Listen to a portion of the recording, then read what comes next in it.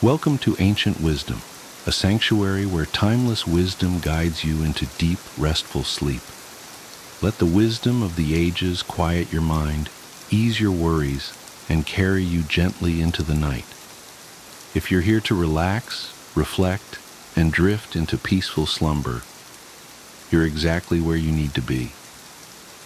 Before you get too cozy, take a moment to like this video and subscribe to the channel. It really helps me bring more soothing content your way. Also, I'd love to know, where are you tuning in from, and what time is it for you right now? Share in the comments below. Now, settle in, get comfortable, and let the wisdom of the ages guide you into deep, restful sleep. What if I told you that everything you thought about self-growth is wrong? You've been following advice, setting goals, and chasing success, but it's not working. Here's why. Most of us spend years trying to build confidence, avoid failure, and search for signs before taking action. But what if the real answers are hidden in unexpected places? I've uncovered 50 life-changing insights that have nothing to do with the usual self-help tricks. These aren't just tips, they're hard-learned truths that turn everything we know on its head. In this video, I'll reveal insights that change my life and could change yours too. We'll go beyond the basics. No, just stay positive advice here. These are deep, sometimes uncomfortable truths that can shift your perspective on confidence, relationships, resilience, and so much more. Stay with me, and I'll show you exactly how each one can transform the way you approach life. 1. Confidence comes from keeping commitments. I've learned that confidence is less about what I look like or how others see me, and more about whether I can trust myself. Each time I make a promise to myself, even something small like I'll get up at 6 a.m., I have a choice to follow through or to let it slide. When I follow through, even on these tiny promises, I feel stronger, more capable. It's as if my confidence builds layer by layer, growing out of every commitment I keep. I've realized that self-trust isn't something that just appears. It's something I have to earn daily. There have been times when I've let myself down, and it's remarkable how quickly confidence fades.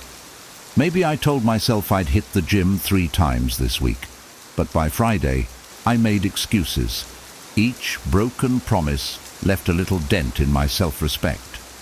These experiences taught me that the commitments I make to myself are more valuable than anything external.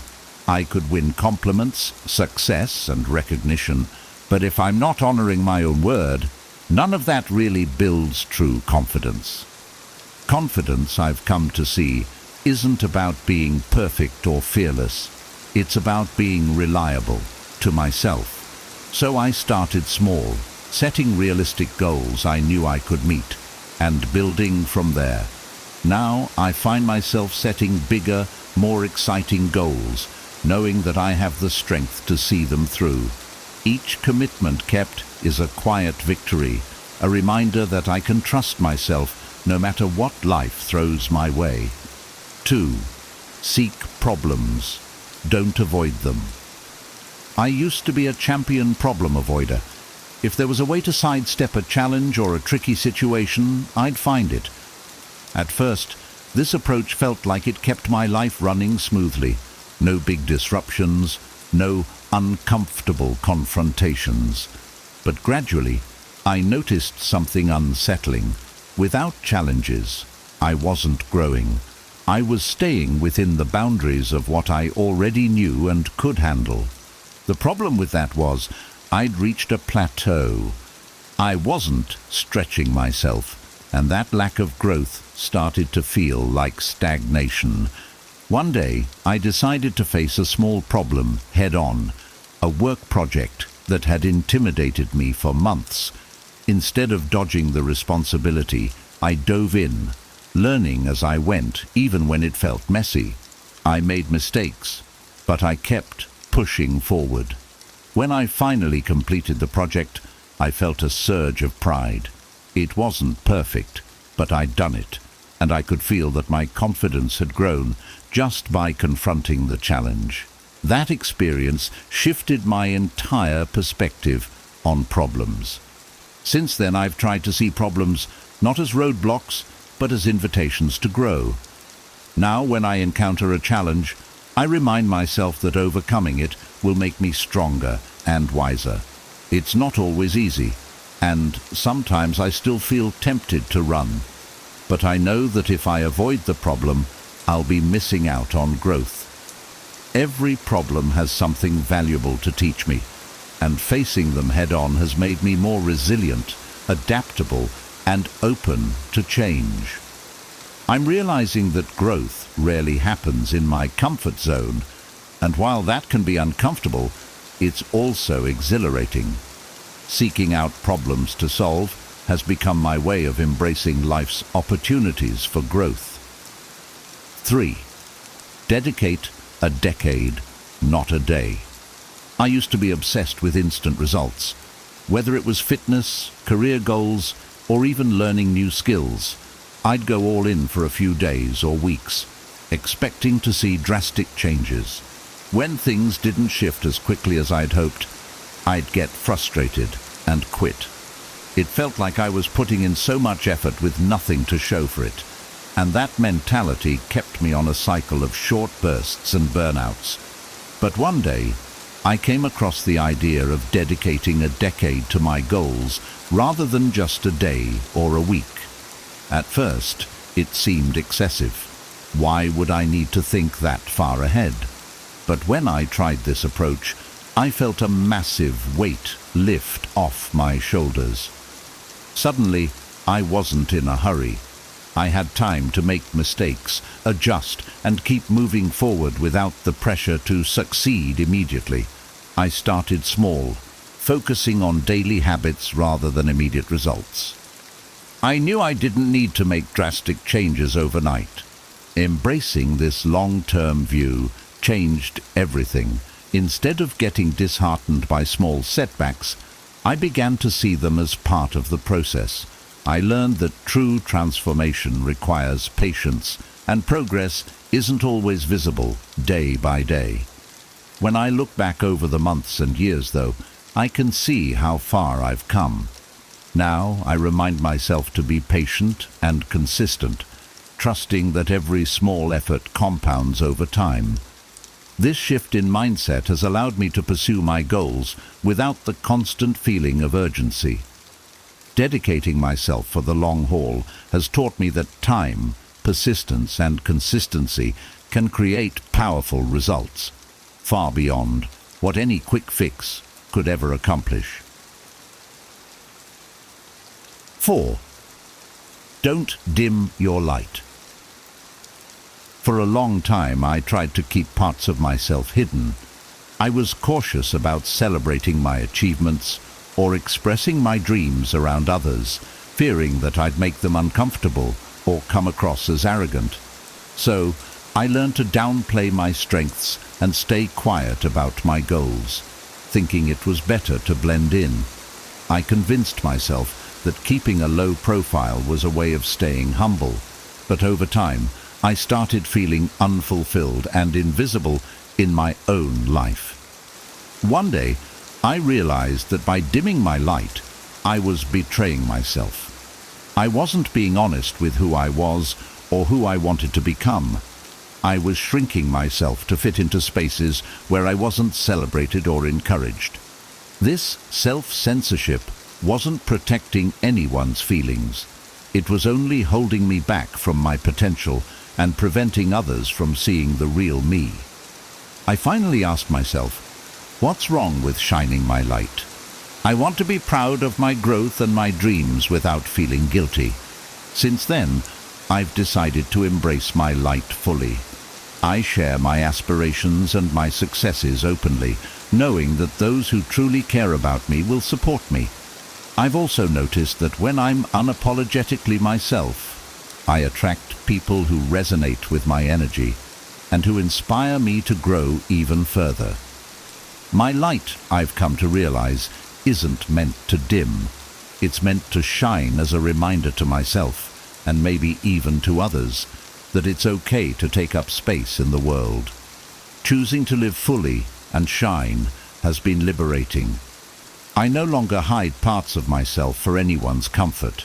I embrace who I am, knowing that those meant to be in my life will stay, and those who aren't can look elsewhere.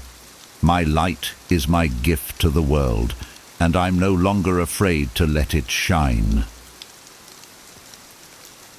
5. Only ask advice from people who've been there.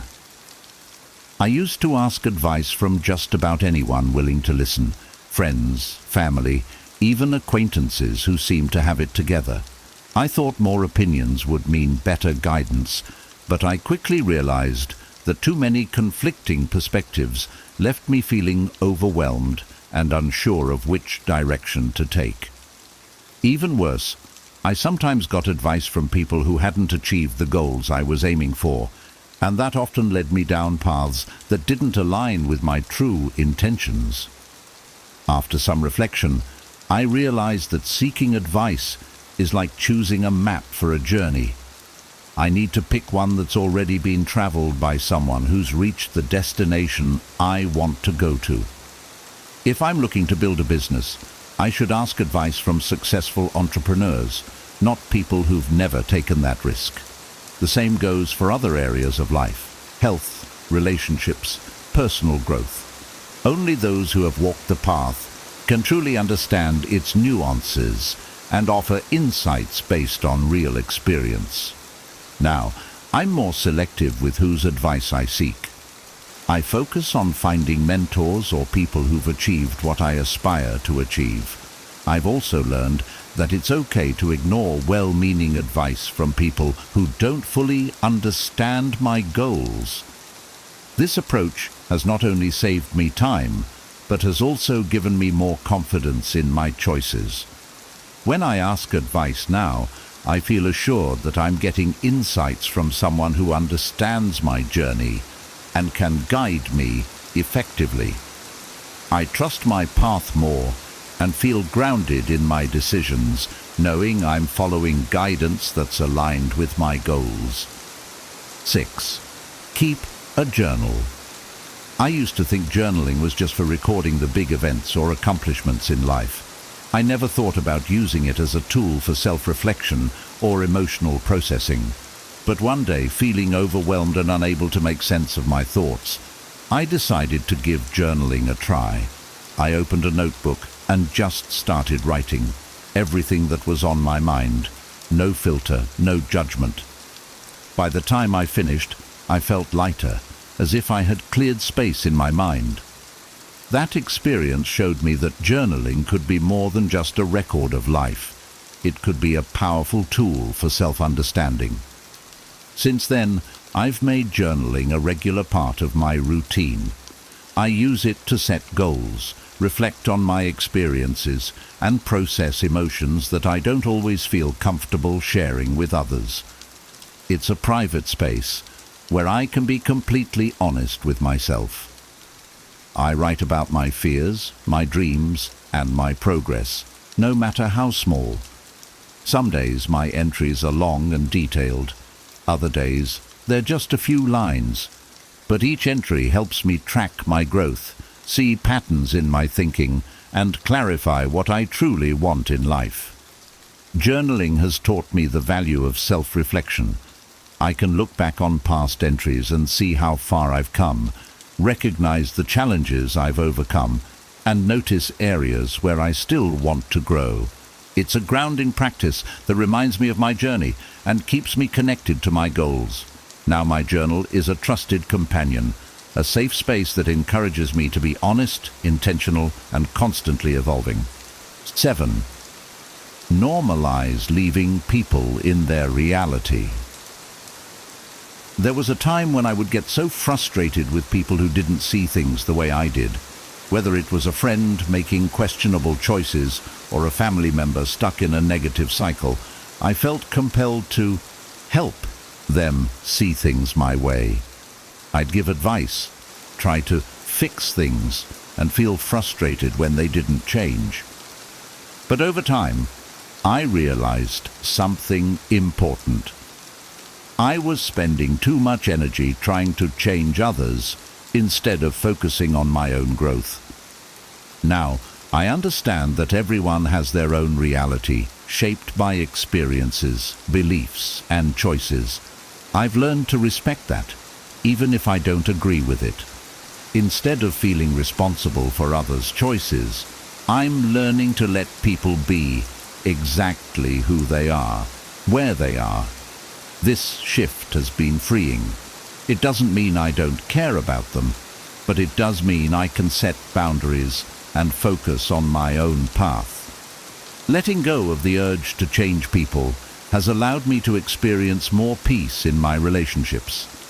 I can support loved ones without feeling burdened by their decisions, and I can focus on my own growth without getting distracted by others' lives. This doesn't mean I don't offer advice when asked, but I no longer try to force change. By normalizing the idea that people are on their own journeys, I've learned to respect both their process and my own. This acceptance has brought me a sense of freedom and clarity that I didn't know I needed. 8. Take on as much responsibility as you can. Responsibility used to feel like a burden. I thought that the more I took on, the more stressful life would become. But as I started accepting new challenges, I realized something interesting. Responsibility actually made me stronger. Each time I took on something new, whether it was a project at work or a commitment in my personal life, I felt a little more capable. I began to understand that responsibility isn't about adding weight. It's about building capacity. Taking on responsibility has been one of the most effective ways for me to grow. I've learned new skills, discovered strengths I didn't know I had, and developed a resilience that serves me in every area of my life. It's not always easy, and sometimes it does feel overwhelming, but each challenge is an opportunity to expand my limits. I used to think of responsibility as something I had to carry alone, but I've learned that asking for help and delegating when possible is part of handling responsibility wisely. Now, I embrace responsibility as a tool for growth. I don't take on everything that comes my way, but I look for opportunities where I can make a meaningful impact. Each commitment I accept is a chance to strengthen my skills, build my character, and make a difference in the lives of others. The more I lean into responsibility, the more confident I feel in my ability to handle whatever comes next. Responsibility, I've come to realize, is a privilege and an avenue to grow into my best self. 9. Life is a mirror, not a window. For the longest time, I viewed life as a window, something I looked out of to see other people's actions, behaviors, and flaws. I'd catch myself judging others, wondering why they acted in certain ways, or getting frustrated with situations that didn't go my way. But eventually, I realized that life is more like a mirror than a window. The things I notice in others often reflect my own insecurities, fears, and unresolved issues. This realization wasn't easy to accept. It felt uncomfortable to think that the frustration I felt toward others might actually be a sign of something within myself. But as I started looking inward, I began to see the truth in it. If I felt irritated by someone's behavior, I asked myself, is this something I struggle with too? More often than not, the answer was yes. This self-reflection has helped me approach situations with more empathy and less judgment. Viewing life as a mirror has been transformative. Instead of blaming others or external situations, I try to focus on what I can learn about myself from each experience. If I'm struggling with someone's behavior, I ask myself what this interaction is teaching me about my own growth. This shift has made me more compassionate and more accountable. Life constantly reflects my inner state, and by paying attention to these reflections, I can work on becoming the person I want to be. It's a challenging but rewarding practice that keeps me focused on self-improvement. 10. Surround yourself with supportive people. I used to think that I could achieve everything on my own, regardless of who was around me. But as I started setting bigger goals, I realized how much my environment mattered. I noticed that the people I spent the most time with had a significant impact on my motivation, mindset, and even my self-belief. Some friends encouraged me and celebrated my wins, while others made subtle comments that left me doubting myself. That's when I knew I had to be more intentional about who I let into my circle. I began seeking out people who uplifted me, those who had their own goals, who believed in growth, and who genuinely wanted to see me succeed. This didn't mean I cut everyone out of my life, but I did start spending more time with those who inspired me. It made a noticeable difference. With supportive friends around, I felt more motivated and more confident in my goals. I realized that when you're surrounded by the right people, their positivity and ambition rub off on you. Having a supportive circle isn't just about encouragement, it's also about accountability. My friends challenge me when I'm slacking and remind me of my potential when I doubt myself. I've learned that a strong support system is a powerful resource. They are the ones who remind me of my worth and push me to keep going, even when things get tough. Now, I prioritize relationships that energize me and let go of those that drain me. Surrounding myself with supportive people has been one of the best decisions for my personal and professional growth. 11. Put your own mask on first. For a long time, I thought taking care of myself was selfish. I'd put everyone else's needs before my own, thinking it was the right thing to do. But over time, I found myself running on empty, mentally and physically drained. I was trying to be everything for everyone else, but I wasn't showing up for myself. Then one day I heard the phrase, "Put your own mask on first," like in an airplane emergency, and it clicked. How can I truly be there for others if I'm not taking care of myself? Learning to prioritize my own needs was a shift. I started small, taking breaks when I felt overwhelmed, setting aside time each day just for me, and learning to say no without feeling guilty. At first, it felt strange, even uncomfortable, to put myself first. But soon I noticed a difference. I was more energized, more present, and less resentful because I wasn't constantly running on empty. Taking care of myself wasn't selfish, it was necessary. Now I make self-care a priority, understanding that it's not just about relaxation, but about recharging my energy so I can genuinely be there for others. I've learned that giving from a place of wholeness is far more impactful than giving from a place of depletion. Putting my own mask on first has allowed me to show up as the best version of myself for the people I care about.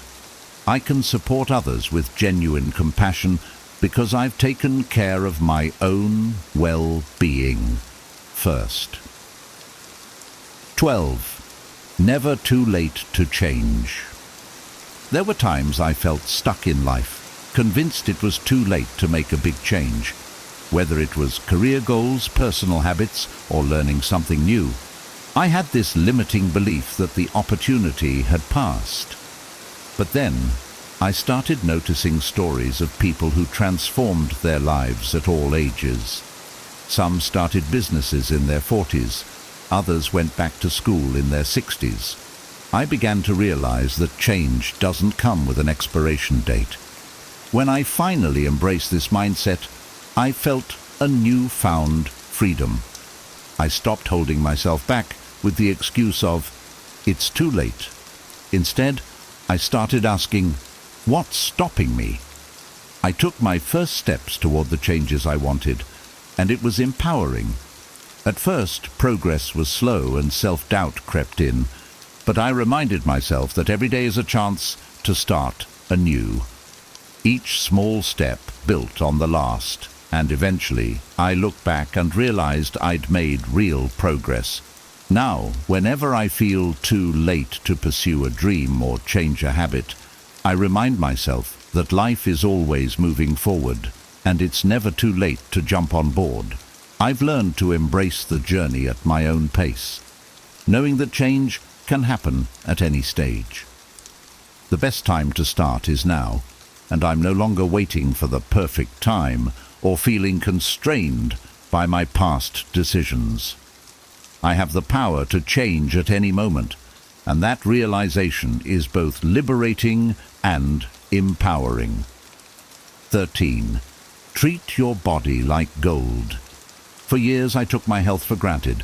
I thought I could eat whatever I wanted, stay up late and skip exercise, assuming my body would just keep up. But eventually I began feeling the effects: low energy, frequent fatigue, and just an overall sense of sluggishness. It dawned on me that I was neglecting the one thing that enables me to live my life fully: my body. I realized that treating my body with care wasn't just about looking good. It was about feeling good and having the energy to pursue my dreams. I started paying attention to what I put in my body, making small changes like drinking more water, eating more whole foods, and prioritizing sleep. At first, it felt like an effort, but the positive effects were undeniable.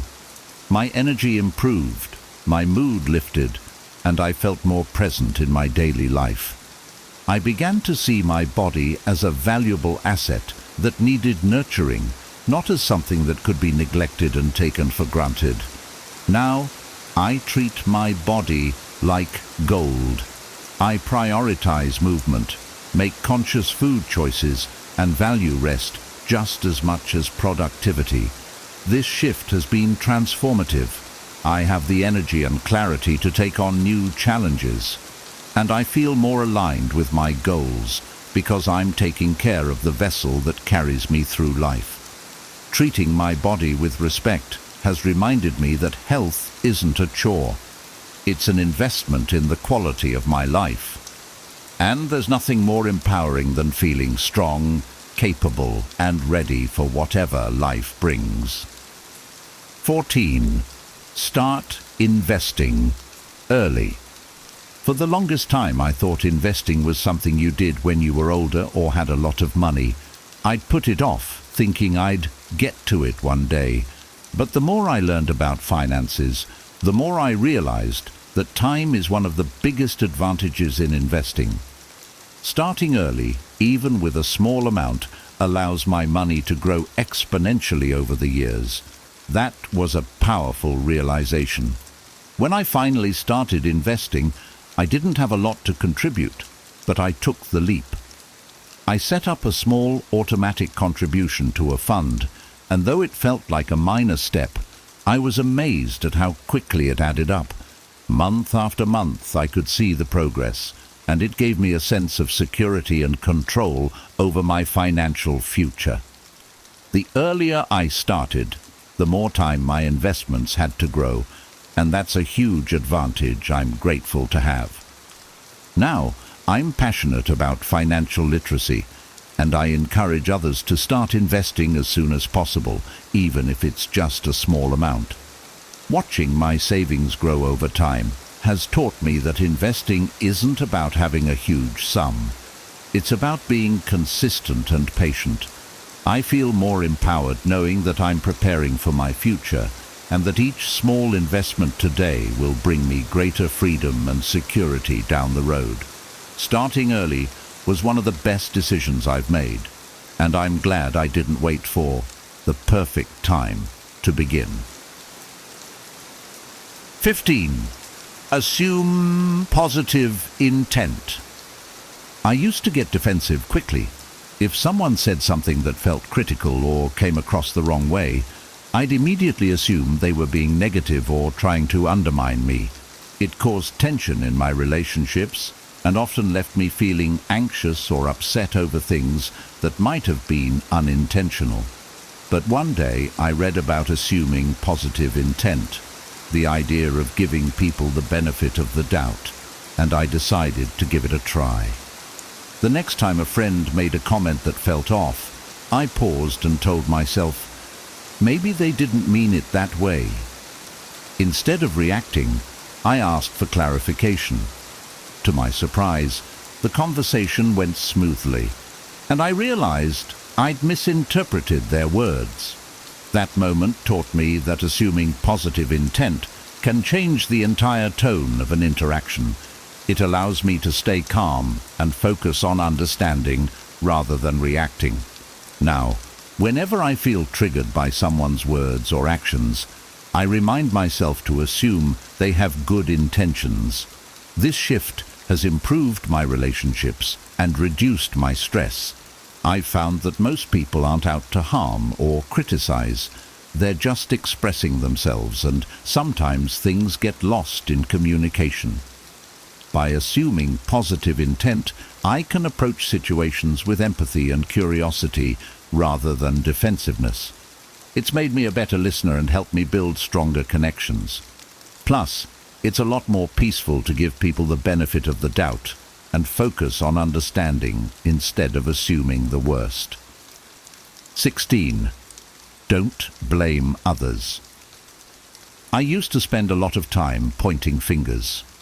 When things went wrong, it was easy to blame others or circumstances for my frustrations and setbacks. If something didn't work out, I'd think, well, if they hadn't done this, or if only the situation had been different. This mindset kept me stuck in a loop of resentment and powerlessness, because as long as I was blaming others, I wasn't taking responsibility for my role in my own life. One day I came across the idea that taking responsibility, even when it's uncomfortable, is the only way to reclaim control. I decided to try it. The next time something went wrong, instead of blaming someone else, I asked myself, what could I have done differently? It wasn't easy to look inward, but it made me feel surprisingly empowered. I realized that by focusing on what I could control, my actions, my reactions, my choices, I could actively improve my life instead of waiting for others to change. Now, I make a conscious effort to own my part in every situation, good or bad. I've learned that taking responsibility isn't about blaming myself. It's about learning and growing. When I stop pointing fingers, I free up energy that I can use to solve the problem, move forward, and make better choices next time.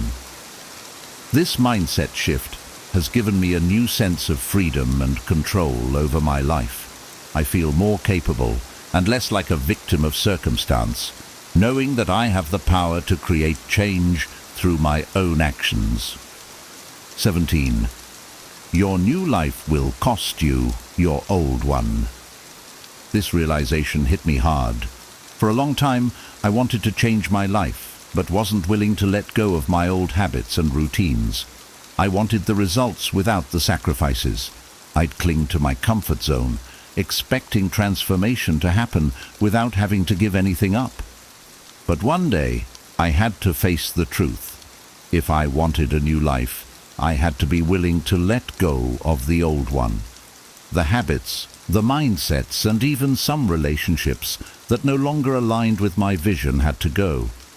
Letting go was hard.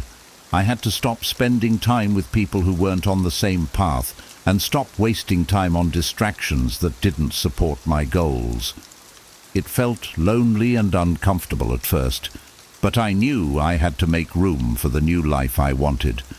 I focused on creating new habits, surrounding myself with people who inspired me, and setting boundaries that protected my energy. Slowly, I began to see the results.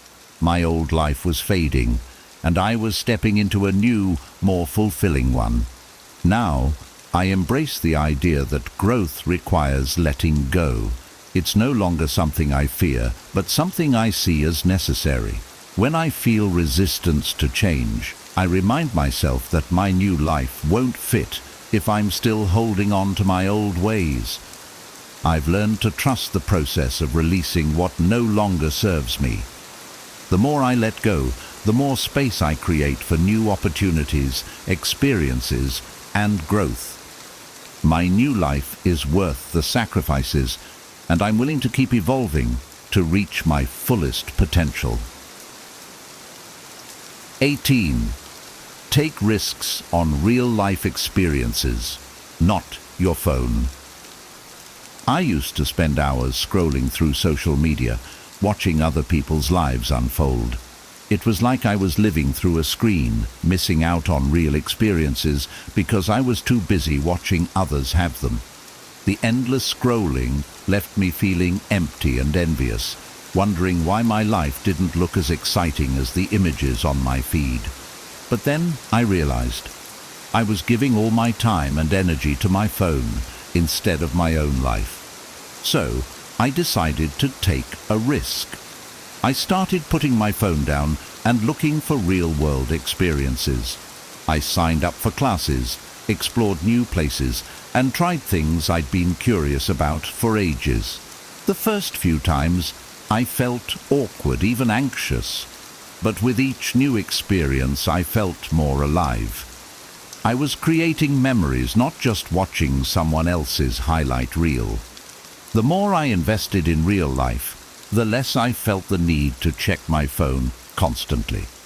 I realized that true fulfillment comes from being present in my own life, not from comparing myself to others online. Now, I prioritize experiences that nourish me and connect me to the world around me. I still use my phone, but it's no longer my main source of entertainment or validation. I've found that life outside the screen is richer and more rewarding than anything I could scroll through. Taking risks in real life has helped me grow, connect, and discover new parts of myself that I didn't even know existed. I'm learning to value my own life over the digital distractions and focus on living a story worth telling. 19. Respect comes from admiration, not fear. There was a time when I thought that to be respected, I needed to be firm, unyielding, and at times intimidating. I believed that people respected those who showed authority, and I tried to act in ways that projected strength. But this approach often left me feeling isolated and disconnected from others. People may have complied, but it didn't feel like genuine respect. It felt like they were afraid of disappointing me or facing my disapproval.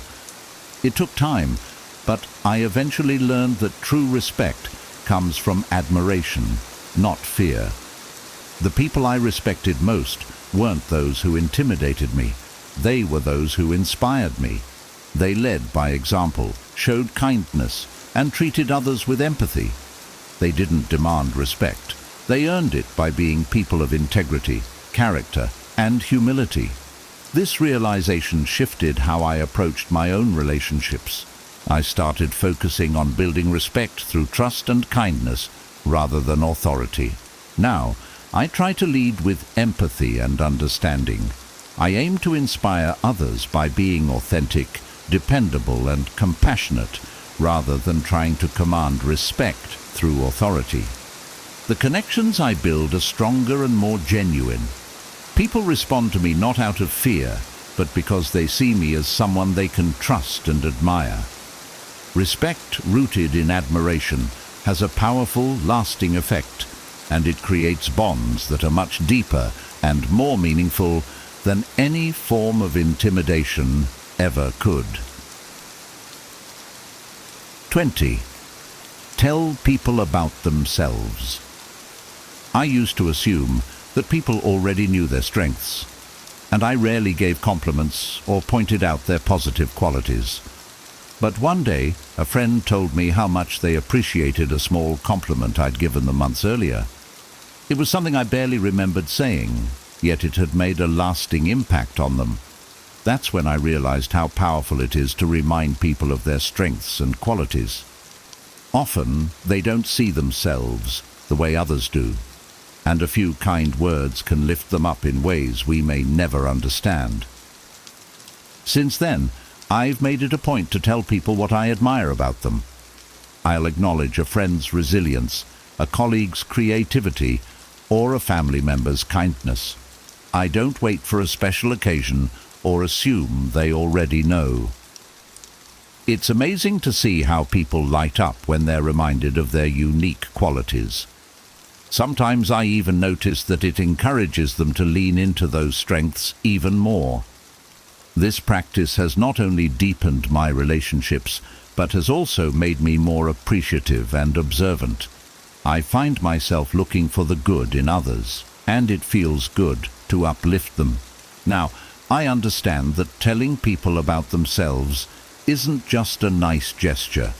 It's a gift that can change their day, their perspective, or even their lives. Everyone deserves to be seen and valued, and I'm grateful to be able to offer that reminder whenever I can.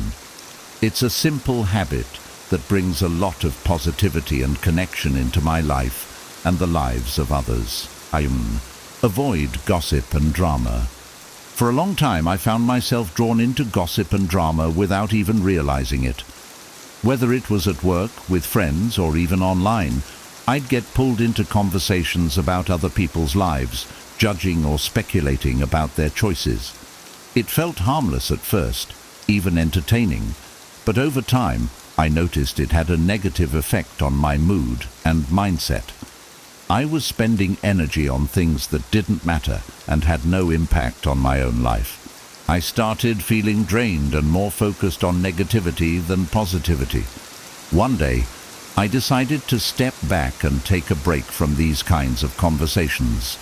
At first, it felt like I was missing out, but soon I noticed a shift. My mind felt clearer, and I had more energy to focus on things that genuinely mattered to me. My goals, my relationships, my personal growth. I realized that when I avoided gossip and drama, I felt lighter and more at peace with myself. I no longer carried the weight of judging others, and I was free from the negativity that gossip breeds. Now, I consciously choose conversations that are positive, meaningful, and aligned with my values. I focus on creation, on building something worthwhile in my life, rather than tearing others down.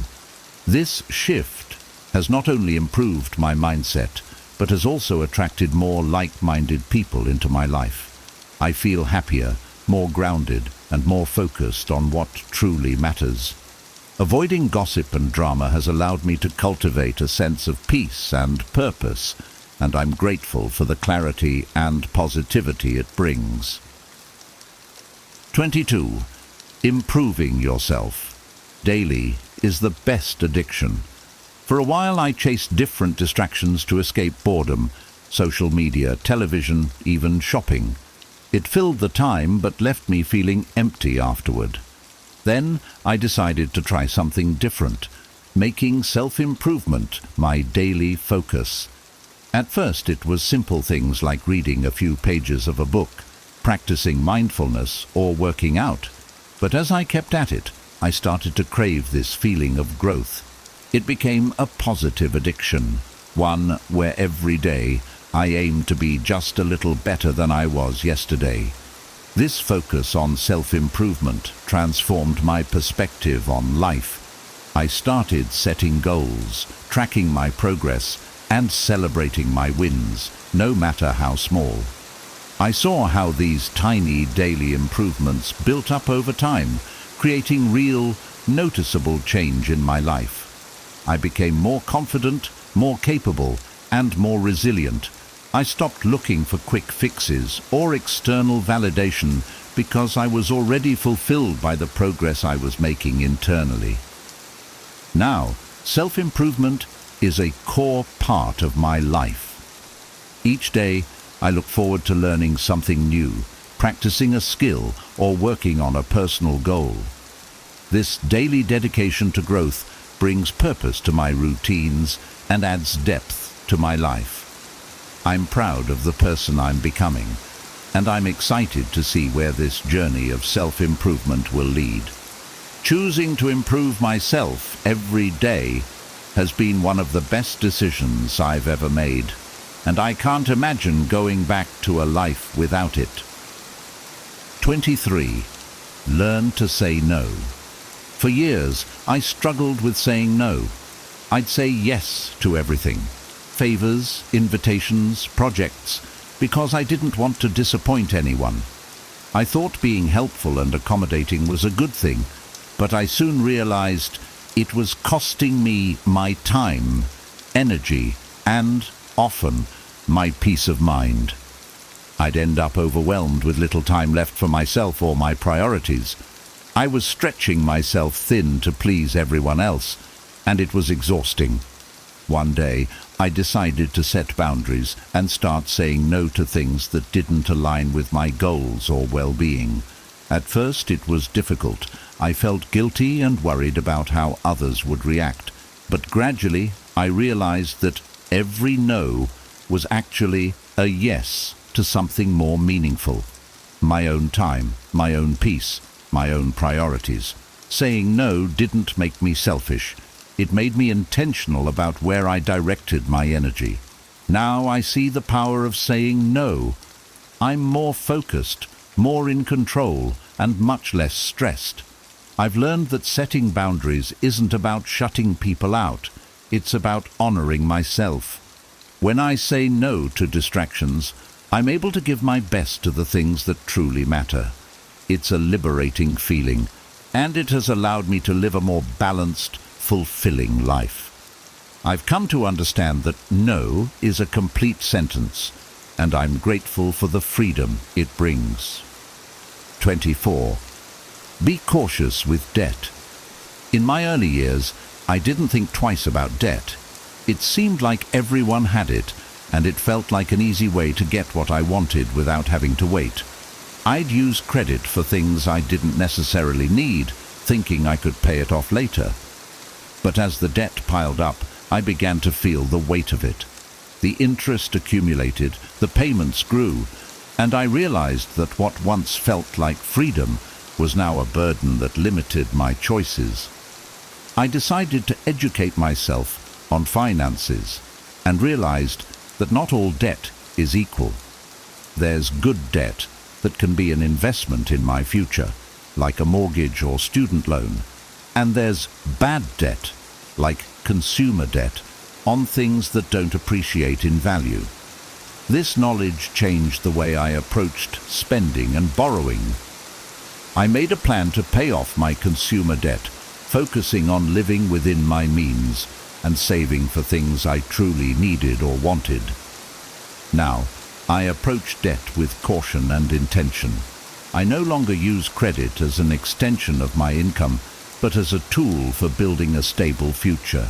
I've learned the importance of living below my means and saving for what matters. This shift has given me more financial freedom and peace of mind. I feel more in control of my life, knowing that I'm not weighed down by unnecessary debt. Being cautious with debt has taught me that true freedom comes from financial discipline, not from instant gratification. 25. Quality over quantity in friendships. There was a time when I thought the more friends I had, the better. I'd spread myself thin trying to maintain a large social circle, thinking it was a sign of popularity or success. But over time, I noticed that many of these friendships were surface level. I didn't feel truly connected or supported.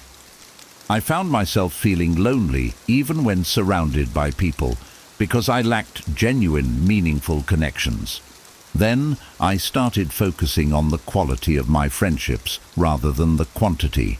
I invested more time and energy into the people who truly mattered, the ones who were there for me during tough times and who celebrated my wins as if they were their own. I made an effort to deepen these connections, to show up for my friends and let them show up for me. I stopped worrying about having a large circle and started valuing a smaller, more intimate group of friends who genuinely cared. This shift has brought so much fulfillment into my life. I feel supported, understood, and deeply connected to the people I surround myself with. I no longer measure friendship by numbers, but by the depth of the connection and the mutual support we offer each other. Quality over quantity has become my guiding principle, and it has made my relationships richer and more meaningful. I'm grateful for the friends who bring joy, strength, and love into my life, and I wouldn't trade them for anything. 26. Self-care. First, for years I thought self-care was a luxury, something I'd get around to when everything else was done, when everyone else was taken care of, and when there was nothing left to do. But that time rarely came, and I found myself exhausted, stressed, and barely hanging on. I was so focused on making sure everyone else was okay that I neglected my own needs.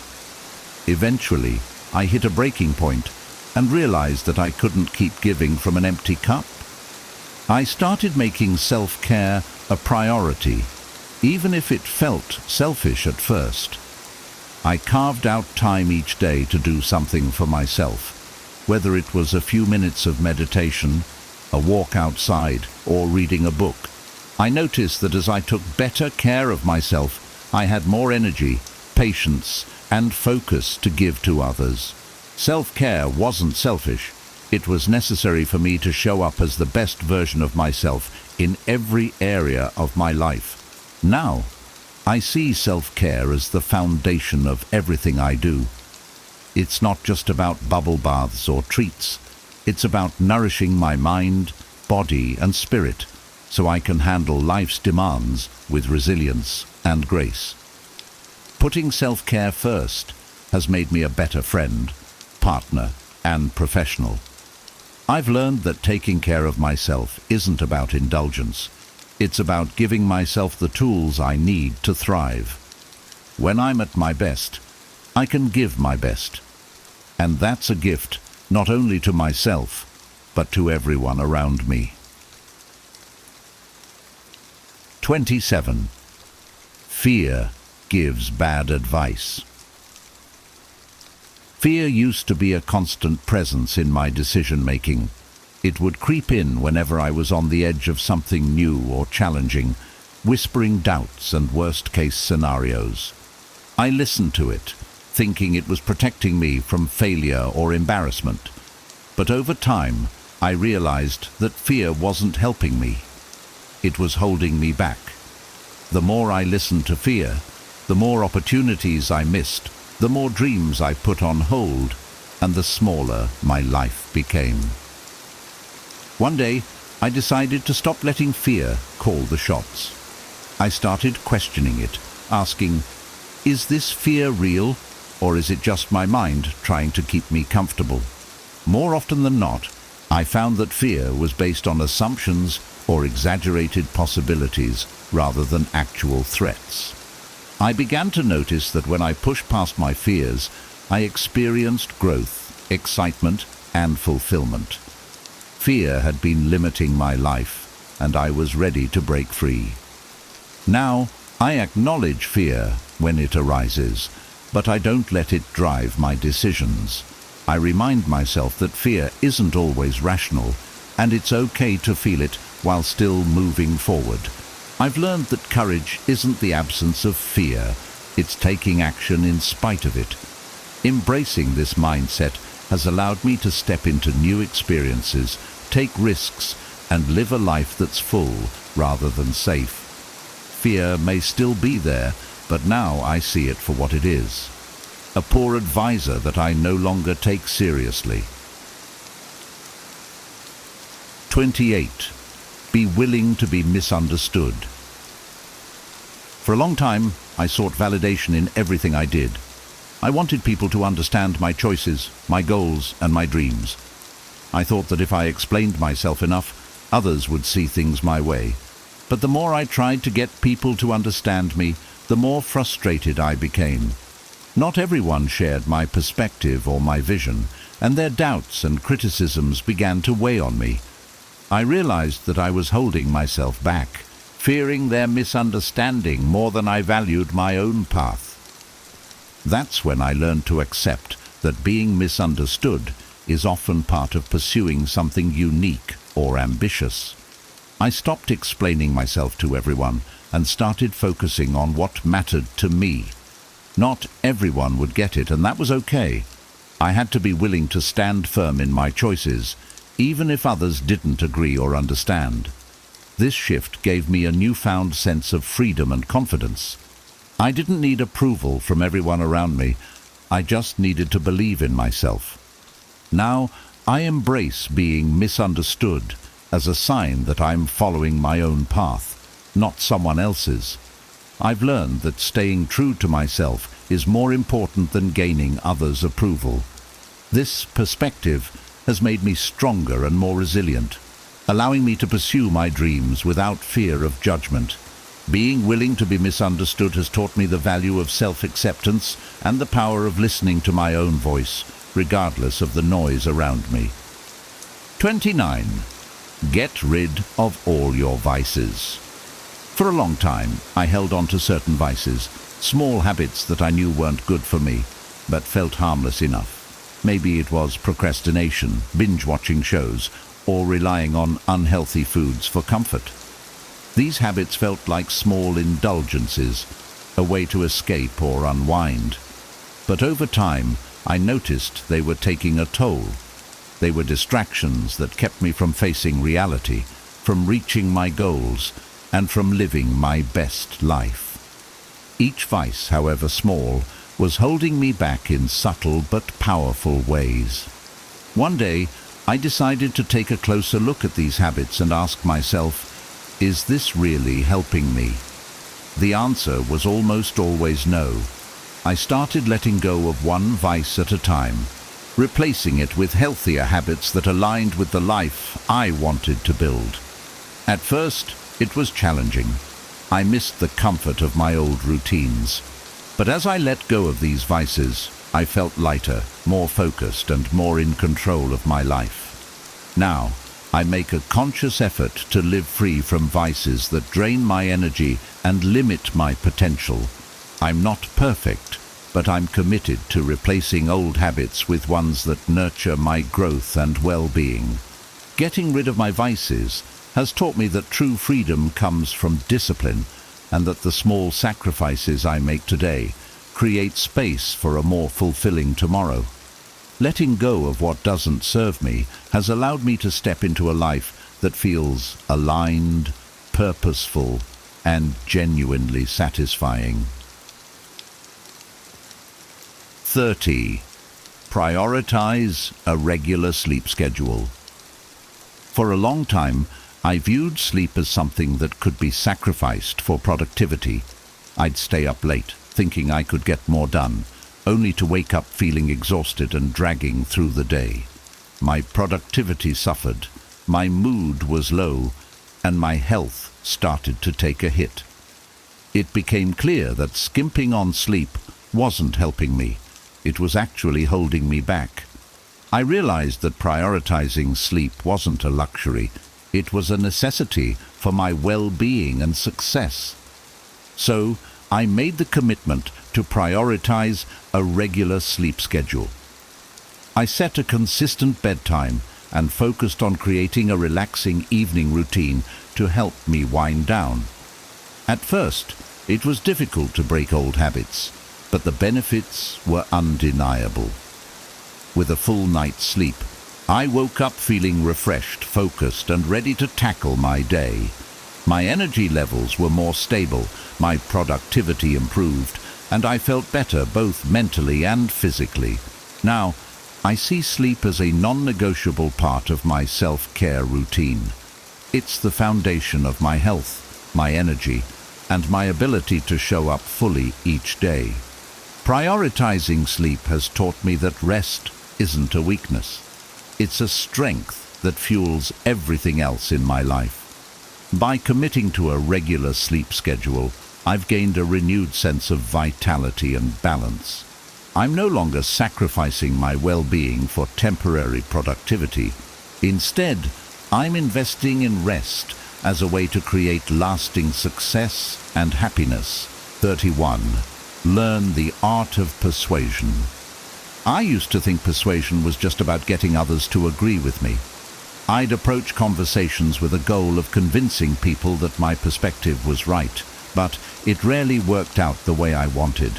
Often I ended up frustrated, wondering why others couldn't see things my way. It wasn't until I began to study persuasion as an art, focusing on understanding others and meeting them where they were, that I realized persuasion isn't about pushing my ideas, but about creating mutual understanding and trust. When I began approaching conversations with genuine curiosity, I noticed a change.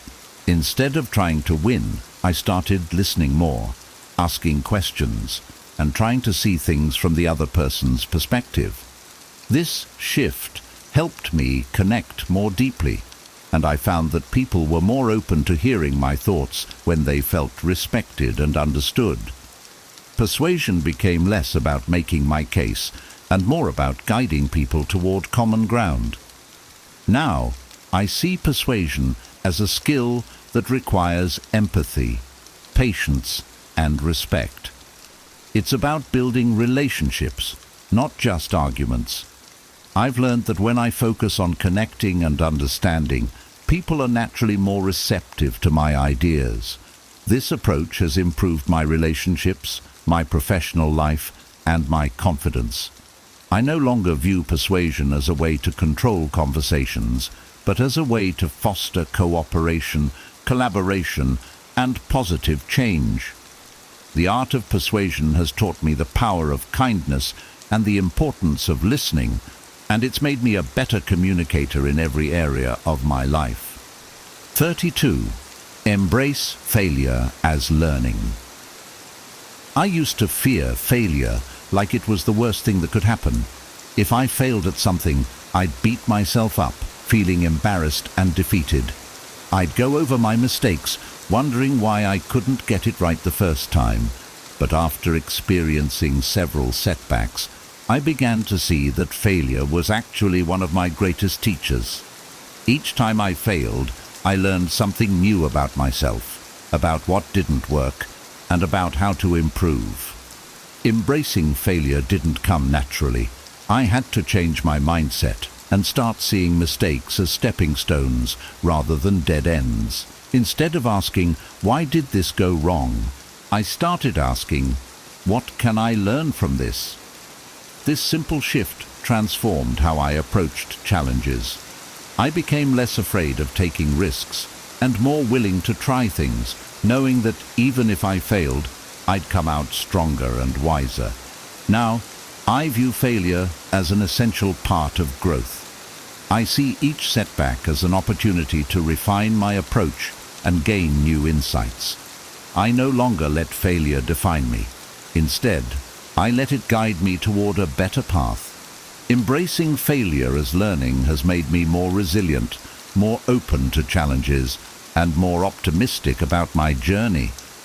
It's given me the freedom to pursue my goals with courage, knowing that every failure is simply a lesson in disguise. 33. The word no is a complete sentence. For most of my life, I felt obligated to explain every no I gave. If I couldn't attend an event, take on a project, or do a favor, I'd offer long-winded explanations to avoid disappointing anyone. But over time, I realized that constantly justifying my no was exhausting. It made me feel like I owed people something simply for setting boundaries. Then one day, I read that no is a complete sentence, and it changed everything. At first it was hard to say no without explaining. I worried about coming across as rude or unhelpful, but the more I practiced, the more empowered I felt. I learned that I don't owe anyone a justification for protecting my time, energy, and priorities. Saying no without explanations allowed me to set clearer boundaries and focus on what truly mattered to me. I found that people respected my decisions more when I was direct and confident in my response. Now, I use no as a simple, powerful tool for setting boundaries. I no longer feel pressured to give reasons or apologies for my choices. This approach has given me the freedom to prioritize my needs and spend my time on things that align with my goals. I've learned that no isn't just a refusal. It's an affirmation of my values and my right to make choices that serve my well-being. Saying no confidently has strengthened my relationships and my self-respect, and I'm grateful for the clarity and empowerment it brings. 34. Stay humble by thinking of yourself less. Humility is something I've always admired, but it took me a while to understand what it really meant. For a long time I thought humility was about downplaying my achievements or not taking up too much space. I tried to avoid talking about my successes, thinking that was what made me humble. But over time, I learned that true humility isn't about minimizing myself. It's about thinking less about myself and more about how I can serve others. This shift in perspective has been transformative. I realized that humility isn't about hiding my strengths or achievements. It's about using them to make a positive impact. When I focus less on myself and more on how I can contribute, I feel more connected to the people around me. I'm less worried about how I'm perceived and more focused on doing meaningful work, supporting others, and making a difference. Humility has become less about my ego and more about my purpose. Now, I practice humility by thinking of myself less, not by minimizing my worth, but by focusing on how I can uplift others. This approach has brought me a sense of peace and fulfillment. I feel more grounded and genuinely grateful for the opportunities I have to make a positive impact. Staying humble by thinking of myself less has taught me that true strength lies in service, and that I can achieve more by putting others first while still valuing my own worth. 35. Have a primary aim for your life. For a long time I felt like I was just going through the motions. I'd set goals here and there, but there was no overarching purpose guiding my decisions.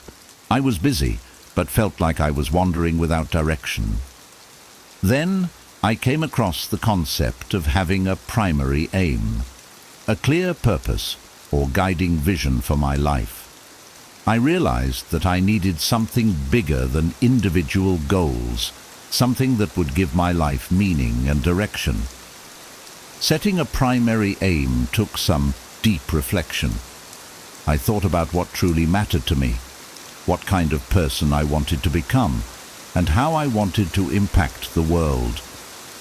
Gradually, I defined a vision that felt authentic and inspiring. With this aim in mind, I began making choices that aligned with my purpose. Decisions that once felt confusing became clearer, as I now had a guiding compass.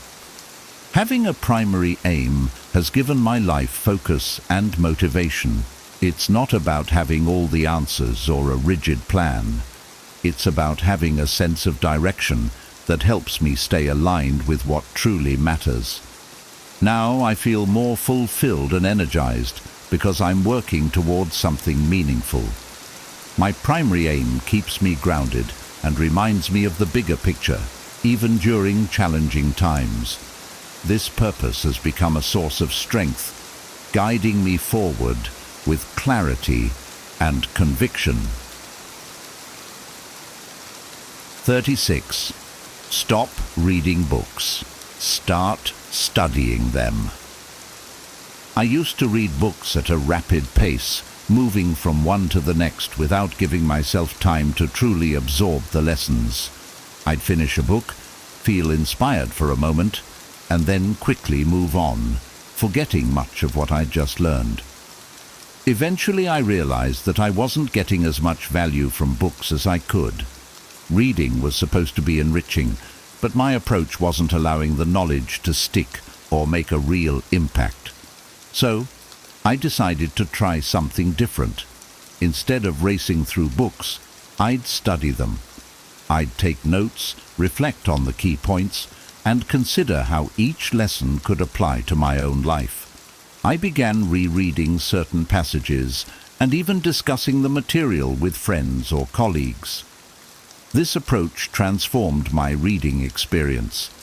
Books became more than just entertainment.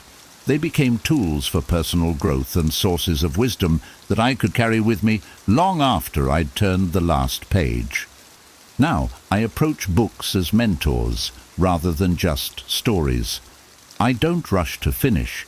Instead, I take my time to really internalize the lessons. Studying books this way has deepened my understanding and helped me apply the insights to my daily life. I find myself returning to certain books again and again, extracting new meanings each time. This practice has taught me that knowledge isn't about how much I consume. It's about how well I apply it. By studying books instead of just reading them, I'm able to turn knowledge into real, lasting change. 37. Teach people how to treat you. For a long time I struggled with setting boundaries. I'd tolerate behavior that made me uncomfortable or unhappy, thinking it was easier to go along than to address it. But over time I realized that by staying silent, I was teaching people that this treatment was acceptable. I was, in a way, setting the standard for how they interacted with me. I learned that if I wanted respect and kindness from others, I had to set clear boundaries and communicate them. Setting boundaries didn't come naturally. At first, it felt confrontational, but I quickly realized that boundaries are actually an act of self-respect. When I started speaking up, people began to understand my limits and adjust their behavior. I didn't have to be harsh or demanding. I simply had to be honest about what I needed and what was or wasn't okay. By teaching others how I wanted to be treated, I created healthier, more respectful relationships. Now, I'm intentional about showing others how to treat me. I communicate openly and stand by my boundaries. This practice has improved my relationships and brought a sense of peace and balance to my life. I've learned that when I set the standard, people respect it, and those who don't simply aren't meant to be in my life. Teaching others how to treat me has been empowering. It's a way of honoring my own worth and creating an environment where I feel respected, valued, and supported. 38. When things get easy, go harder. For a long time I thought reaching a level of comfort was a sign that I could ease up and coast along. When things started feeling easier, I'd let myself relax, thinking I'd already done the hard work. But I noticed that whenever I got too comfortable, I'd start to feel stagnant and unfulfilled. The progress I'd made would plateau, and I'd begin to lose the momentum that had brought me this far in the first place. Then, I learned the value of pushing myself precisely when things started to feel easy. I realized that ease is an opportunity, not a destination. When I'm not facing immediate challenges, I have the mental space to set higher goals, build new skills, or take on projects I'd previously avoided. Now, when things start to feel comfortable, I see it as a cue to up the ante. I push myself to go a little harder, to raise the bar on my own expectations. Embracing this mindset has kept me growing and improving. I no longer view comfort as a stopping point, but as a foundation from which I can reach new heights. When I challenge myself in times of ease, I stay engaged, motivated, and excited about my journey. This approach has helped me make consistent progress, and it's taught me that growth happens when I push my limits, even and especially when things feel easy. 39. Find mentors, not idols. I used to admire people from afar, seeing them as larger-than-life figures whose achievements I could only hope to emulate. I idolized them, thinking that if I could somehow be like them, I'd find success. But over time, I realized that idolizing people created a sense of distance, almost like putting them on a pedestal. I couldn't relate to them, and I often felt discouraged by the gap between where I was and where they were. Then, I learned the difference between idols and mentors. Unlike idols, mentors are people who are willing to share their journey with me, to offer guidance and encouragement. Instead of just admiring them from a distance, I could actually learn from their experiences and insights. Mentors made me feel that success was achievable because they had been where I was and understood the steps to move forward. Building real connections with mentors gave me access to practical advice, support, and a sense of accountability. Now, I seek mentors instead of idols. I look for people who are accessible, who are willing to share their wisdom, and who genuinely want to see me grow. Having mentors has made my journey feel more tangible and less intimidating. I no longer feel the need to idolize. Instead, I feel empowered by the knowledge and encouragement my mentors provide. Finding mentors has taught me that success is a shared path, and with the right guidance I can reach goals I once thought were out of reach. 40. Look for problems to solve. I used to avoid problems, seeing them as inconveniences or obstacles that stood in my way. If something seemed complicated, I'd often sidestep it, thinking that avoiding it would make my life easier.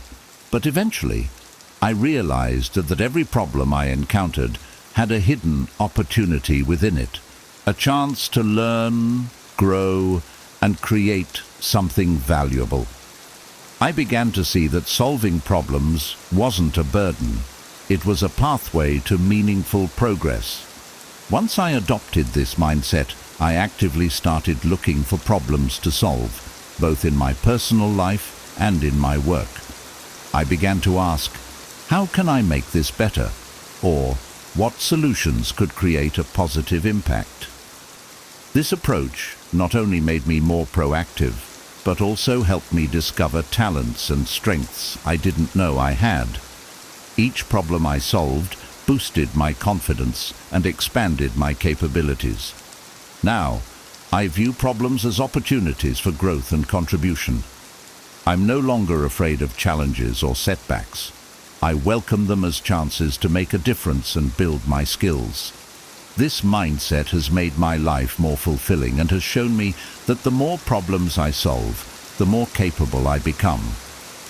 Looking for problems to solve has taught me that life's challenges are not obstacles, but invitations to create, learn, and lead. 41.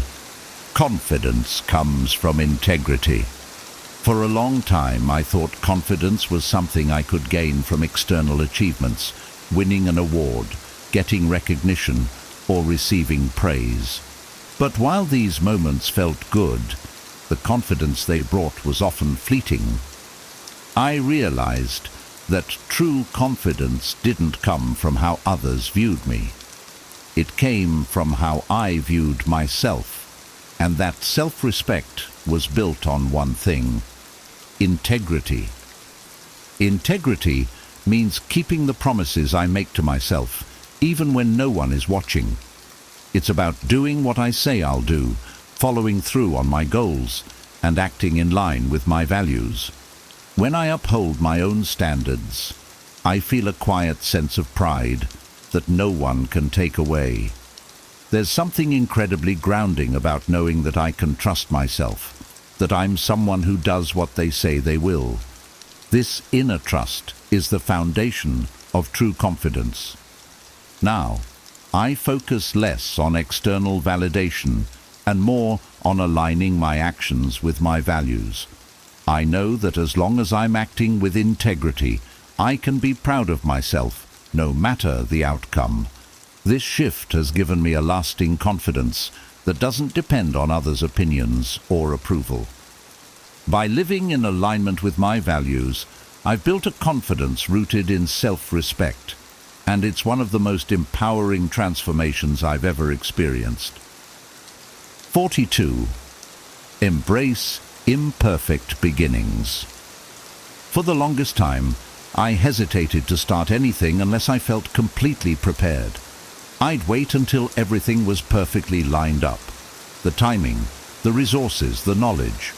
But the perfect moment rarely came, and I'd end up delaying my dreams and goals indefinitely. I finally realized that waiting for perfection was just a form of procrastination, and if I wanted to make progress, I had to be willing to start messy and imperfectly. Starting before I felt ready was uncomfortable, but it was also liberating. I learned that I didn't need to have everything figured out to make meaningful progress. Each small step taught me something new, and I adjusted along the way. By embracing imperfection, I gave myself permission to grow and learn in real time, without the pressure of getting it all right immediately. Now I approach new ventures with a spirit of curiosity and openness. I know I can refine and improve as I go, but the important thing is to start. Embracing imperfect beginnings has taught me that progress, not perfection, is what truly moves me forward. This mindset shift has opened doors I'd previously kept shut, and I'm grateful for the freedom to pursue my dreams without waiting for everything to be just right. 43. People often test you right before breakthroughs. There have been times when, just as I was on the verge of a breakthrough, I'd face unexpected challenges.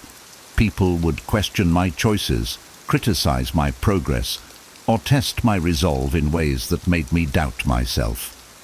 It felt like the universe was throwing obstacles in my path, right when I was closest to reaching my goal.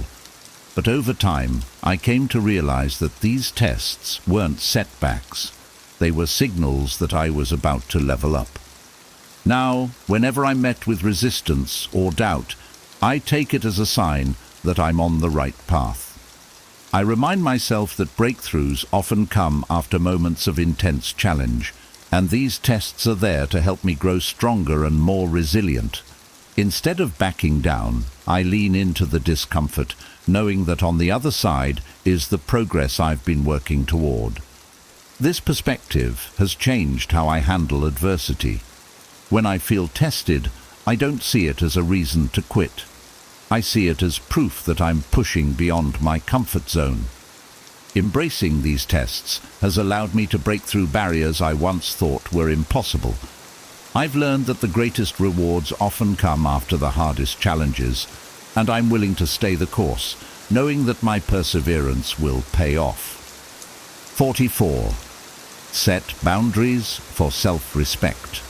Setting boundaries used to feel difficult, even selfish. I worried about disappointing people or coming across as rude.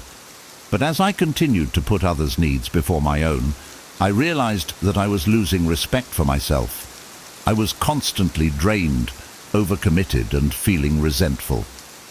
I finally understood that setting boundaries wasn't about pushing people away. It was about valuing my own time, energy, and well-being. When I started setting boundaries, it felt uncomfortable at first, but I quickly saw the benefits. I had more time and energy to focus on the things that mattered to me, and I felt a renewed sense of self-respect. I realized that when I respected my own limits, others respected them too. Setting boundaries became a way of honoring myself, showing that my needs and priorities were important. Now, I view boundaries as a vital part of self-care. They're not barriers. They're guidelines that help me protect my peace and maintain healthy relationships. I've learned that self-respect begins with respecting my own limits and communicating them clearly. By setting boundaries, I'm able to show up more fully in my life, knowing that I'm honoring my own worth. 45. Gratitude and ambition can coexist. For a while, I thought that being grateful for what I had meant I shouldn't want more. I'd feel guilty for having big dreams and ambitions, thinking it was somehow a sign of dissatisfaction. But I eventually learned that gratitude and ambition aren't opposites, they're partners. I can appreciate everything I have while still striving for more. Practicing gratitude has taught me to find joy in the present, to value my journey, and to celebrate my achievements. But my ambitions keep me excited for the future and motivated to grow. I've learned that being grateful for where I am doesn't mean I have to stop aiming higher. Gratitude gives me a strong foundation, and ambition pushes me forward. Together, they create a balanced mindset where I'm both content and driven. Now, I embrace both gratitude and ambition as essential parts of my life. I wake up grateful for the opportunities I've been given, and I go to bed with dreams of what I can create next. This combination has allowed me to enjoy the present without losing sight of my future goals. I've found that gratitude and ambition can coexist harmoniously, each fueling the other in a way that keeps me grounded, fulfilled, and inspired. 46. Treat others how you want to be treated. This simple principle has been a guiding light in my relationships. Whenever I'm in a challenging situation, I remind myself to treat others the way I'd want to be treated. It's easy to react out of frustration or impatience, but I know that kindness, respect, and empathy are values I hold dear, and I try to live by them every day. This approach has helped me build stronger connections and handle conflicts with grace. When I put myself in others' shoes, I find that I'm more understanding and compassionate. I've learned that a small gesture of kindness can make a big difference, and treating others with respect often brings out the best in them too. By living this principle, I not only uplift others but also create an environment where positivity and mutual respect thrive. Now, treating others as I'd want to be treated isn't just a rule, it's a way of life. It reminds me to approach every interaction with empathy and integrity. This mindset has enriched my relationships and brought a sense of harmony and fulfillment to my life. I believe that by embodying the values I admire, I can make a positive impact on the people around me and build a life centered on love and respect. 47. If you keep running into bad people, look inward. There was a time when I felt like I kept attracting negativity in my life. Difficult co-workers, friends who weren't supportive, or situations that felt toxic. I'd wonder why I was surrounded by such energy, assuming it was just bad luck. But after some reflection, I realized that there might be a deeper reason behind these recurring encounters. Perhaps it wasn't just about the people around me. Maybe there was something within me that needed attention. Looking inward was challenging, but it opened my eyes. I began examining my own beliefs, behaviors, and boundaries. I noticed patterns where I allowed certain treatment or ignored red flags. I realized that my own mindset and actions were playing a role in the kind of people and situations I was attracting. When I started making shifts, valuing myself more, setting healthier boundaries, and being mindful of my energy, the quality of my relationships and encounters improved. Now, whenever I feel like I'm surrounded by negativity, I take a step back and reflect on my own role. I ask myself if there's anything I need to adjust in my mindset or behavior. This self-awareness has transformed my relationships and has taught me that the energy I put out often mirrors what comes back to me. By looking inward and making positive changes, I've created a more supportive and uplifting environment around me. 48. Waiting for a sign is a sign. I used to wait for the perfect moment to make a decision or take a big step. I'd tell myself that I needed a clear sign from the universe before moving forward. But what I didn't realize was that waiting for a sign was, in itself, a sign. It was a sign that I was already curious, already considering the change, and perhaps just holding back out of fear or doubt. One day, I decided to interpret my desire for a sign as a signal to act. I stopped waiting for external validation and began trusting my own instincts. If I was looking for a sign to pursue a dream or make a life change, I took it as a sign that I was ready to explore it. This shift in perspective freed me from overthinking and gave me the courage to start. I realized that I didn't need the universe to spell things out for me. I could trust myself to make decisions. Now, whenever I feel that desire for a sign, I treat it as my inner voice giving me a gentle nudge. I trust that if I'm already thinking about a change, it's worth exploring. This approach has helped me take ownership of my choices and has given me the freedom to move forward with confidence. I've learned that the sign I'm looking for is often already within me, waiting for me to listen and take action. 49. Admit when you're in the wrong place. For a long time I stayed in situations, jobs, friendships, even routines that didn't feel right. I'd convince myself that things would improve or that I just needed to push through. But deep down, I knew when something wasn't a good fit. It was uncomfortable to admit that I might be in the wrong place because it felt like failure. I worried about the judgment or the unknown of what might come next. Eventually, I realized that staying in the wrong place was costing me more than the discomfort of change ever could. It was holding me back from growth, joy, and fulfillment. Admitting that something isn't right doesn't mean I've failed. It simply means I'm making space for what truly aligns with me. Now, I listen to my instincts more closely. When I feel uneasy or out of sync, I take it seriously and consider if it's time to move on. Making the choice to leave the wrong place has empowered me. I no longer see it as a setback, but as an act of courage and self-respect. By being honest with myself, I've been able to find environments and relationships that genuinely support me. Admitting when I'm in the wrong place has taught me that it's okay to change direction and that letting go is often the first step toward finding where I truly belong. 50. Build a weekly routine of reflection. Life can get so busy that it's easy to go through the motions without stopping to think about where I'm headed. I used to do this, just moving from one task to the next, checking off to-dos without taking the time to reflect. But then I realized that without reflection, I wasn't learning from my experiences or adjusting my goals.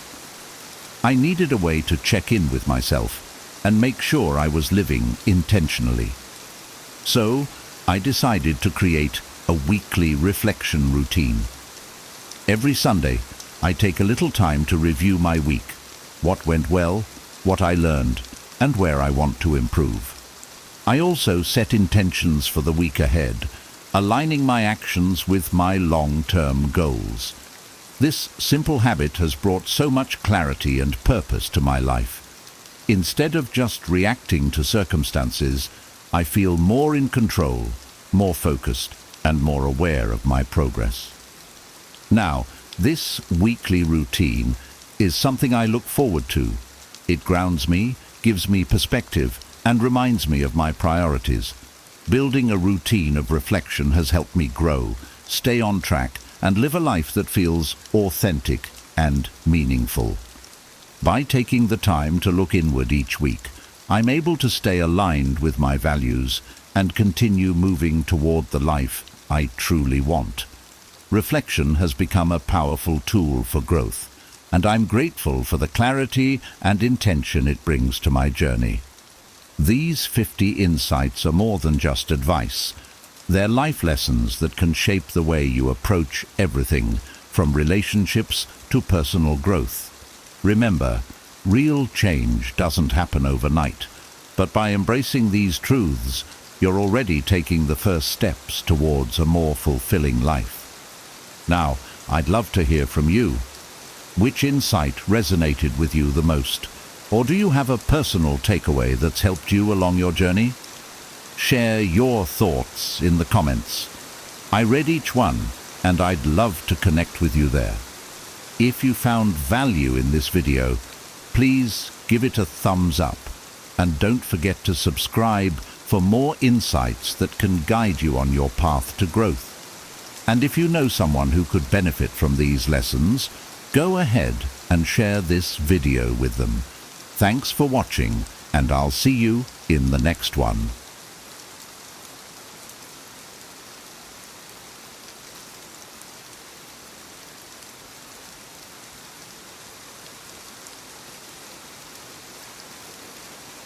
A thought-provoking quote reads, "What surprises me most about humankind is that we get bored of our childhood, rush to grow up, and long to be children again.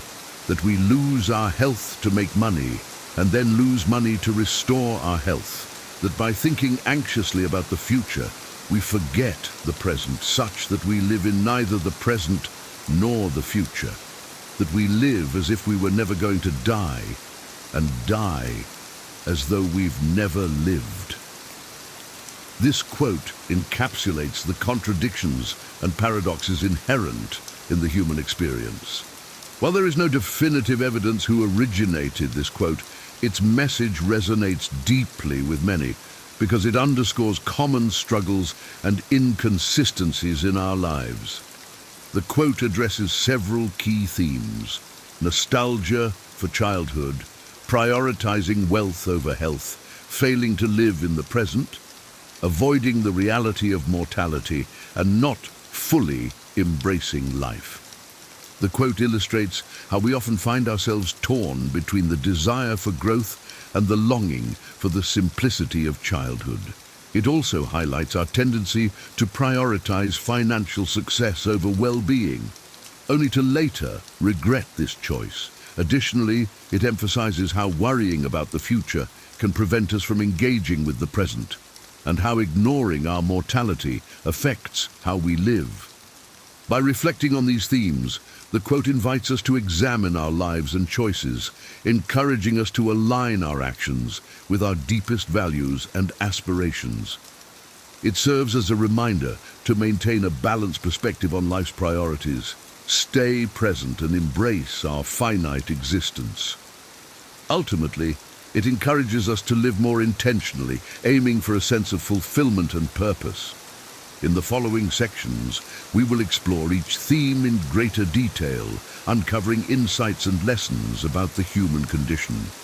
This deeper examination aims to help us understand ourselves and our world better, and to find ways to live more authentically and meaningfully. 2. Nostalgia for childhood. A striking paradox in the quote is our tendency to rush through childhood, eager to grow up, only to later long for the simplicity and joy of youth. This sentiment is widely relatable, as many adults look back on their childhood with nostalgia, yearning to recapture its carefree spirit. In modern societies, the rush to adulthood is common, driven by values placed on independence, responsibility, and achievement. Children and adolescents often feel pressured to grow up quickly, taking on adult roles and responsibilities and leaving behind the perceived limitations of childhood. Adulthood is seen as a time of greater freedom and opportunity, enticing the young to embrace its challenges and rewards. However, adulthood often reveals itself to be more complex and demanding than anticipated. Many adults feel burdened by work, family, and financial responsibilities, experiencing a sense of loss or disconnection from childhood's simple joys. This longing for the freedom, creativity, and wonder of youth reflects a deep nostalgia for a time when life seemed less complicated and more full of possibilities. This paradox emphasizes the importance of cherishing childhood qualities throughout our lives. While personal growth and development are necessary, we should not lose touch with the playfulness, curiosity, and openness of childhood. By maintaining these qualities, we can infuse our adult lives with joy, creativity, and resilience, balancing responsibilities with simple pleasures and wonders. Nostalgia for childhood, as expressed in the quote, reminds us to nurture a childlike spirit. It encourages us to embrace the present, find joy in simple things, and approach life with curiosity and wonder. By doing so, we create a balanced and fulfilling existence, honoring adulthood's wisdom while cherishing childhood's magic and possibility. 3. Prioritizing wealth over health. Another significant theme in the quote is the tendency for individuals to prioritize wealth and financial success over their physical and mental well-being. The passage suggests that we often lose our health to make money, only to later find ourselves forced to lose money to restore our health. This observation highlights a pervasive and troubling trend in modern society, where the pursuit of material wealth and professional achievement often comes at the expense of personal health and happiness. In today's fast-paced, competitive world, many people feel intense pressure to succeed financially and climb the professional ladder. This pressure can lead individuals to work long hours, take on high levels of stress, and neglect their physical and emotional needs. They may sacrifice sleep, exercise, healthy eating habits, and time with loved ones to devote themselves more fully to their work and financial goals. However, this single-minded focus on wealth and success can ultimately backfire, leading to various health problems that undermine personal well-being and professional effectiveness. Chronic stress, exhaustion, and burnout can severely affect the body and mind, resulting in anxiety, depression, heart disease, and chronic pain. Some individuals may find themselves spending their hard-earned money on medical treatments and interventions to restore the health and vitality they sacrificed in the pursuit of wealth. This ironic cycle underscores the importance of maintaining a balanced and holistic approach to life, prioritizing health and well-being alongside professional and financial success. While striving for achievement and security is natural and important, we must be careful not to lose sight of the fundamental importance of taking care of ourselves and nurturing our physical, emotional, and mental health. Making self-care a priority and seeking a healthy balance between work and rest can reduce our risk of burnout and illness. This balance cultivates the resilience and vitality needed to thrive both personally and professionally. It may involve setting boundaries around work hours, making time for exercise and relaxation, seeking support from friends and family, and learning to manage stress healthily and productively. Ultimately, the quote reminds us that true wealth and success are about more than just financial gain or professional achievement. They are about creating a life of meaning, purpose, and fulfillment, one that allows us to thrive both internally and externally. By prioritizing our health and well-being, we can build the foundation for a rich and rewarding existence, enabling us to enjoy the fruits of our labor and live life to the fullest. 4. Failing to live in the present. The quote also addresses the human tendency to become preoccupied with anxious thoughts about the future, causing us to forget the present and live neither in the present nor the future. This highlights a common struggle faced by many in today's fast-paced, uncertain world, where the pressure to plan, prepare, and anticipate future challenges often overshadows the importance of living fully in the present moment. In our efforts to secure a better future for ourselves and our loved ones, we may find ourselves constantly thinking ahead, worrying about potential problems or obstacles, and trying to control or predict outcomes that are ultimately beyond our control. This future-oriented mindset can lead to chronic stress, anxiety, and a sense of disconnection from the present moment as we become more focused on what might happen than on what is actually happening around us. The problem with this approach is that it can prevent us from fully engaging with and appreciating the richness and beauty of the present moment. When we are constantly worrying about the future, we may miss out on opportunities for joy, connection, and growth that are available to us right now. We may fail to notice the small pleasures and wonders of daily life, or to give our full attention and presence to the people and experiences that matter most to us.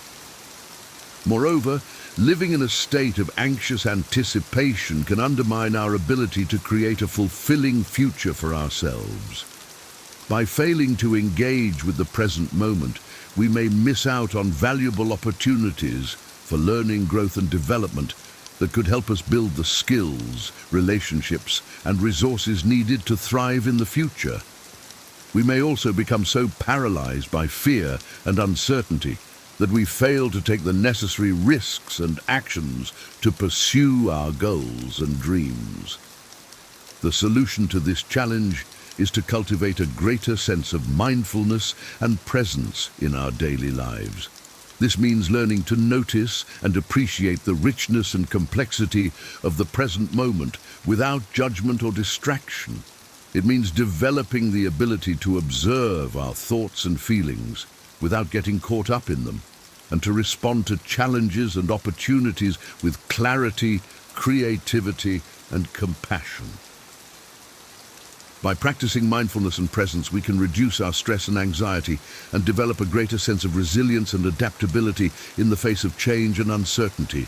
We can also cultivate deeper and more meaningful connections with others as we learn to listen, communicate, and relate with greater empathy and understanding.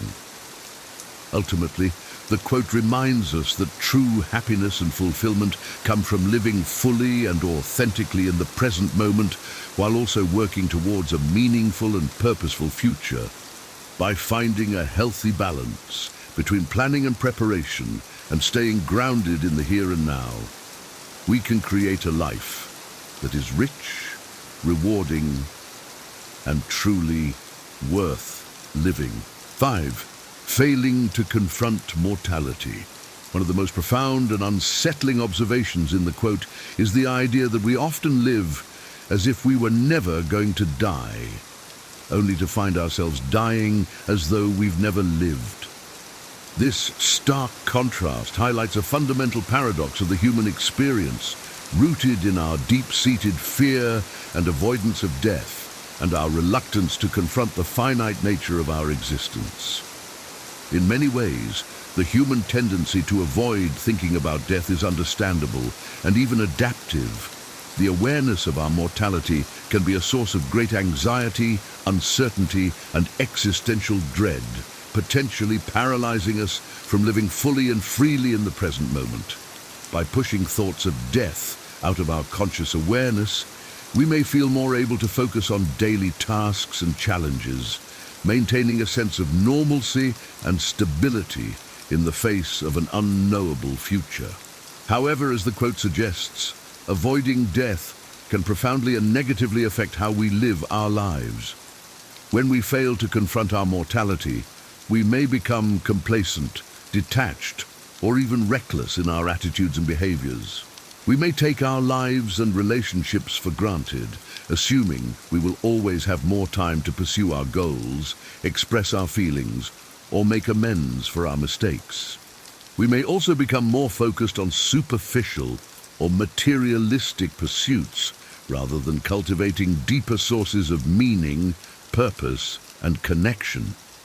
Moreover, when we live in denial of our mortality, we may find ourselves woefully unprepared for the inevitable challenges and losses that come with aging, illness, and death. We may struggle to find comfort, support, or meaning in the face of these profound existential crises and feel a deep sense of regret or despair over the choices and priorities that defined our lives. The solution to this challenge is not to become morbidly preoccupied with death, but rather to cultivate a healthy and realistic attitude towards our mortality. This means acknowledging the finite nature of our existence and using this awareness as motivation and inspiration to live more fully, authentically, and purposefully in the present moment. It means cherishing our relationships, pursuing our passions, and making a positive difference in the world, understanding that our time on this earth is limited and precious. By confronting our mortality, we can also develop greater empathy, compassion, and understanding for the struggles and suffering of others. We can recognize the universal nature of death and loss, and offer support, comfort, and connection to those grieving or facing the end of life. We can also advocate for greater social and cultural awareness of death and dying, and more compassionate and holistic approaches to end-of-life care. Ultimately, the quote reminds us that the key to a fulfilling and meaningful life is not to avoid or deny death, but to embrace it as a natural and inevitable part of the human experience. By living with the awareness of our mortality, we can cultivate greater presence, purpose, and compassion in our lives, and create a legacy of love, wisdom, and service that endures beyond our brief time on this earth. 6. Not truly living. The final theme addressed in the quote is the idea that by failing to confront death and embrace life fully, we may reach the end of our lives only to realize that we have never truly lived. This observation serves as a powerful and poignant reminder of the importance of living authentically, purposefully, and with intention, rather than simply going through the motions or pursuing superficial goals and distractions. When we fail to confront our mortality and grapple with the deeper questions and challenges of existence, we may live a life disconnected from our true values, passions, and potential. We might settle for comfort, convenience, or conformity instead of taking risks, pursuing our dreams, or standing up for our beliefs. This often leads to a focus on external markers of success, such as wealth, status, or approval, rather than cultivating inner sources of meaning, fulfillment, and joy. Moreover, when we fail to embrace life fully and engage with the world around us, we may miss out on countless opportunities for growth, connection, and transformation. We might not develop our talents and skills, form deep and meaningful relationships, or make a positive difference in others' lives. Consequently, we may become more isolated, anxious, or depressed, struggling to find purpose or belonging in an increasingly complex and uncertain world. This disconnection often results in regret, emptiness, or despair, especially as we approach the end of our lives. We might look back on our choices and priorities with sadness, frustration, or anger, knowing we squandered precious time and energy on pursuits that brought little joy or fulfillment. We may also feel a deep longing for the life we could have lived had we been more courageous, authentic, and intentional in our choices and actions. The solution to this challenge is to embrace life fully and wholeheartedly with all its joys, sorrows, and uncertainties. This means taking risks, pursuing our passions and living in alignment with our deepest values and aspirations. It involves cultivating meaningful relationships, contributing to our communities, and making a positive difference in the world around us. It also means learning to accept and even embrace life's impermanence and unpredictability, recognizing that each moment is a precious gift and an opportunity for growth and transformation. By living fully and authentically, we can create a life that is rich, rewarding, and truly worth living. We can develop a sense of purpose, meaning, and fulfillment that sustains us through even the darkest and most challenging times, and allows us to face the end of life with peace, gratitude, and acceptance. Additionally, we can inspire and empower others to live more fully and authentically, creating a ripple effect of positive change and transformation in the world around us. Ultimately, the quote reminds us that the key to a well-lived life is not to avoid death or cling to superficial success markers, but rather to embrace life fully and wholeheartedly, with all its joys, sorrows, and mysteries. By doing so, we can create a legacy of love, wisdom, and service that endures beyond our brief time on this earth and inspires others to live more fully, authentically, and purposefully in turn. 7. Conclusion. The profound quote offers a compelling and thought-provoking reflection on the paradoxes and challenges of the human experience. Through its exploration of themes such as nostalgia for childhood, prioritizing wealth over health, failing to live in the present, failing to confront mortality, and not truly living, the quote invites us to examine our own lives and choices, and to consider how we might live more fully, authentically, and purposefully in the face of life's many uncertainties and challenges. Throughout this essay, we've explored each of these themes in depth, highlighting the ways in which they reflect common struggles and experiences faced by many individuals in today's fast-paced, complex world. We have seen how the pressures of adulthood can lead us to feel disconnected from the simple joys and wonders of childhood, how the pursuit of wealth and success can often come at the expense of our physical and mental well-being, and how our preoccupation with the future can prevent us from fully engaging with the present moment. We have also examined the profound and often paralyzing impact of our fear and avoidance of death, and how this can lead us to live in ways that are disconnected from our true values, passions, and potential. Furthermore, we have seen how the failure to embrace life fully and authentically can leave us with a sense of regret, emptiness, and despair, particularly as we approach the end of our lives. In light of these challenges, the quote offers us a powerful reminder of the importance of living with greater mindfulness, intentionality, and purpose. It encourages us to cultivate a balanced and holistic approach to life, one that prioritizes our physical, emotional, and spiritual well-being alongside our professional and financial goals. It reminds us to stay present and engaged with the world around us, to embrace the richness and complexity of each moment, and to approach life with a sense of curiosity, openness, and wonder. The quote also challenges us to confront our own mortality with honesty, courage, and compassion, and to use this awareness as a source of motivation and inspiration to live more fully and authentically in the present moment.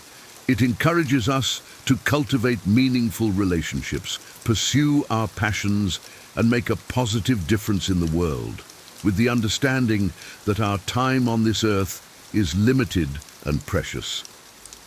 Ultimately, the quote serves as a powerful call to action, urging us to embrace life fully and wholeheartedly, with all its joys, sorrows, and uncertainties. It reminds us that true happiness and fulfillment come not from avoiding death or pursuing superficial markers of success, but rather from living in alignment with our deepest values and aspirations, and from creating a legacy of love, wisdom, and service that endures beyond our own brief time on this earth. By reflecting on the profound insights and lessons contained within this quote, we can gain a greater understanding of ourselves and the world around us, and find the courage and clarity to live more fully, authentically and purposefully in the face of life's many challenges and uncertainties. In doing so, we can create lives that are rich, rewarding, and truly worth living, and can inspire others to do the same.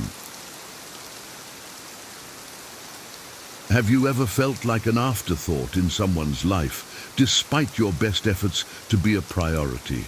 It's a frustrating experience to pour your heart into relationships only to find that your presence is undervalued. Whether it's with friends, family, or a partner, being overlooked can leave you feeling disheartened and questioning your self-worth. But what if there were strategies to change this dynamic, ensuring that you become a top priority in the lives of those you care about?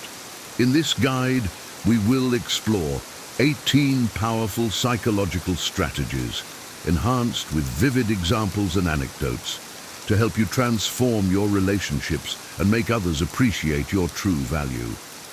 From cultivating mystery to showing empathy, each step is designed to elevate your significance in the eyes of others, ultimately leading to more fulfilling and balanced connections. Let's dive into these transformative techniques and revolutionize the way you're perceived and prioritized by those around you. A T1. Be positive and optimistic. Maintaining a positive attitude can have a profound impact on how others perceive you. Imagine being around someone who always sees the silver lining in every situation. Their optimism can be infectious, making you feel more hopeful and enthusiastic about life.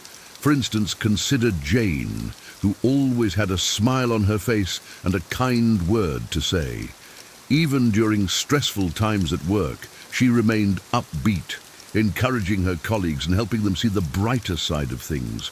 Her positive energy made her a magnet for others, who sought her company for a boost of morale.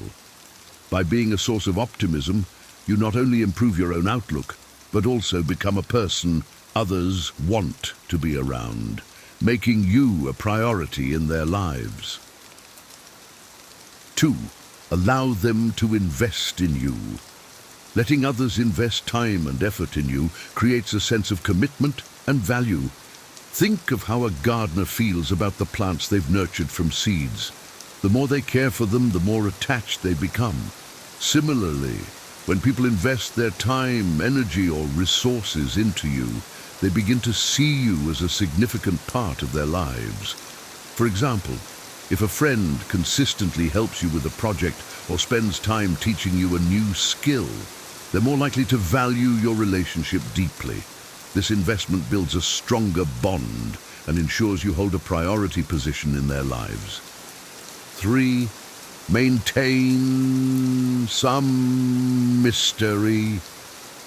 Keeping an air of mystery can be incredibly captivating. People are naturally drawn to the unknown, much like a moth to a flame. Consider the allure of a good mystery novel that keeps you turning pages late into the night. In relationships, revealing everything about yourself too quickly can diminish the excitement. Instead, drop hints about your interests and leave some stories for later. For example, if you're passionate about a unique hobby like underwater photography, mention your latest dive, but save the details for another conversation. This approach keeps others intrigued and eager to learn more about you, ensuring you remain a priority in their thoughts. 4. Encourage their growth. Supporting someone's personal and professional growth can solidify your importance in their life. Think of a mentor who not only teaches but also inspires their mentee to reach new heights. For instance, if your partner's aiming for a promotion at work, help them prepare for their interviews, celebrate their small victories, and offer constructive feedback. When you show genuine interest in their progress and encourage their aspirations, you demonstrate that you care deeply about their future. This kind of support fosters a strong emotional connection, making you an invaluable part of their life and someone they prioritize. 5. Stop initiating communication all the time. Taking a step back from always being the one to initiate communication can shift the dynamics in your favor. When you're always the first to call or text, it can create an imbalance where the other person may start taking you for granted. Consider Sarah, who decided to stop texting her friend first for a week. Initially, she feared the silence, but soon her friend reached out, realizing how much they missed their conversations. By allowing others the space to initiate contact, you create a sense of mutual effort and appreciation. This not only balances the relationship, but also makes you a priority in their life, as they actively seek your presence. 6. Express appreciation and gratitude. Regularly expressing appreciation and gratitude can significantly strengthen relationships. Imagine the joy of receiving a heartfelt thank you note from a friend for simply being there. This small act of recognition can make you feel valued and cherished. For instance, if your colleague stays late to help you with a project, take a moment to express your gratitude sincerely. Tell them how much their support means to you and how it made a difference. Such gestures of appreciation build positive feelings and reinforce the bond between you, ensuring that you become someone they hold in high regard and prioritize in their life. 7. Respect their boundaries. Understanding and respecting personal boundaries is crucial in any relationship. Imagine a neighbor who constantly drops by unannounced versus one who respects your space and checks if it's a good time before visiting. The latter is more likely to be appreciated and valued. For example, if a friend seems overwhelmed with their workload, give them space instead of insisting on plans. Let them know you understand and are there for them when they're ready. This respect for their boundaries shows maturity and consideration, fostering a deeper trust. As a result, they will prioritize your relationship, knowing that you value their personal space and needs. 8. Create the fear of losing you. Creating the fear of losing you can make others realize your value. It's a powerful psychological technique, but it must be used wisely. Consider John, who felt taken for granted by his friends. He decided to become less available, focusing on his own hobbies and spending time with new people. His friends soon noticed his absence and began to reach out more, realizing how much they missed his presence. By stepping back slightly and investing time elsewhere, you can create a sense of urgency and appreciation. This technique, when balanced well, ensures that others recognize your importance and prioritize you in their lives. 9. Be a good listener. Being an attentive listener can significantly enhance your relationships. Imagine sharing a personal story with someone who listens intently, asks thoughtful questions, and offers empathetic responses. This kind of interaction makes you feel heard and valued. For instance, if a friend is going through a tough time, give them your full attention. Put away distractions, listen to their concerns, and acknowledge their feelings. Your genuine interest and understanding can make a profound impact. By being a good listener, you demonstrate that you value their experiences and emotions, which in turn makes you a priority in their life as they seek your supportive presence. 10. Avoid being always available. Being too available can sometimes lead to being taken for granted. Think of a restaurant that's always open versus one with limited exclusive hours. The latter often feels more special and valued. For example, if you're always ready to drop everything for a friend, they might start expecting it rather than appreciating it. Instead, balance your availability. Let them know you have other commitments and interests. This not only shows that you value your time, but also makes them value the moments you do spend together. By not always being available, you enhance the quality of your interactions and ensure you're seen as a priority, not just a convenience. 11. Develop shared interests. Engaging in activities or hobbies that both you and the other person enjoy can significantly strengthen your bond. Imagine two friends who bond over their love for hiking. They plan trips together, share experiences, and create lasting memories on the trails. These shared interests deepen their connection and ensure they prioritize spending time together. For example, if your partner loves cooking, take a cooking class together. This shared activity not only brings you closer, but also creates opportunities for quality time. Developing shared interests fosters a sense of camaraderie and mutual enjoyment, making you an integral part of their life. 12. Show consistency. Being dependable and consistent in your actions builds trust and reinforces your importance in someone's life. Think of a colleague who is always on time, meets deadlines, and follows through on commitments. Their reliability makes them invaluable to the team. For example, if you promise to help a friend move, ensure you show up as agreed. Consistency in your behavior shows that you are trustworthy and dependable.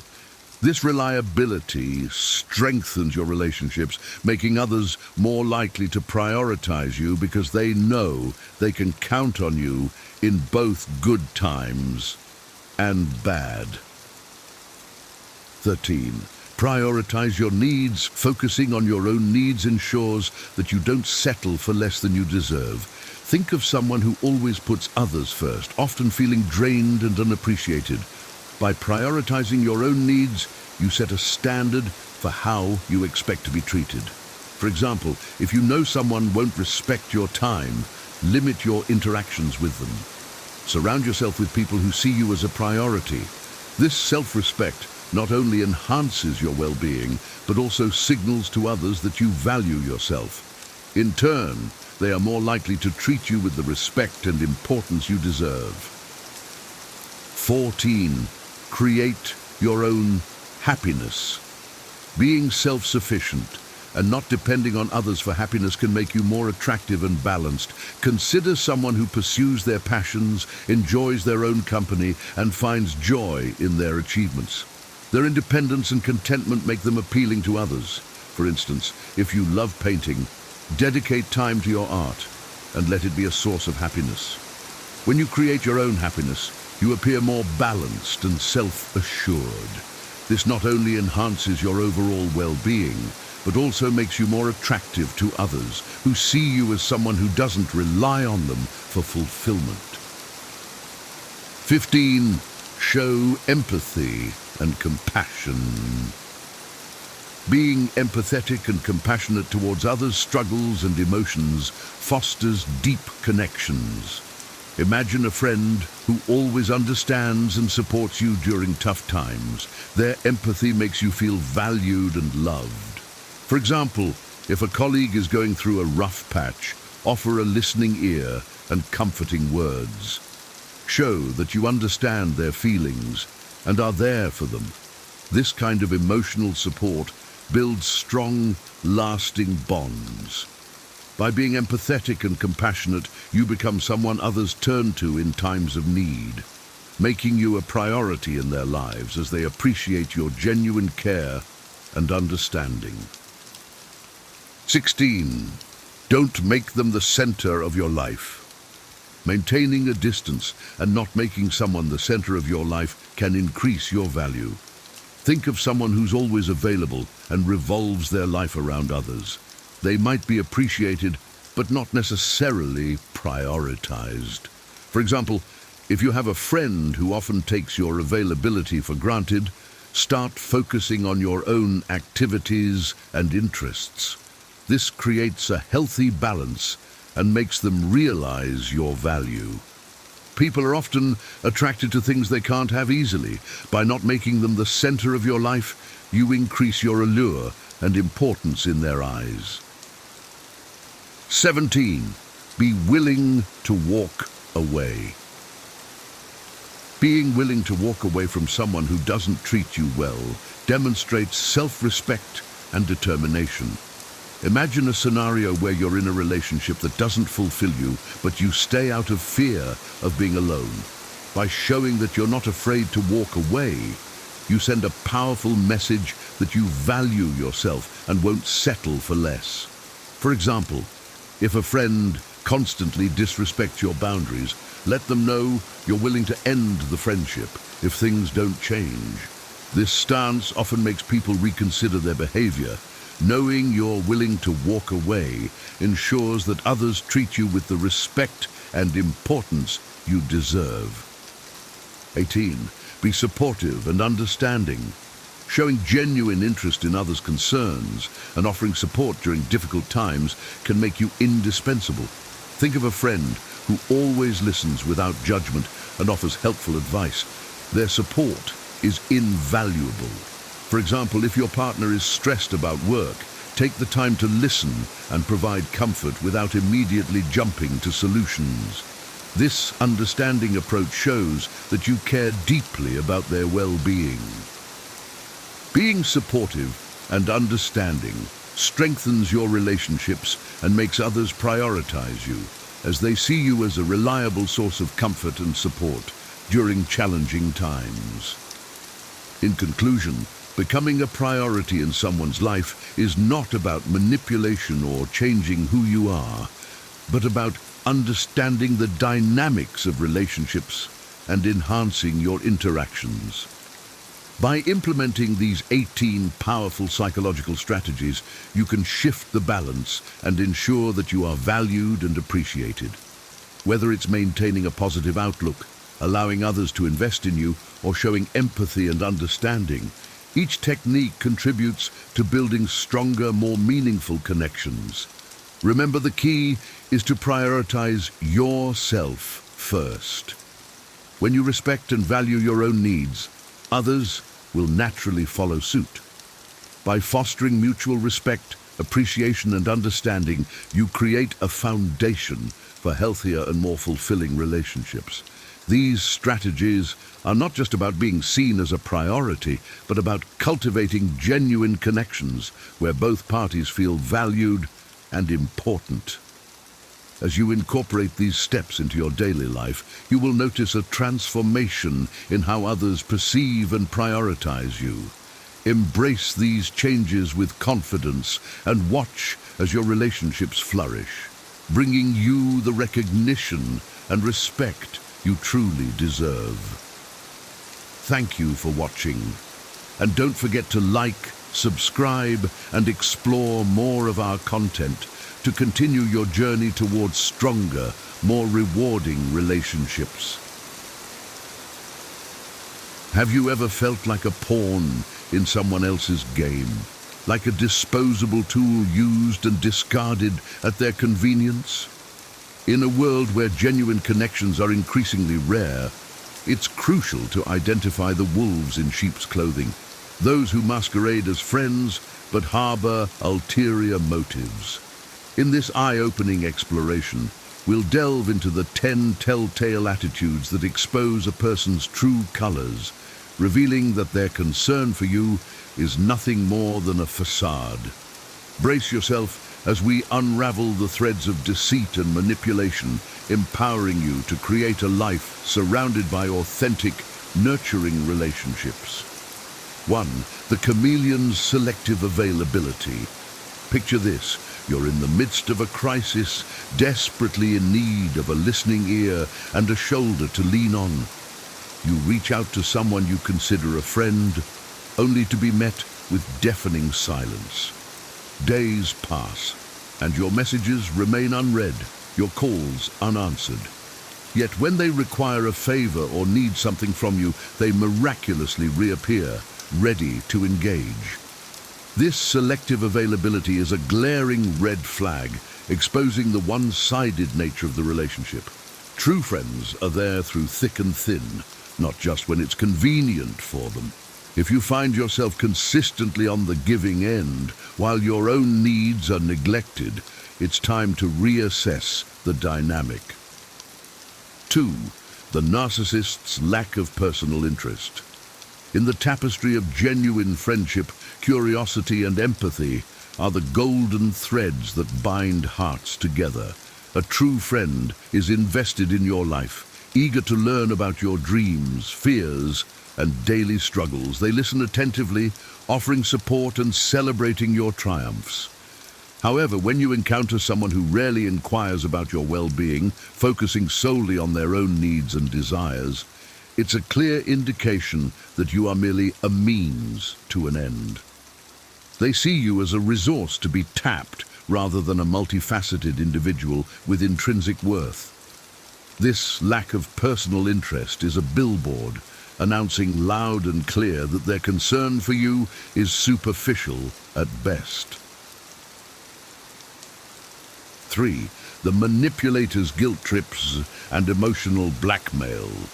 Manipulators are master puppeteers, skillfully pulling the strings of guilt and obligation to bend you to their will. They wield phrases like, "If you were really my friend, you would," as weapons, aiming to coerce you into compliance. These guilt trips are a form of emotional blackmail designed to erode your boundaries and exploit your kindness. In healthy relationships, respect and free will are the cornerstones, not manipulation and coercion. If someone consistently employs these tactics, it's a glaring sign that they prioritize their own agenda over your well-being. It's time to cut the strings and reclaim your autonomy. 4. The disrespectful leech's persistent lack of consideration. Respect is the lifeblood of any meaningful relationship. It's the understanding that your time, energy, and needs are just as valuable as theirs. When someone consistently disregards your boundaries, showing up late, canceling plans last minute, or demanding your attention at inappropriate times, they are broadcasting their lack of respect for you. This persistent pattern of disrespectful behavior, without any genuine effort to change, is a neon sign indicating that they view you as a disposable commodity. It's time to set firm boundaries and demand the respect you deserve. 5. The shallow socialite's superficial bonding. In the realm of authentic connections, depth is the key that unlocks the doors to meaningful relationships. When conversations consistently remain at a surface level, never venturing beyond small talk and trivial topics, it's a red flag that the person is not invested in truly getting to know you. They may be pleasant company for a casual encounter, but their lack of interest in your inner world reveals the shallow nature of the bond. Reflect on whether this connection offers genuine growth and mutual understanding, or if it's merely a mirage of friendship. 6. The fair weather friend's absence in crucial moments. Life is a tapestry woven with moments of joy and sorrow, triumph and adversity. It is during the darkest hours that true friendships shine the brightest. When you find yourself navigating a storm, a genuine friend is there to weather it with you, offering unwavering support and empathy. However, if someone is conspicuously absent during your times of need, offering only superficial platitudes or empty promises, it's a glaring sign that their commitment to the relationship is conditional. True friends stand by you, not just in the sunshine, but in the rain as well. 7. The opportunist's calculated connections. In the world of social climbing, some individuals view relationships as mere rungs on a ladder to success. They strategically align themselves with those they perceive as beneficial to their goals, only to discard them when they've outlived their usefulness. If you notice someone consistently gravitating towards those with influence, power, or status while neglecting genuine connections, it's a red flag that their interest in you is purely transactional. True friends value you for who you are, not what you can do for them. To the competitive frenemies, constant comparison. A true friend celebrates your successes and shares in your joys. However, when someone consistently compares themselves to you, constantly trying to one-up your achievements or downplay your accomplishments, it's a sign that they view you as a rival rather than a friend. This competitive behavior breeds resentment and undermines the foundation of trust and support that genuine friendships are built upon. If you find yourself constantly walking on eggshells, afraid to share your triumphs for fear of triggering their insecurities, it's time to re-evaluate the relationship. 9. The gossip monger's breach of trust. Trust is the cornerstone of any meaningful relationship. When you confide in someone, you trust that they will hold your secrets and vulnerabilities with care and respect. However, if you discover that someone has been sharing your private information with others, gossiping behind your back, or using your confessions against you, it's a glaring sign that they have little regard for your trust and well-being. A true friend protects your privacy and maintains confidentiality, understanding the sacred nature of the bond you share. 10. The toxic critic's constant negativity. In life's journey, we need companions who uplift and inspire us, not those who constantly drag us down with their negativity. If someone consistently criticizes your choices, belittles your dreams, or undermines your self-esteem, it's a red flag that they are not invested in your growth and happiness. A true friend offers constructive feedback and support, encouraging you to be your best self. They celebrate your uniqueness and help you navigate challenges with compassion and wisdom. If you find yourself constantly drained and discouraged after interactions with someone, it's time to reassess the impact they have on your mental and emotional well-being.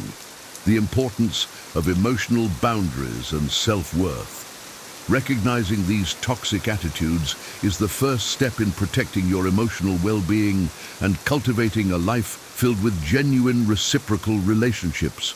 It's essential to establish clear boundaries, communicating your needs and expectations with assertiveness and compassion.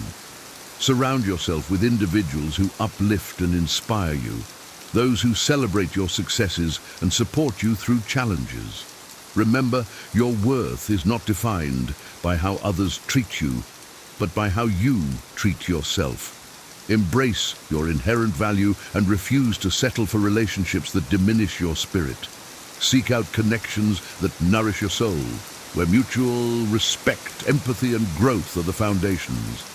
As you navigate the complex landscape of human interactions, trust your intuition and the wisdom gained from experience.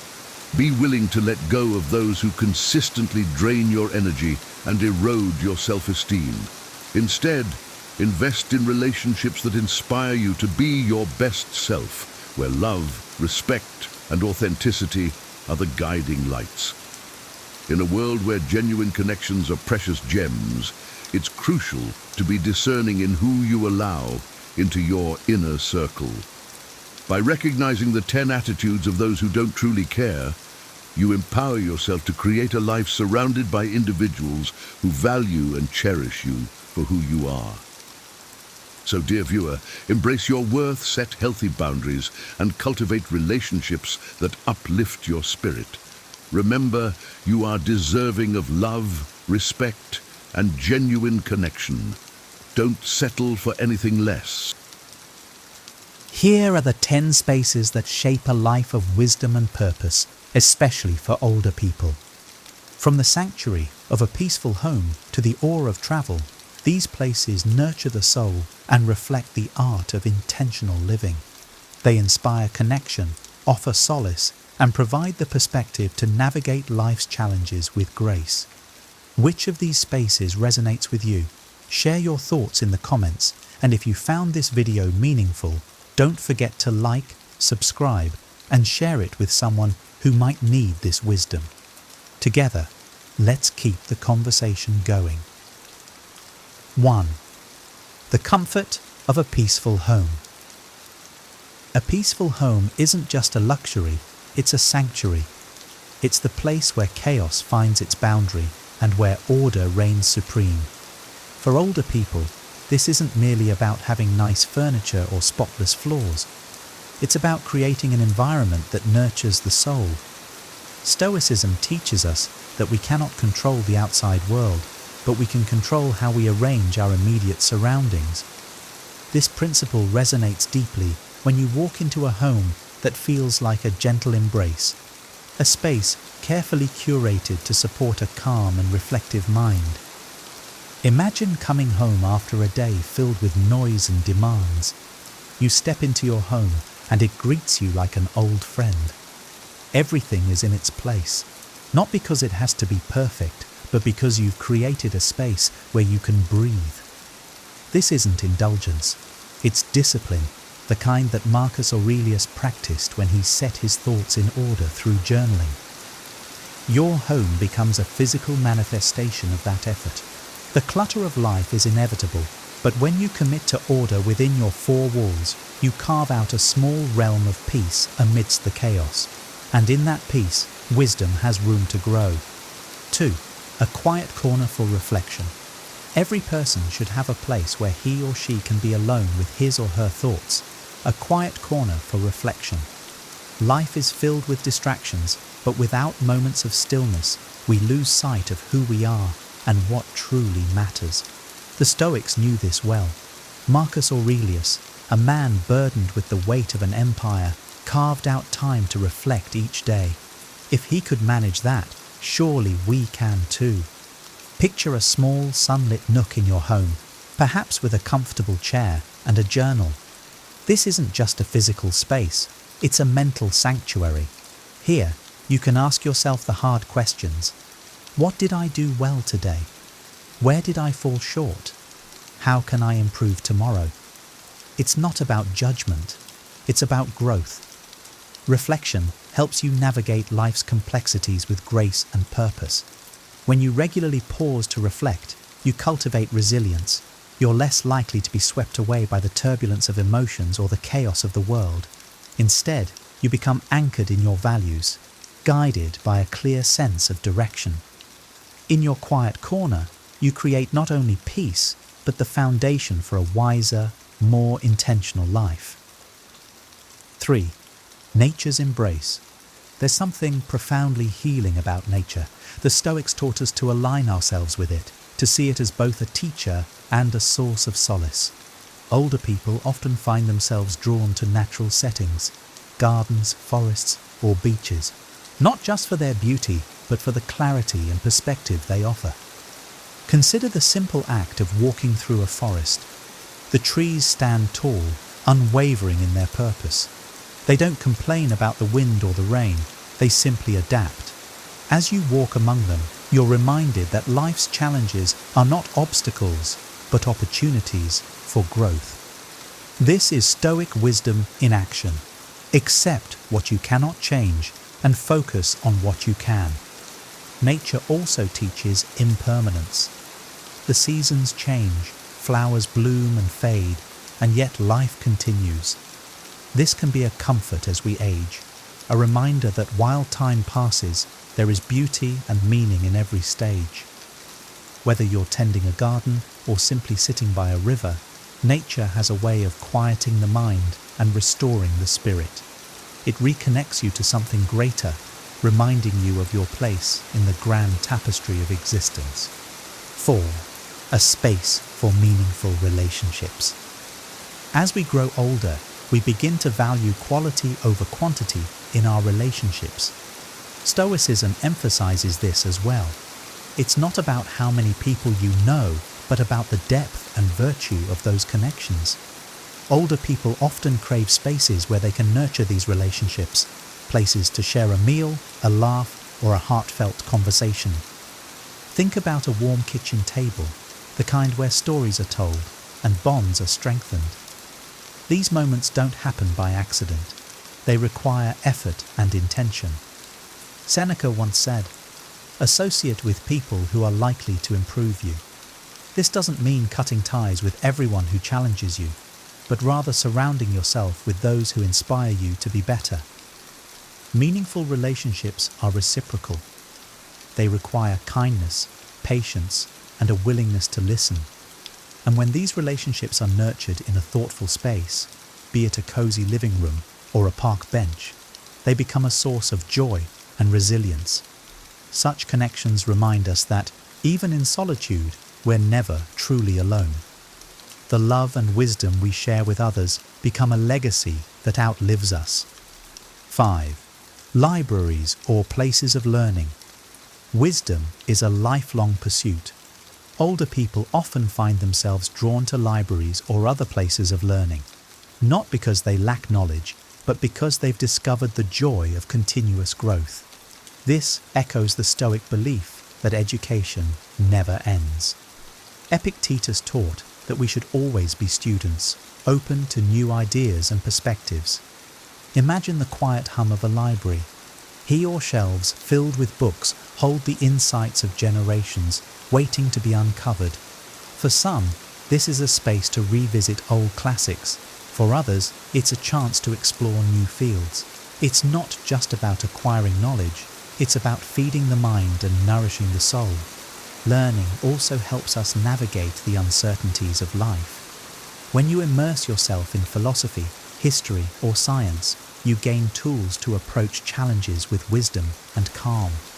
A person who commits to learning not only enriches his or her own life, but also sets an example for those around his or her. He or she shows that it's never too late to grow, adapt, and find meaning in the pursuit of knowledge. 6. A nurturing sanctuary for the body. Our bodies are vessels through which we experience the world, and as we age, nurturing them becomes not just a necessity, but a mindful practice. Older people often gravitate to spaces like yoga studios, gyms, or even quiet rooms for stretching and meditation. The Stoics, though often associated with the mind, understood the importance of caring for the body as well. After all, physical health supports mental clarity and resilience. Think about how a simple yoga session can shift your entire mood. The act of stretching and breathing not only strengthens the body, but also calms the mind. Stoic philosopher Epictetus emphasized the importance of discipline in daily habits, including how we treat our physical selves. This isn't about vanity, it's about maintaining strength and energy to engage with life fully. Creating a sanctuary for your body doesn't require luxury. It can be as simple as a small mat in your home or a favorite walking path. What matters is the intention behind it. Caring for your body is an act of gratitude. It's a recognition of the gift it is and a commitment to keep it well tuned for the challenges and joys of life. 7. A sacred place of legacy. As the years pass, many people begin to reflect on their legacy, what they will leave behind for those they love and the world they've touched. Stoicism reminds us that true immortality lies in the impact of our actions and the lives we've influenced. Cemeteries, family homes, or even gardens planted for future generations become sacred places for older people, where they connect with the idea of permanence through legacy. Imagine standing in a garden you've nurtured for years. Each flower, tree, and blade of grass represents the care and patience you've poured into it. This is a metaphor for the relationships, values, and lessons you've cultivated over your life. The Stoics often spoke of planting seeds, both literally and metaphorically, that will grow long after we're gone. Legacy is not about grand gestures. It's about the small, consistent acts of kindness, wisdom, and love that shape the lives of others. By nurturing these spaces, older people create a lasting connection to the world, a reminder that their presence has meaning far beyond the years they walk upon the earth. 8. Places of worship or spiritual reflection. For many older people, spiritual spaces, whether temples, churches, or quiet natural spots, hold profound meaning. These are places where they connect with something greater than themselves, seeking guidance, gratitude, and peace. Stoicism, though not a religion, aligns with this longing for transcendence. It encourages us to recognize our small yet meaningful place in the universe. Picture entering a quiet cathedral or sitting on a mountaintop at dawn. The stillness reminds you of how vast the world is, and yet, within that vastness, you matter. The Stoics believed in the logos, or the rational order of the universe, and that aligning oneself with it brings a sense of harmony. Spiritual spaces offer this alignment, a chance to step outside daily concerns and reflect on life's deeper truths. In these moments, you're reminded of the beauty of surrender. Some things are beyond your control, and that's okay. By frequenting spaces of spiritual reflection, older people ground themselves in gratitude and humility, finding peace in the interconnectedness of all things. 9. Community hubs or social gatherings. Connection is essential, and older people often seek out community hubs, book clubs, senior centres, or local cafes, where they can share their stories and hear the stories of others. Stoicism emphasizes the importance of relationships grounded in virtue and mutual respect. These gatherings become opportunities to practice empathy, kindness, and understanding. Think of a lively book club discussion or a quiet coffee shared with a friend. These moments are not trivial, they're profound. They remind us that we're part of something larger, that our experiences, joys, and struggles are mirrored in others. As Seneca wrote, "One hand while he or she's the other." Community enriches our lives, offering support and shared wisdom. Older people find immense joy in these spaces, not just as participants, but as contributors.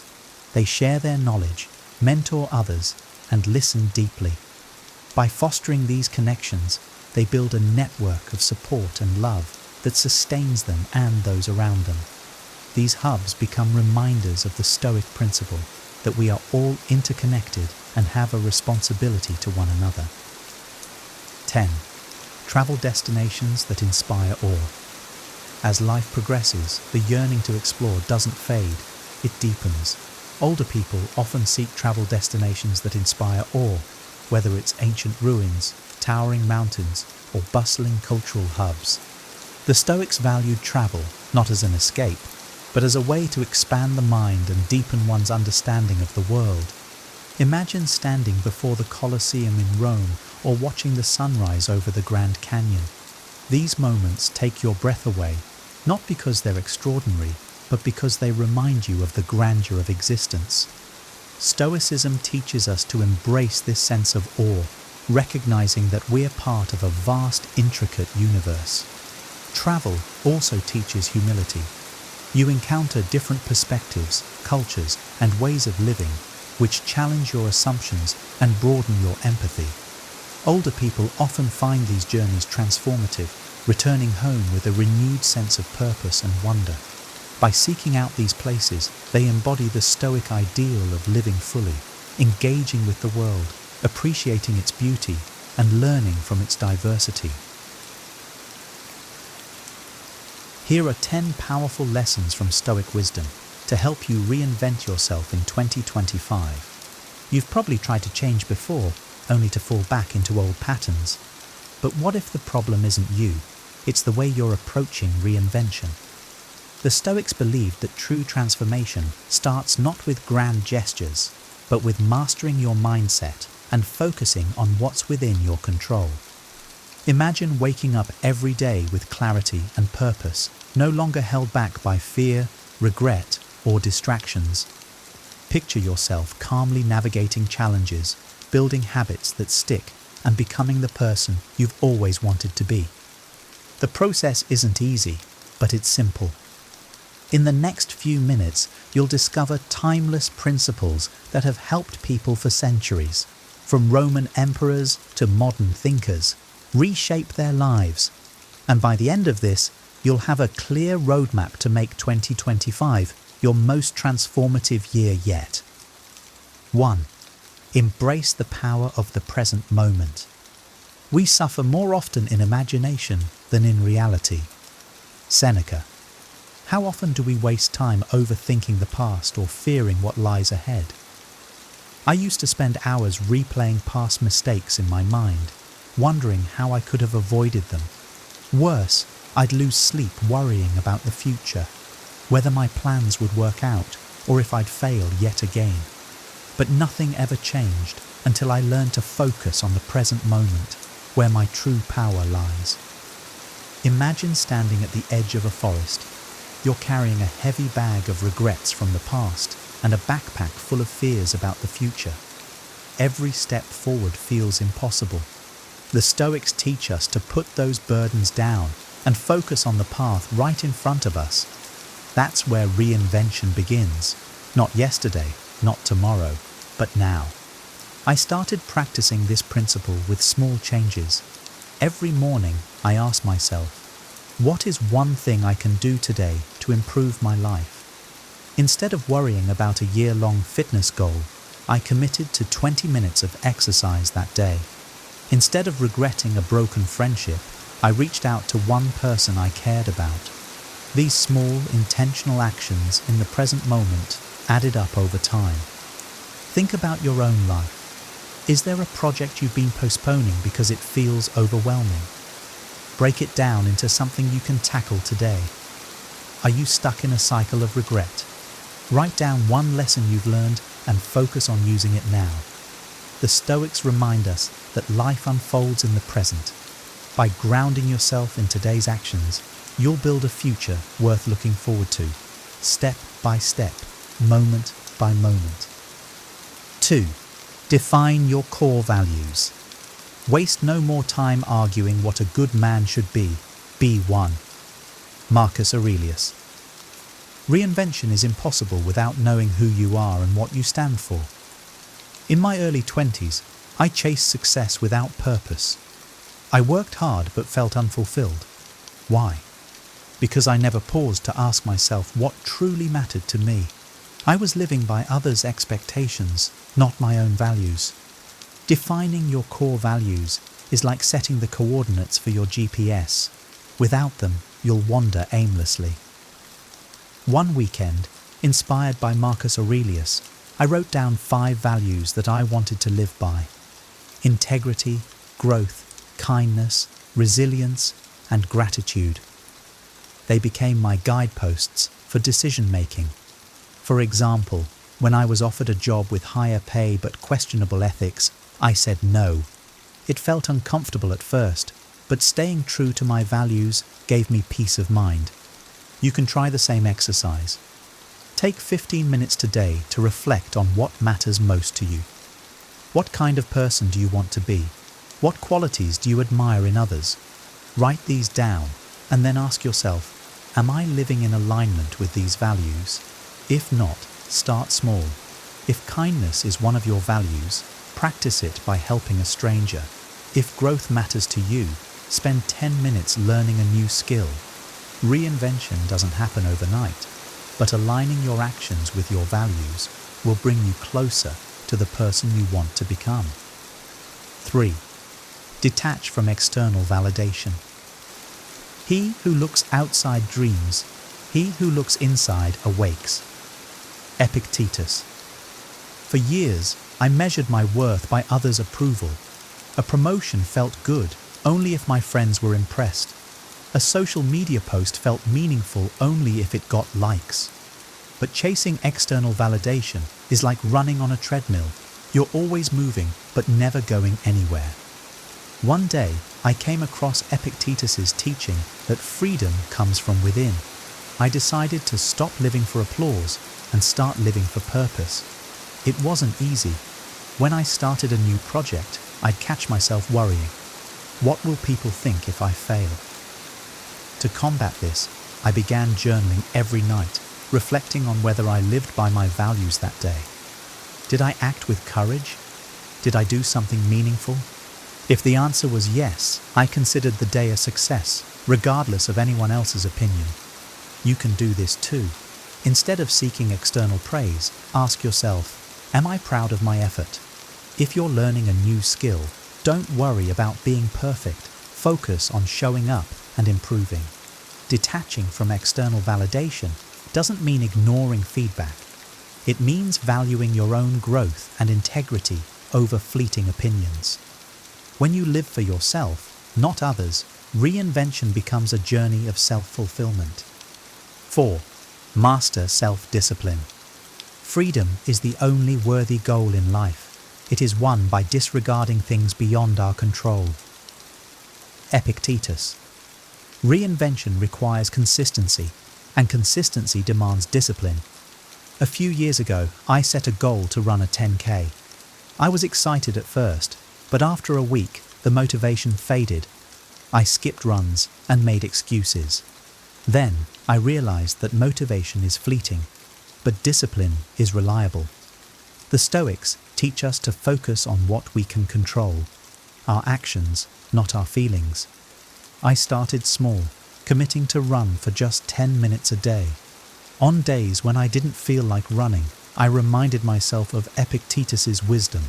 We cannot control the wind, but we can adjust our sails. My feelings were the wind, unpredictable and ever-changing.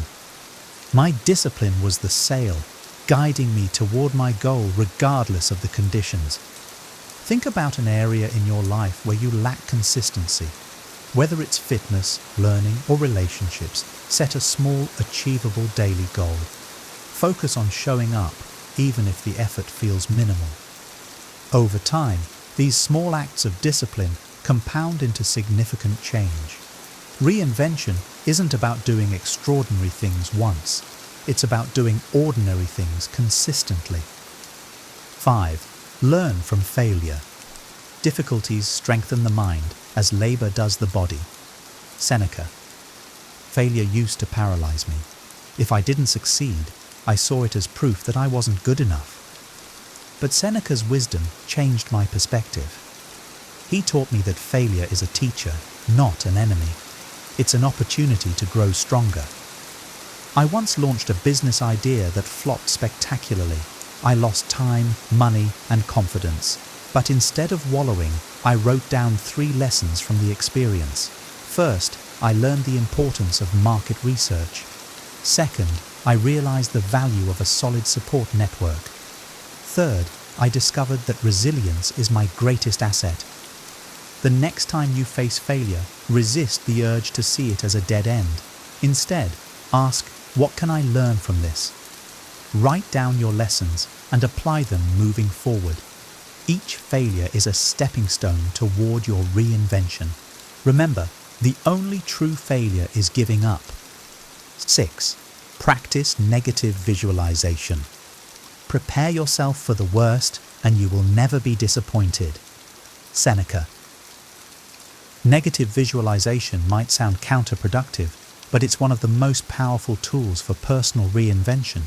I used to fear failure so much that it kept me from trying new things.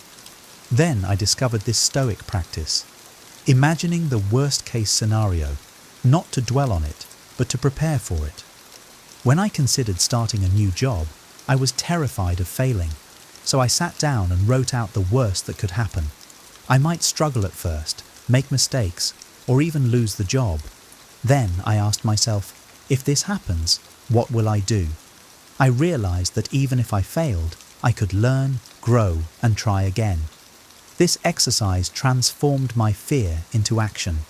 Think about a challenge you're avoiding. Visualize the worst outcome, then plan how you would handle it. You'll find that the fear loses its grip and you gain the courage to act. Negative visualization doesn't mean expecting bad things to happen. It means building resilience for whatever comes your way. 7. Let go of what you can't control. You have power over your mind, not outside events. Realize this, and you will find strength. Marcus Aurelius.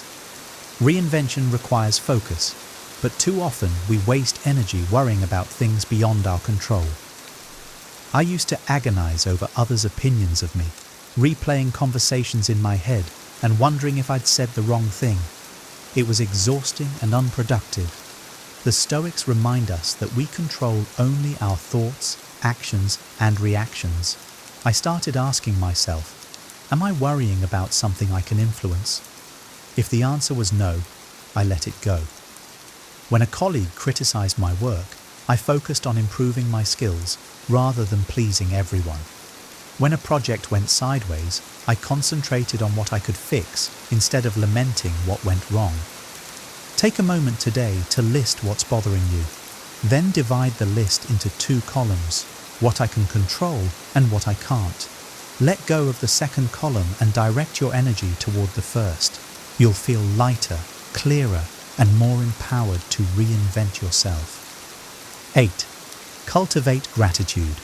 Do not indulge in dreams of having what you do not have, but reckon up the chief of the blessings you do possess. Marcus Aurelius.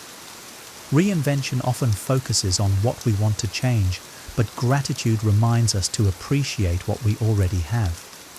There was a time when I felt stuck, frustrated by everything I hadn't achieved. Then I began a gratitude practice, listing 3 things I was thankful for each morning. It was transformative.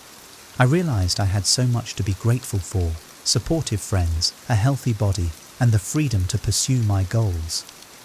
Gratitude shifted my mindset from scarcity to abundance. Instead of focusing on what was missing, I saw opportunities everywhere. Start your own gratitude practice. Each morning, write down 3 things you're thankful for. They don't have to be big.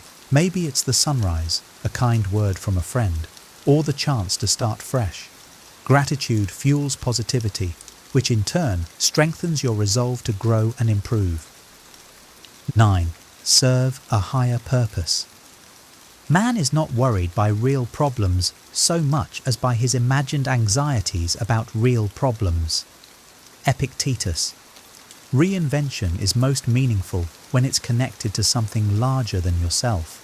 For years, I focused solely on personal goals, but I felt a sense of emptiness. Then, I began volunteering at a local shelter, and everything changed. Contributing to others gave my life a deeper sense of purpose. What cause or mission speaks to you? It doesn't have to be grand. Helping a neighbor, mentoring someone, or contributing to your community can be powerful. When your reinvention is tied to serving others, you'll find new motivation and fulfillment. Purpose gives your efforts meaning, even when the journey gets tough. 10. Remain flexible and open to change. No man steps in the same river twice, for it is not the same river, and he is not the same man. Heraclitus. Reinvention is a process, not a destination. I used to believe that once I achieved certain goals, I'd be complete. But life has a way of surprising us. The Stoics teach that change is constant, and adaptability is key.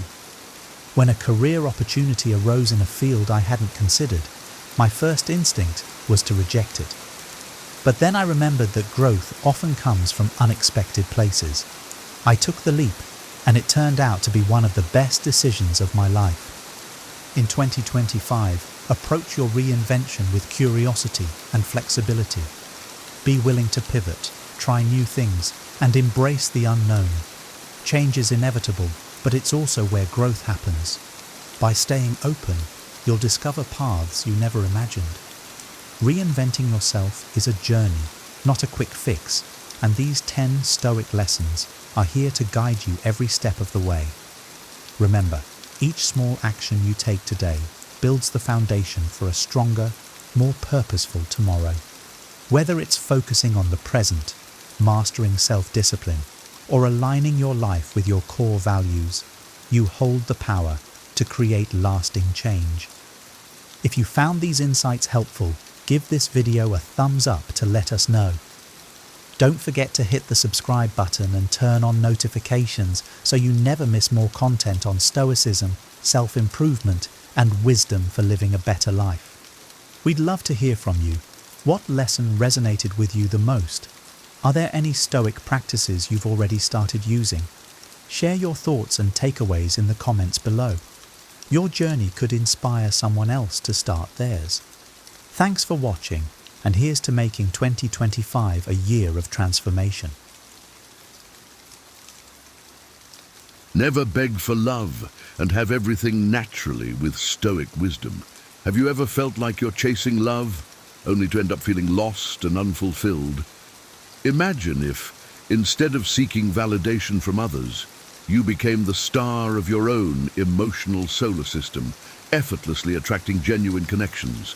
Not begging for affection transforms you into a beacon of confidence and self-assurance, naturally drawing admirers into your orbit. In this video, we will delve into the mysteries of love through the lens of Stoicism, a philosophy that teaches us to cultivate inner strength and resilience. By embracing Stoic principles, you can transform your quest for meaningful connections into a graceful dance of trust, self-esteem, and self-awareness.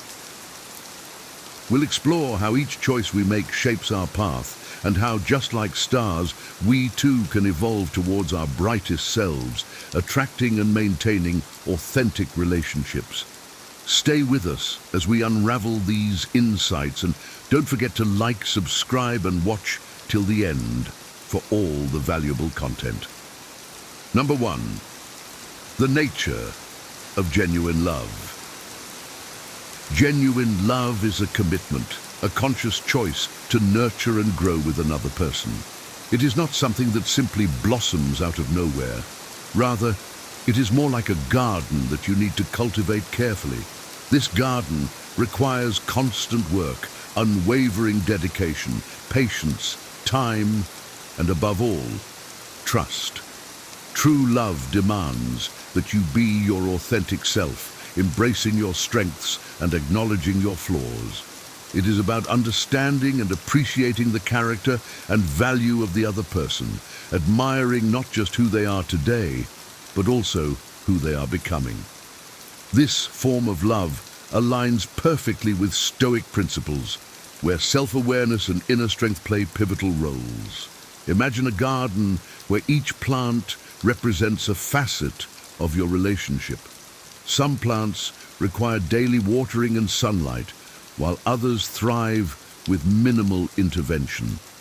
Similarly, love needs consistent effort, honest communication, and shared experiences to grow. Neglecting any part of this garden results in withering, just as neglect in a relationship leads to disconnection and dissatisfaction. The work is continuous, but the rewards are immense. A thriving, beautiful garden that stands as a testament to your dedication. True love also involves embracing imperfections. We are all flawed beings, and genuine love sees beyond these flaws, focusing instead on growth and potential. This perspective echoes Stoic teachings on self-improvement and resilience.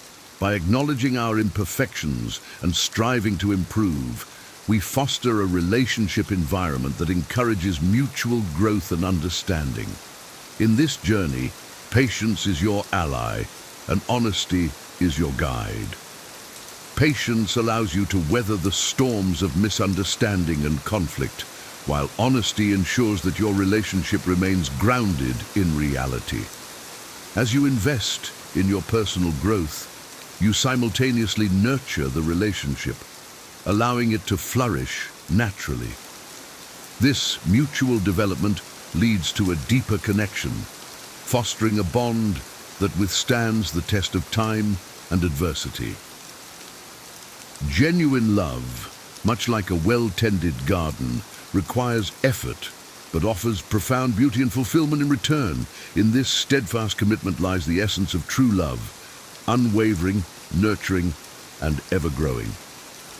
Number 2, understanding love through Stoicism.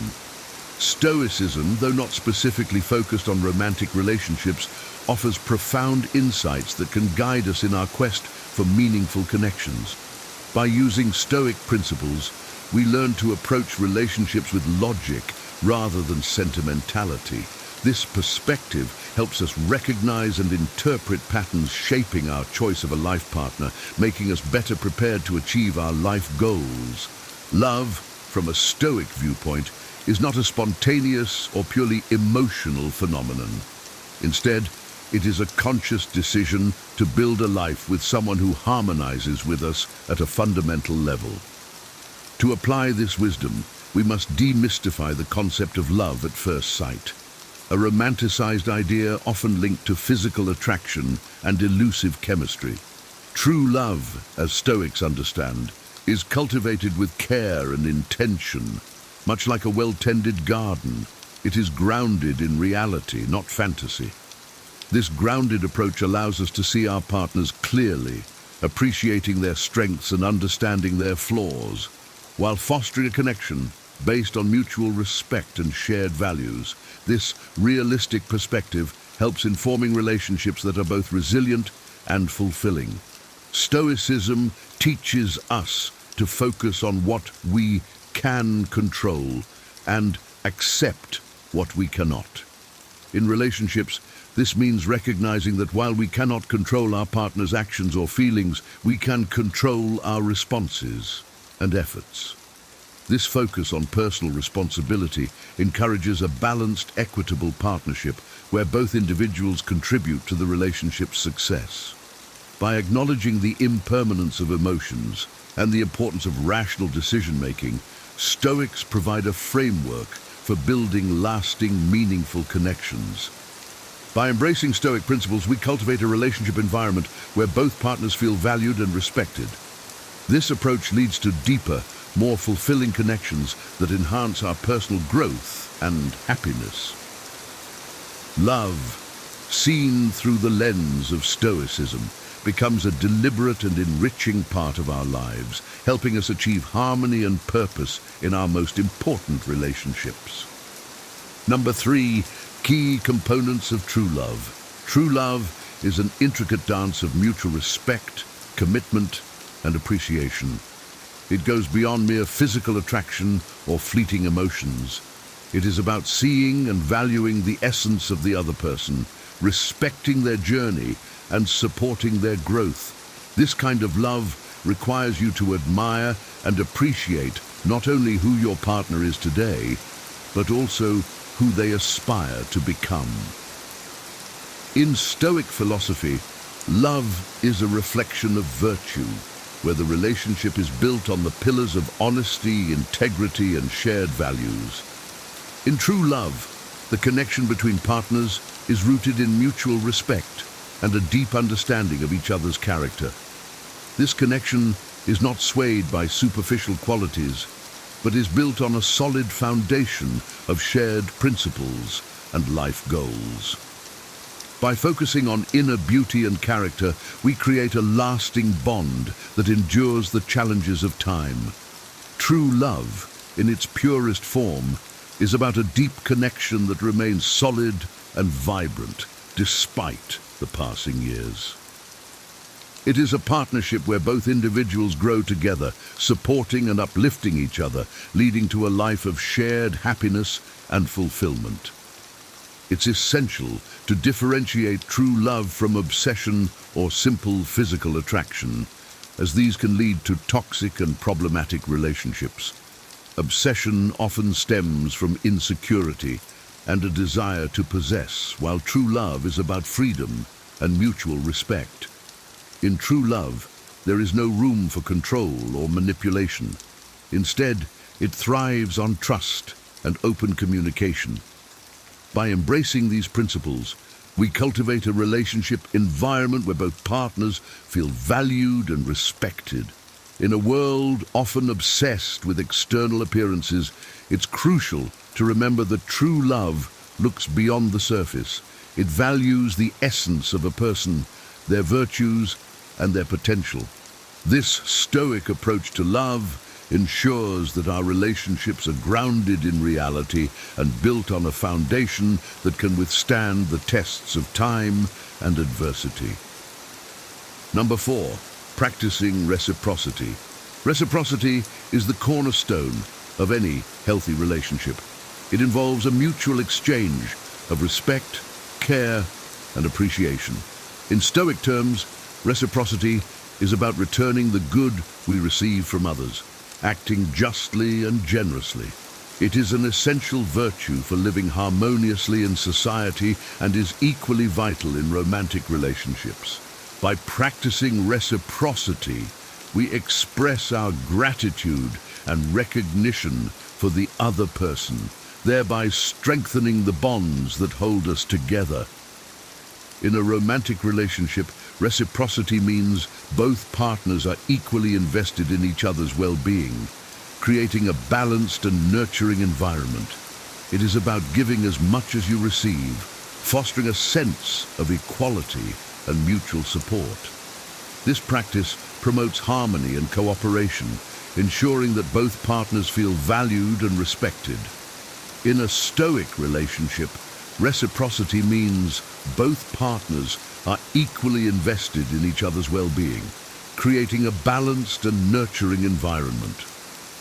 Reciprocity is not just about grand gestures. It is found in everyday acts of kindness and consideration. It involves listening attentively, offering support during tough times, and celebrating each other's successes. This approach not only strengthens the relationship, but also contributes to personal growth and self-awareness. By embracing reciprocity, we cultivate a partnership that is built on trust, respect, and a shared commitment to each other's happiness and fulfillment. When both partners practice reciprocity, the relationship flourishes. Each act of kindness and support reinforces the bond, creating a positive cycle of giving and receiving. This mutual exchange nurtures the relationship, making it more resilient to challenges and enriching both partners' lives. Reciprocity, therefore, is a fundamental component of true love, ensuring that both individuals feel valued and appreciated. Number 5, managing relationship challenges. Relationships are not without their challenges, and managing them requires wisdom and resilience. It is crucial to preserve your self-respect and recognize when it is time to move on.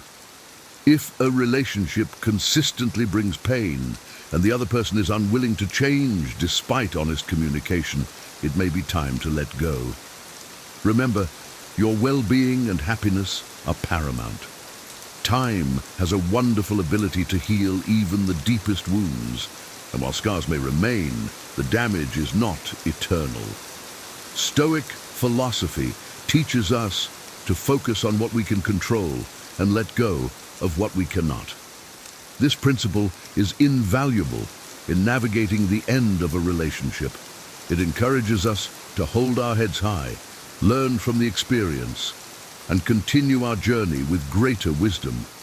You have the power to decide how to react to a breakup, choosing to move forward with dignity and strength. Embrace the lessons learned and allow yourself to grow from them, knowing that each ending brings the potential for a new beginning. Facing relationship challenges with a Stoic mindset means accepting that pain and difficulty are part of life. These experiences are opportunities for growth and self-discovery. By maintaining our composure and focusing on our personal development, we can navigate these challenges with grace and resilience.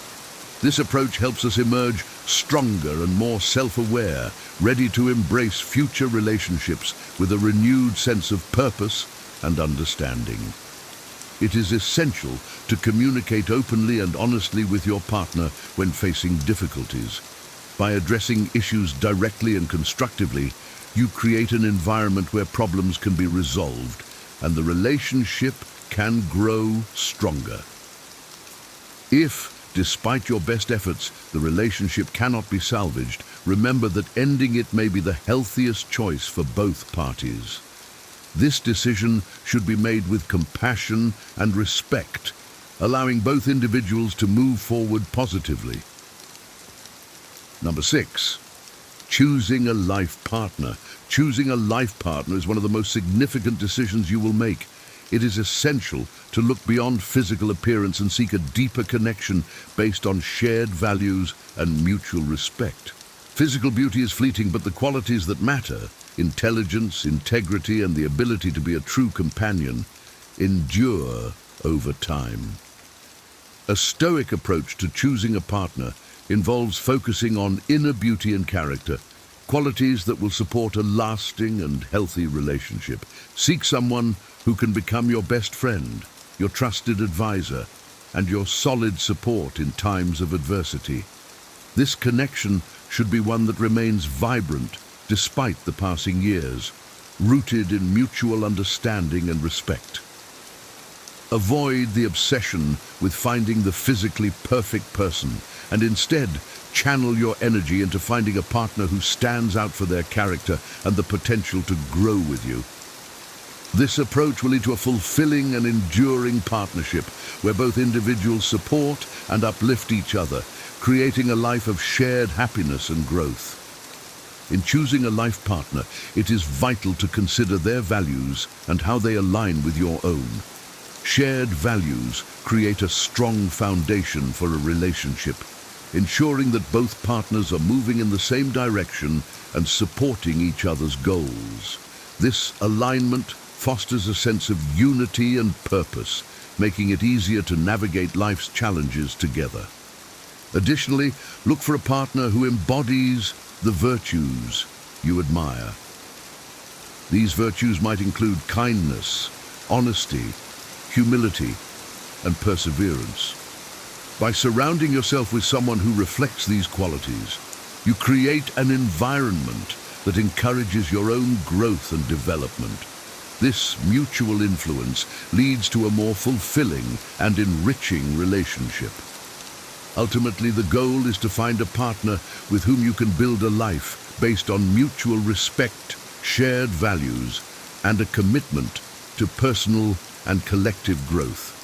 This Stoic approach to choosing a life partner ensures that your relationship is grounded in reality and built on a foundation that can withstand the tests of time and adversity. Number 7. Examples of Stoic relationships. Marcus Aurelius and his wife Faustina exemplify a Stoic relationship built on mutual respect, support, and shared values. Their partnership was a testament to the principles of Stoicism, where love is a conscious commitment to nurture and grow together. Despite the pressures of ruling an empire and facing personal losses, Marcus Aurelius found solace and strength in his relationship with Faustina. They practiced temperance, justice, courage, and wisdom, the cardinal virtues of Stoicism, not only in their governance, but also in their personal lives. Their relationship was not without challenges and rumors, but Marcus Aurelius defended their bond with unwavering faith and loyalty. This steadfastness is a reflection of Stoic moral courage and the value of true love. By choosing a partner based on character and integrity, and by supporting each other through adversity, they created a relationship that was both powerful and enduring. Their example teaches us that true love, from a Stoic perspective, is a choice rooted in virtue and mutual respect, leading to a life of shared growth and fulfillment. In the journey of love, embracing Stoic principles can transform your relationships into sources of strength and personal growth. By being true to yourself, practicing reciprocity, and choosing partners based on character and shared values, you lay the foundation for a fulfilling and enduring connection.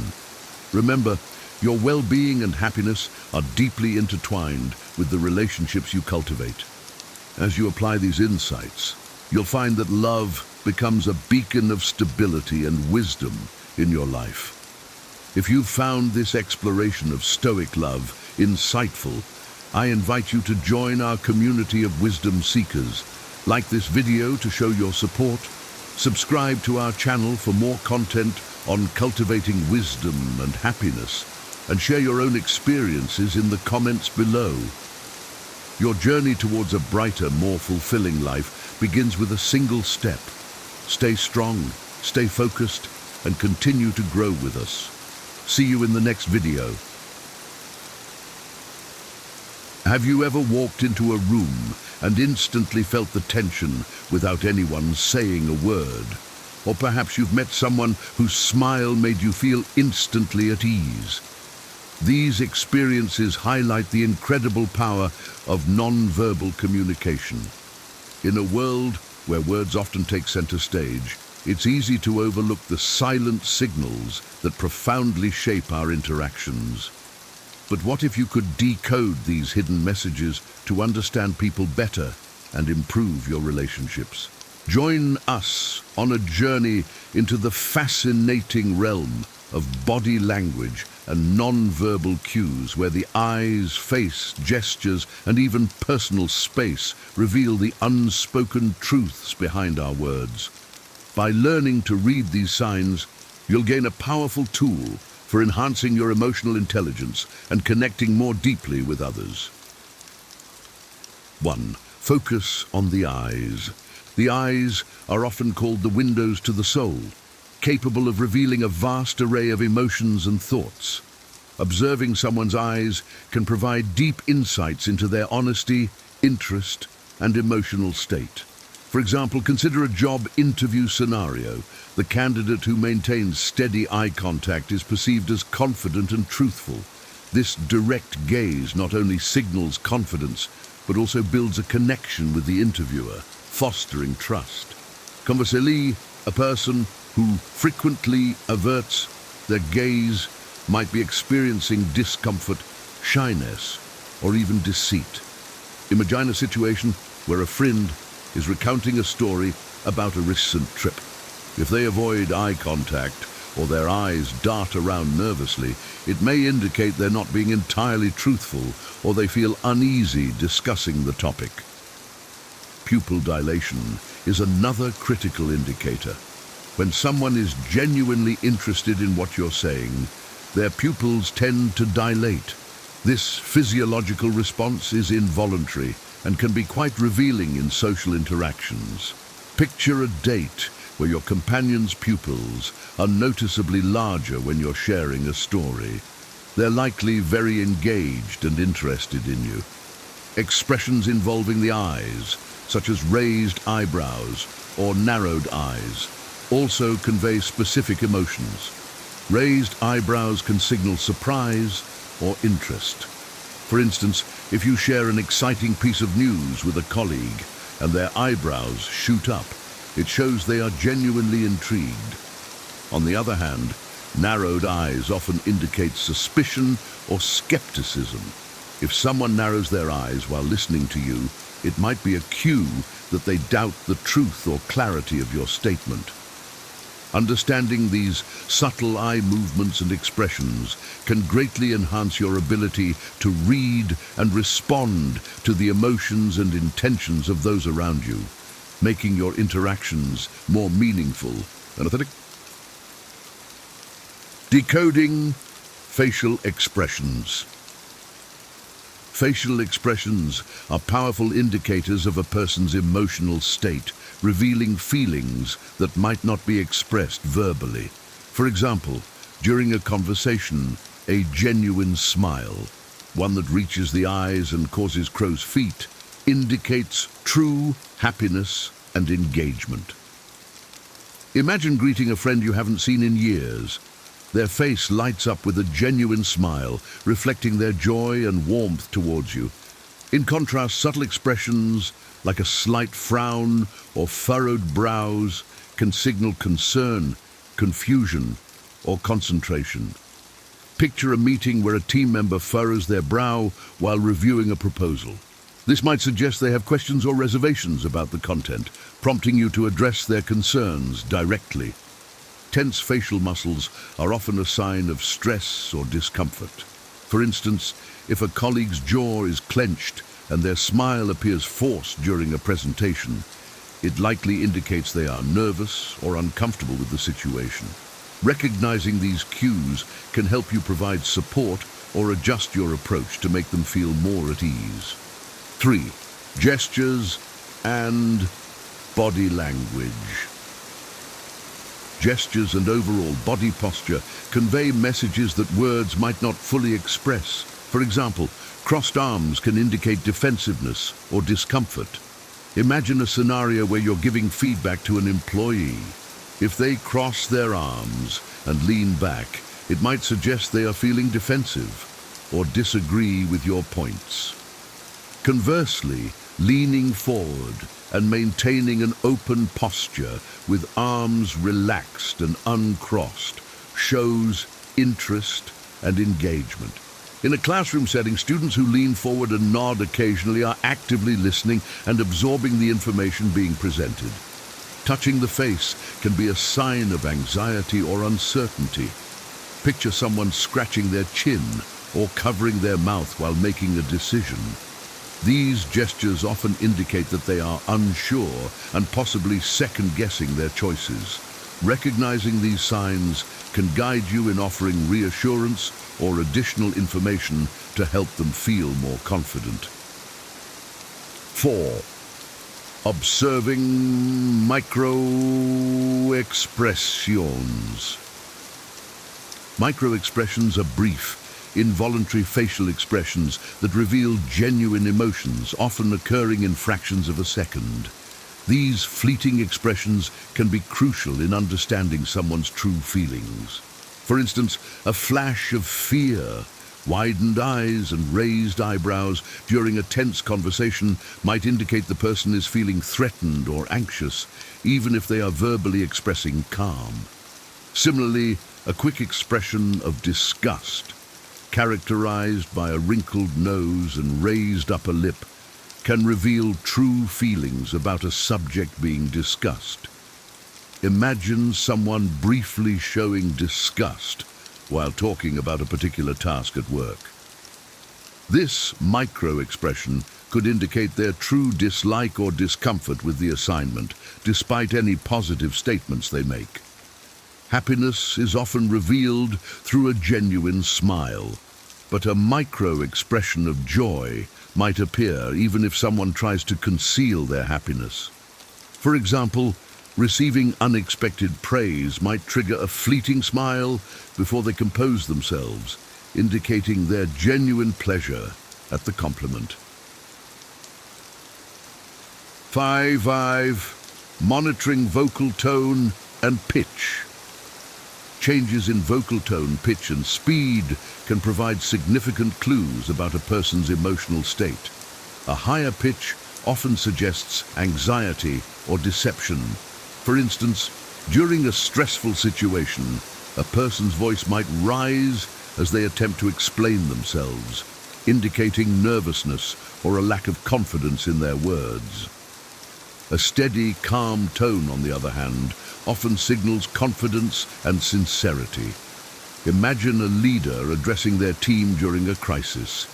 Their calm, measured speech can reassure and instill confidence in the team, even if the situation is challenging.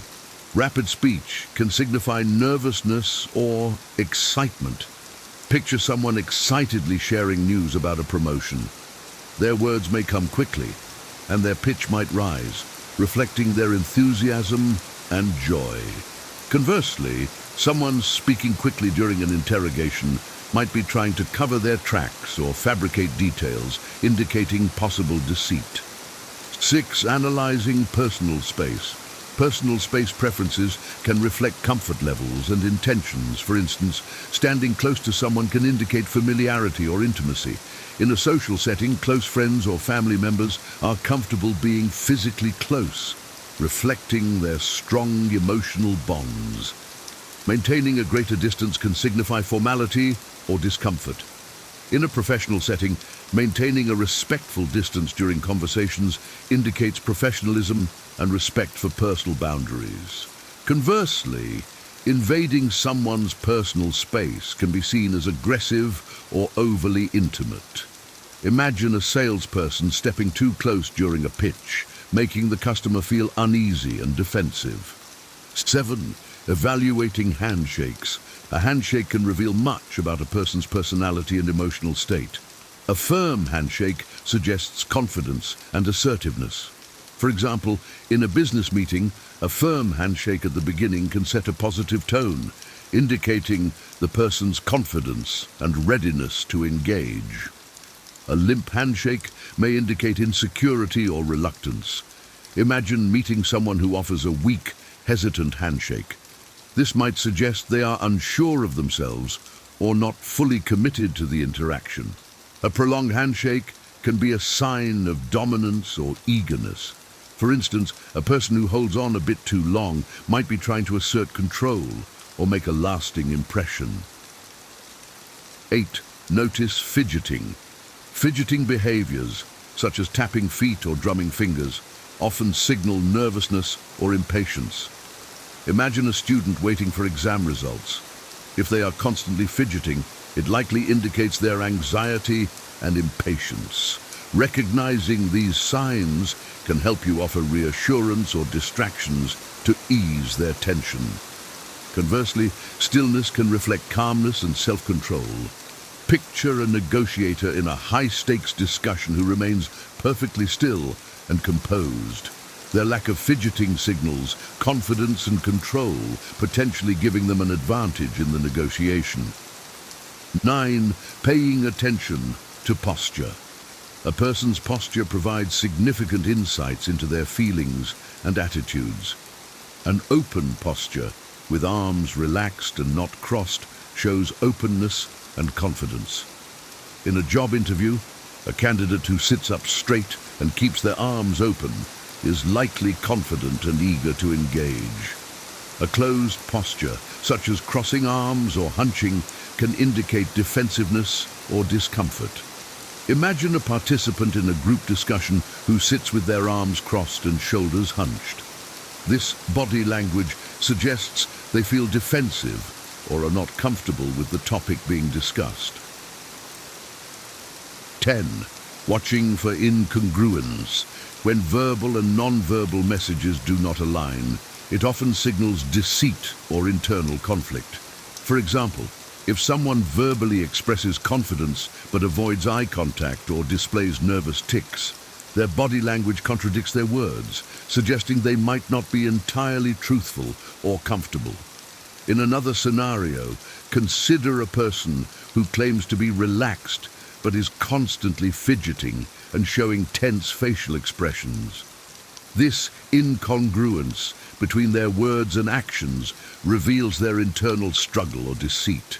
Being attuned to these inconsistencies can help you better understand the true feelings and intentions of those you interact with, enhancing your communication and emotional intelligence. In conclusion, mastering the art of reading non-verbal communication opens a gateway to deeper understanding and more meaningful connections.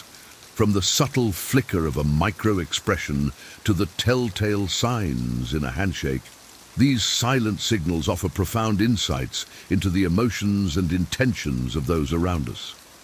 By honing your ability to interpret these cues, you can navigate social interactions with greater empathy and awareness, enhancing both personal and professional relationships. Imagine the advantages of detecting honesty in a business deal through eye movements, or recognizing a friend's discomfort through their body language. These skills empower you to respond more effectively and compassionately, fostering trust and cooperation. As you continue to explore and practice these techniques, you'll find yourself more attuned to the complex, unspoken dance of human interaction. At Wiser, we believe that understanding and leveraging non-verbal communication is a cornerstone of emotional intelligence. Stay with us as we delve deeper into this and other facets of personal growth and wisdom. Together, we'll unlock the secrets of effective communication, paving the way for a more connected and insightful life. Have you ever wondered how some people seem to navigate life's challenges with grace and unwavering confidence? What if you could unlock the secrets to mastering yourself and living a life of purpose and resilience? Welcome to 20 Stoic Tips for Mastering Yourself, Seneca's Way. In this video, we delve into the timeless wisdom of Seneca, the renowned Stoic philosopher, and blend it with practical insights for our modern lives. These lessons are not relics of the past. They are powerful beacons, guiding us towards personal growth and inner strength today. Whether you're a seasoned seeker of wisdom or just beginning your journey, these principles will inspire and empower you. So, fasten your seatbelts as we embark on this transformative journey, exploring the profound teachings of Seneca through the lens of contemporary life. Let's illuminate the path to becoming the best version of ourselves, one timeless lesson at a time. 1. Cultivate a robust mindset. Cultivating a robust mindset involves focusing on solutions and opportunities, even in the face of adversity. Imagine you've just received critical feedback on a project you poured your heart into. Instead of seeing this as a failure, view it as a chance to improve and grow. This shift in perspective can turn obstacles into stepping stones. For example, Thomas Edison famously viewed his thousands of failed attempts to create the light bulb not as failures, but as lessons that each brought him closer to success. Adopting a similar mindset helps you navigate challenges with grace and determination, allowing you to remain resilient and proactive rather than discouraged and passive. This approach not only enhances your problem-solving abilities, but also empowers you to seize opportunities that others might overlook. By training your mind to focus on the positive aspects of any situation, you build a foundation for lasting personal and professional success. 2.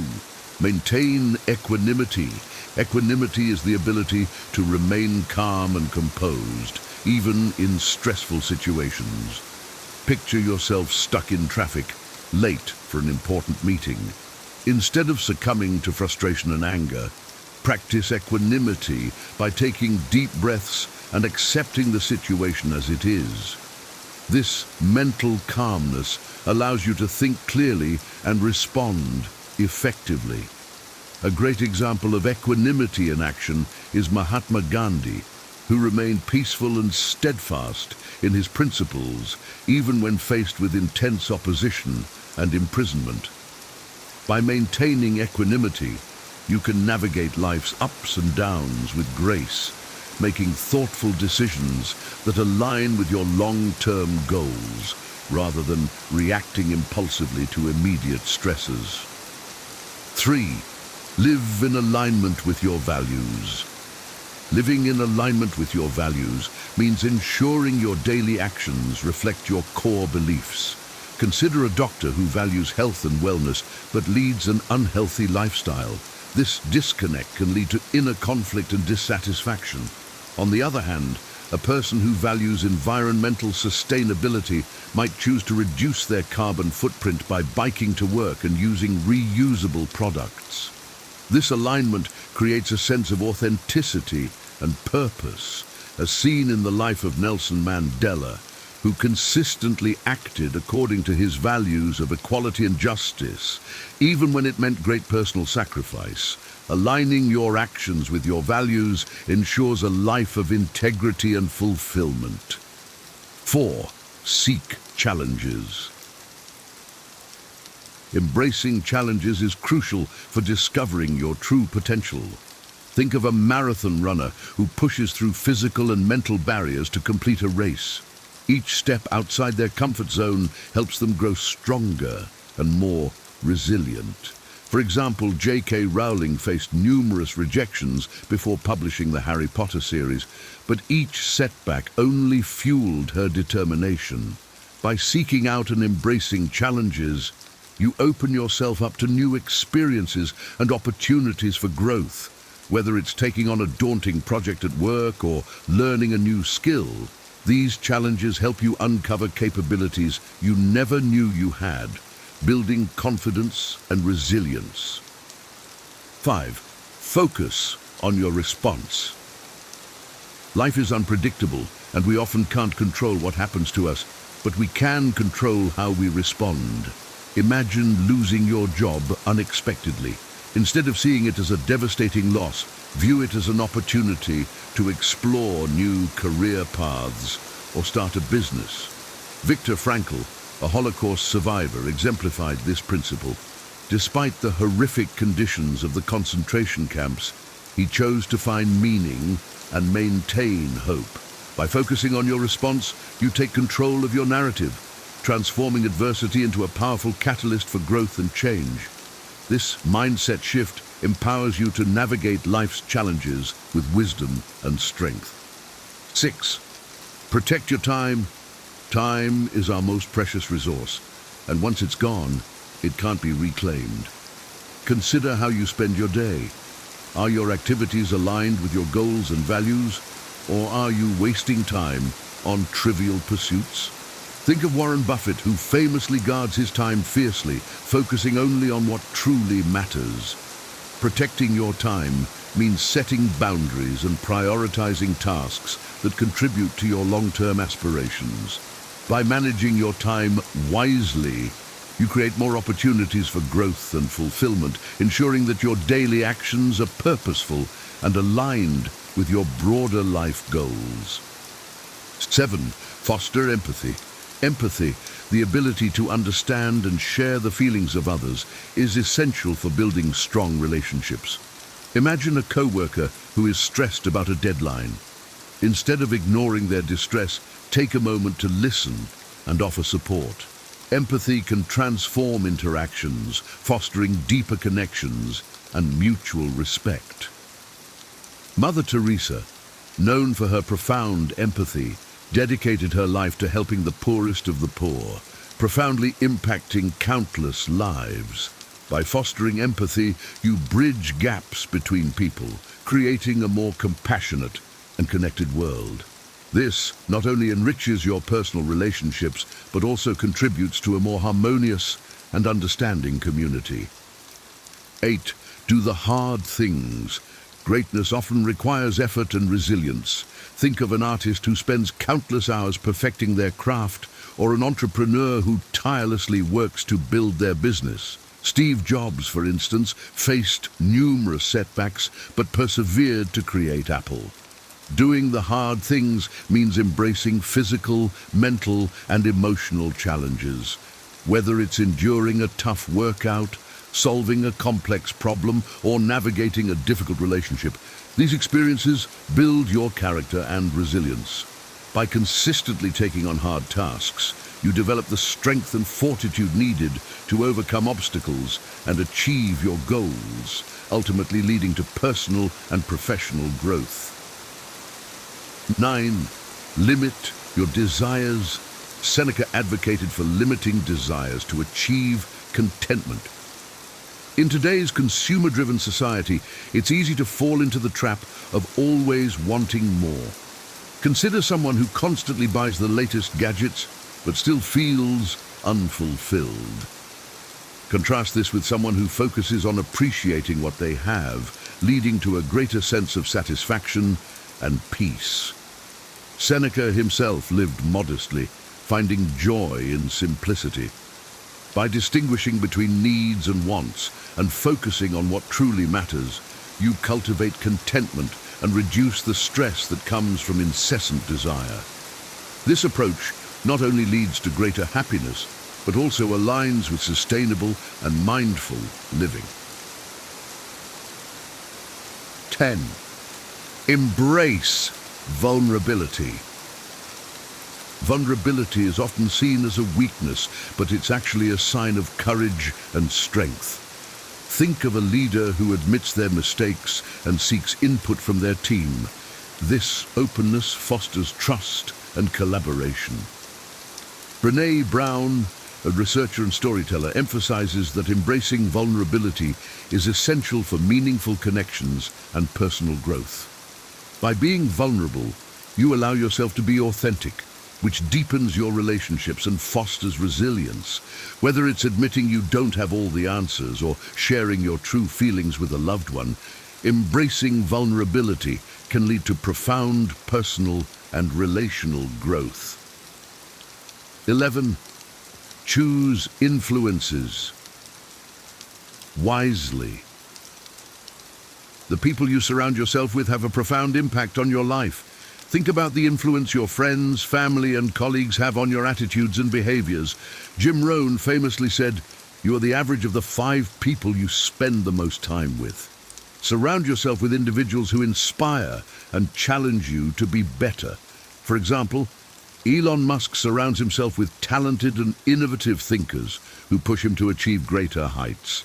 By choosing positive influences, you create an environment that supports your growth and encourages you to strive for excellence, ultimately shaping the person you become. 12. Be a master of yourself. Self-discipline is the cornerstone of personal growth. Consider an athlete who trains rigorously every day, resisting temptations that could derail their progress. Michael Phelps, for instance, adhered to a strict training regime to become one of the greatest Olympians. Mastering yourself means taking control of your actions, emotions, and decisions. It's about resisting short-term temptations in favor of long-term goals. By cultivating self-discipline, you empower yourself to stay focused on your objectives and make consistent progress toward achieving them. This inner strength is crucial for navigating life's challenges and staying on the path to success. 13. Practice mindfulness. Mindfulness is the practice of being present in the moment, fully experiencing life as it happens. Imagine sitting in a park, simply observing the sights and sounds around you without distraction. This practice helps reduce stress and improve focus. Thich Nhat Hanh, a renowned Zen master, advocates for mindfulness as a way to achieve peace and clarity. By being mindful, you can make deliberate decisions rather than reacting impulsively.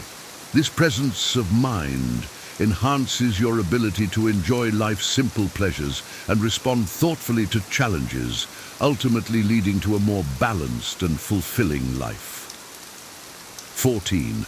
Live with intention. Living with intention means making deliberate choices that reflect your goals and values. Consider someone who wakes up each day with a clear plan to work toward their dreams, rather than passively going through the motions. Oprah Winfrey, for example, has spoken about living intentionally, aligning her actions with her purpose. By setting clear intentions, you take control of your life's direction, ensuring that your daily activities contribute to your broader aspirations. This purposeful approach helps you stay focused and motivated, creating a life that is meaningful and aligned with your deepest values and desires. 15. Embrace continuous learning. Continuous learning is essential for personal and professional growth. Think of a professional who regularly takes courses and reads books to stay updated in their field. Bill Gates, for instance, is known for his voracious reading habit, which fuels his knowledge and innovation. By committing to lifelong learning, you equip yourself with the skills and knowledge needed to adapt and thrive in an ever-changing world. Whether it's through formal education, online courses, or self-study, embracing continuous learning keeps your mind sharp and opens up new opportunities for growth and advancement. 16. Make others better. Inspiring and uplifting. Others creates a positive ripple effect. Imagine a teacher who goes beyond the curriculum to mentor and encourage their students, helping them achieve their full potential. This dedication not only impacts the students' lives, but also enriches the teacher's sense of purpose. Martin Luther King Jr., for example, dedicated his life to making others better, advocating for equality and justice. By helping others grow, you not only contribute to their success, but also enhance your own character and legacy. This act of giving and support fosters a community of mutual growth and positivity. 17. Say yes to what matters. Prioritizing essential tasks that align with your goals is crucial in a world filled with distractions. Think about someone who declines a tempting but irrelevant opportunity to focus on their primary career objectives. Steve Jobs famously said that focusing is about saying no to hundreds of other good ideas. By saying yes to what truly matters, you ensure that your time and energy are dedicated to pursuits that align with your long-term goals. This selective approach helps you stay on track and make meaningful progress, ensuring that your efforts lead to significant and impactful outcomes. 18.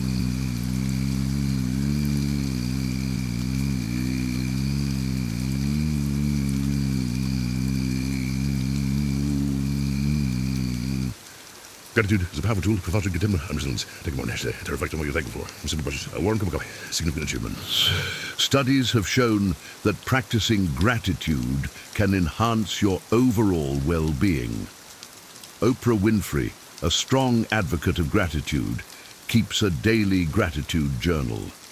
By acknowledging and appreciating the blessings in your life, you shift your focus from what's lacking to what's abundant, cultivating a positive outlook that strengthens your ability to navigate challenges and maintain a sense of happiness and fulfillment. 19. Practice the art of reflection. Regular self-reflection is crucial for personal growth. Set aside time each day to think about your actions, decisions, and their alignment with your goals. Consider journaling your thoughts and experiences, as Leonardo da Vinci did, to gain insights into your strengths and areas for improvement. This practice helps you learn from your successes and mistakes, guiding your journey of self-discovery. Reflection acts as a compass, providing direction and clarity for your path forward. By examining your life regularly, you make deliberate changes that propel you toward becoming the best version of yourself. 20. Cultivate resilience through adversity. Adversity is a powerful teacher. Instead of viewing setbacks as failures, see them as opportunities for growth. Consider the story of Nelson Mandela, who spent 27 years in prison, but emerged as a leader who transformed a nation. His resilience through adversity became a beacon of hope and strength. By embracing challenges and learning from them, you build the resilience needed to face life's uncertainties with confidence. This mindset transforms obstacles into opportunities, allowing you to grow stronger and wiser with each experience, ultimately leading to a more robust and adaptable character. There you have it, 20 timeless lessons inspired by the great Seneca, presented with a contemporary perspective. These principles hold the power to transform your life, helping you become better at everything you do. Remember, it's not about achieving perfection, but about making continuous progress. By embracing these lessons, you can cultivate a resilient mindset, master yourself, and live in alignment with your values, creating a life of authenticity and purpose. As you incorporate these teachings into your daily routine, you'll find yourself better equipped to handle whatever life throws your way. You have the power to apply these lessons and become the best version of yourself. Thank you for joining me on this journey of self-discovery and growth. If you found value in these principles, please take a moment to like and subscribe to support the channel. By doing so, you become part of a community dedicated to continuous learning and personal development. Your engagement empowers us to keep sharing valuable insights and wisdom. Have you ever found yourself at a crossroads, torn between holding on to a relationship because it's familiar and letting go because you know it's stifling your growth? It's a hard realization, but sometimes the people closest to us, the ones we've shared laughter, tears, and countless memories with, aren't meant to be part of our journey forever. This is where the ancient wisdom of Stoicism offers a guiding light. The Stoics, with their timeless insights into human nature and the quest for a fulfilling life, teach us that true personal growth often involves making difficult decisions about who we keep in our lives. In this video, we'll uncover 15 signs that indicate it might be time to end a relationship, even if it involves family or friends. This isn't about cutting people out with cold indifference. It's about intentionally curating our lives to include relationships that uplift, inspire, and challenge us to be our best selves. If you're feeling the weight of this decision and the uncertainty it brings, you're not alone. Join me as we delve into Stoic wisdom to find the courage and clarity needed to make these crucial choices, ultimately leading to a life of greater peace and fulfillment. Number 1. Lack of trust. Trust is the bedrock of any healthy relationship. Without it, the foundation upon which your connection stands becomes unstable, leading to constant stress and insecurity. The Stoics, valuing honesty and integrity above all, would argue that a relationship devoid of trust is misaligned with these virtues. Imagine constantly doubting the words and actions of someone close to you. This perpetual uncertainty erodes your peace of mind, something the Stoics cherish deeply. Trust is not just about believing that someone won't betray you, but also about knowing that they respect and value you enough to be truthful. When trust is repeatedly broken, it signals a fundamental flaw that cannot be ignored. It's like trying to fill a sieve with water. No matter how much effort you put in, it never holds. Stoicism teaches us to focus on what we can control, our responses and decisions. Therefore, if you find yourself in a relationship where trust is consistently undermined, it's wise to consider stepping back. Preserve your dignity and seek connections that foster mutual respect and honesty. Remember, a life aligned with Stoic principles is one where your peace and integrity are not sacrificed for uncertain loyalties. Number 2, toxic patterns. Repeated harmful behaviors create toxic patterns that can subtly poison a relationship over time. Stoicism, with its emphasis on self-improvement and resilience, teaches us to recognize and address such patterns with clarity and courage. Imagine being in a relationship where negative behaviors, be it manipulation, dishonesty, or disrespect, become the norm. These behaviors erode the trust and respect that are crucial for any meaningful connection. The Stoics believed in the importance of living a life of virtue and integrity. Persisting in a relationship mired in toxicity contradicts these ideals. It's like tending to a garden overrun by weeds. Without intervention, the weeds will eventually choke out all the good plants. Recognize the signs of toxic patterns and assess whether efforts to change have been effective. If these patterns persist despite your best efforts, it might be time to let go. Stoicism teaches us to make rational, objective decisions for our well-being. Ending a toxic relationship is not an act of defeat, but a step towards preserving your mental and emotional health. Embrace the wisdom of the Stoics and prioritize relationships that reflect the virtues of respect, honesty, and mutual growth. Number 3, emotional drain. Relationships should be a source of energy and support, not a constant drain on your emotions.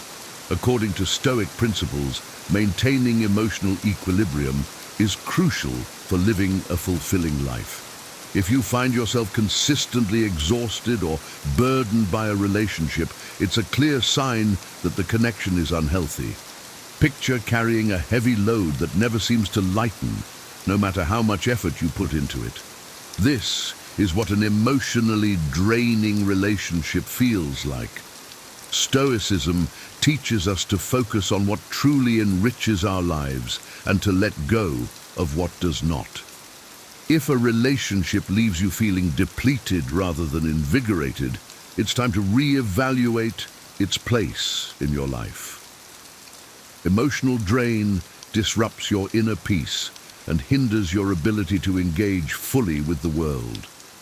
It's not selfish to seek out relationships that energize and uplift you. In fact, it's a wise and necessary step towards living a life aligned with Stoic virtues. Surround yourself with people who contribute positively to your well-being, and do not be afraid to distance yourself from those who do not. Remember, Your emotional health is paramount, and preserving it is a reflection of your commitment to Stoic principles. Number 4, manipulation and control. Healthy relationships are founded on mutual respect and autonomy. When manipulation and control enter the equation, they erode these foundations, leading to an imbalanced and unhealthy dynamic. Stoicism teaches us the importance of self-mastery and living in accordance with our values. Imagine being in a relationship where your thoughts, actions, and decisions are constantly influenced or dictated by someone else. This undermines your autonomy and distorts your sense of self. Epictetus famously said, "No one is free who is not master of himself." Being subject to manipulation or control strips you of this freedom, which is essential for a virtuous life. It's crucial to recognize these signs and take steps to reclaim your autonomy. This doesn't mean acting with cold indifference, but making intentional choices about who you allow into your inner circle. Relationships should empower you, not constrain you. If you find yourself feeling manipulated or controlled, it's a clear signal that the relationship is misaligned with Stoic ideals. Seek connections that respect your independence and encourage your growth. By doing so, you honor your worth and live more authentically according to Stoic principles. Number 5, illusions versus reality. Stoicism at its heart is about acceptance, embracing the reality of our lives and relationships as they truly are, not as we wish them to be. Holding on to illusions in a relationship can feel comforting, but it ultimately detracts from genuine connection and growth. Imagine viewing your relationship through rose-colored glasses, ignoring red flags and glossing over issues. This creates a distorted perception that prevents you from addressing real problems. The Stoics valued clarity and truth, teaching that strength and freedom come from seeing things as they are. Engaging with the truth allows for authentic relationships built on mutual understanding and respect. If you find yourself clinging to a fantasy rather than facing the reality of your relationship, it's time to reassess. This process requires courage and honesty, but leads to more meaningful connections. By embracing reality, you open the door to genuine growth and emotional freedom. The Stoic way encourages us to navigate our relationships with wisdom and discernment, seeking authenticity over illusion. Let go of fantasies that detract from your well-being and strive for relationships rooted in truth and clarity. This alignment with reality fosters deeper, more fulfilling connections and a life of integrity. Number 6, lack of reciprocity. Reciprocity is key to the health and longevity of any relationship. It ensures a balance of give and take, where both parties contribute equally.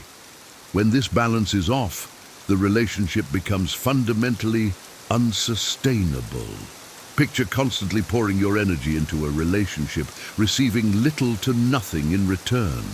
This dynamic leads to feelings of resentment and exhaustion for the giver, while fostering dependency or entitlement in the receiver. The Stoics emphasized mutual support and harmony in relationships.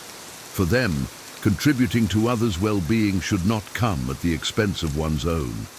If you find yourself in a one-sided relationship, it's essential to address this imbalance. Begin with open communication, expressing your needs and setting clear boundaries. Encourage the other person to contribute more, both materially and emotionally. Healthy relationships require effort from both sides.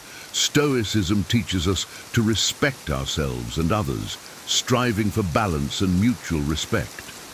If efforts to restore reciprocity fail, it may be necessary to reconsider the relationship's place in your life. Prioritizing reciprocal relationships is not selfish. It's essential for your well-being. Seek connections where mutual support is the norm, fostering trust and deeper connections. Number 7, failed communication. Effective communication is the lifeblood of any thriving relationship. It allows us to express our needs, share our thoughts, and connect on a meaningful level. Without it, relationships flounder in misunderstandings and frustration. When communication breaks down, it's often a sign of deeper issues. The Stoics valued clarity and reason, encouraging us to approach problems with a clear head and a willing heart. If you find yourself in a relationship where attempts to talk things out lead nowhere, it's a red flag. Failed communication can stem from various causes: lack of trust, unresolved resentments, or differing communication styles. Addressing these issues requires patience and persistence. The Stoic practice of self-reflection is invaluable here. Examine your role in the communication breakdown and strive for honesty and empathy. Create a safe space where both parties feel heard and valued. Listen actively, seek to understand, and respond with wisdom. If communication efforts consistently fail despite your best efforts, it may be time to reassess the relationship. Effective communication is essential for any healthy connection. Prioritize relationships where open, honest dialogue is possible, fostering deeper understanding and connection. Number 8, personal growth. Relationships should support and encourage your personal growth, not hinder it. Stoicism places great value on self-improvement and resilience, teaching us to cultivate environments that foster these qualities. Imagine being in a relationship where you feel stagnant, unable to pursue your goals or evolve. This is a clear indication that the relationship is holding you back. Seneca believed that to live a fulfilling life, we must constantly evolve, learn, and push our boundaries. If your relationship prevents you from doing so, it's a red flag. It's not that every relationship must challenge you to the utmost, but it should at least support your aspirations. Relationships should be like a fertile soil where you can grow, not barren land that stifles your potential. Take time to reflect on why you are holding on to a relationship that doesn't allow you to flourish. Is it out of habit, fear, or misplaced loyalty? Stoicism teaches us to live with intention, choosing connections that uplift and inspire us.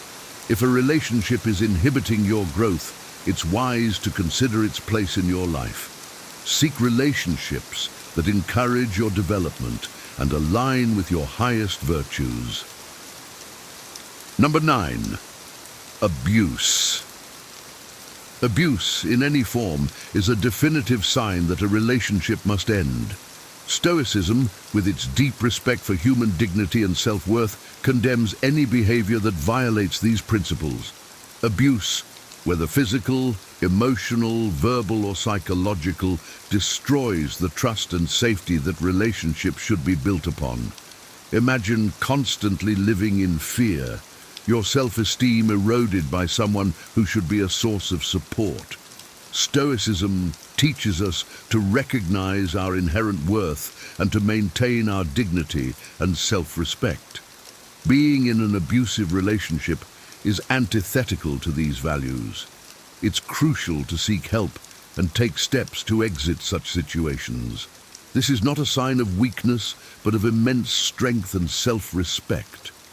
The Stoics believed in facing challenges with courage and resilience. Exiting an abusive relationship is one of the most challenging yet necessary steps to reclaiming your life and dignity. Seek support from friends, family, or professional services. Healing from abuse is a Stoic journey, reasserting control over your life, reaffirming your values, and rebuilding with integrity. Remember, your well-being is paramount. Prioritize your safety and dignity, and do not hesitate to leave any relationship that compromises these. Number 10, disturbed peace. Relationships that consistently disrupt your inner peace are not worth maintaining. Stoicism teaches us to cultivate tranquility and maintain our equanimity in the face of life's challenges. Imagine a relationship that feels more like a storm than a shelter, constantly disturbing your mental and emotional calm. This is a clear sign that the relationship is misaligned with Stoic principles. Peace of mind is a precious asset, essential for living a good life. The Stoics believed in living harmoniously with nature, including our own nature. If a relationship pulls you away from peace and causes constant unrest, it's wise to step back and reassess. Ask yourself why this relationship disturbs your peace. Is it the other person's behavior, unresolved conflicts, or your own reactions and expectations? Address these issues through honest communication and setting boundaries. However, if the turmoil persists despite your best efforts, it might be time to let go. Ending a relationship that disrupts your peace is not a sign of failure, but of wisdom. Seek relationships that support your tranquility and well-being. In doing so, you honor your journey towards a life of peace, purpose, and profound fulfillment. Number 11, incompatibility of goals. Over time, people can grow in different directions. If your long-term goals and values are fundamentally incompatible with those of the other person, it can lead to ongoing conflict and dissatisfaction. Stoicism encourages living in harmony with your true nature and goals. Imagine being in a relationship where your aspirations are constantly at odds with those of your partner. This misalignment creates friction and prevents both individuals from fully pursuing their paths. The Stoics valued clarity and self-awareness, teaching us to recognize when a relationship hinders our growth and fulfillment. If your goals and values diverge significantly from those of the other person, it's a sign to reassess the relationship. This doesn't mean that every minor difference spells doom, but fundamental incompatibilities can create insurmountable challenges. It's essential to have a heart-to-heart conversation about your respective goals and see if there is a way to align them. If not, it might be time to consider parting ways. Pursuing a life aligned with your true nature is a Stoic ideal, and relationships should support, not obstruct, this journey. Seek connections that align with your values and goals, fostering mutual growth and fulfillment. Number 12, compromising values. Compromising your core values for the sake of a relationship is a price too high to pay. Stoicism teaches us to live with integrity and to stay true to our principles, as these values define who we are. Imagine being in a relationship that constantly asks you to act against your beliefs and moral compass. Over time, this erodes your sense of self and leads to inner conflict. The Stoics believed that living in alignment with one's values is essential for a meaningful life. Betraying these values for the sake of a relationship compromises your integrity and self-respect. It's like building a house on unstable ground. Eventually, everything will collapse.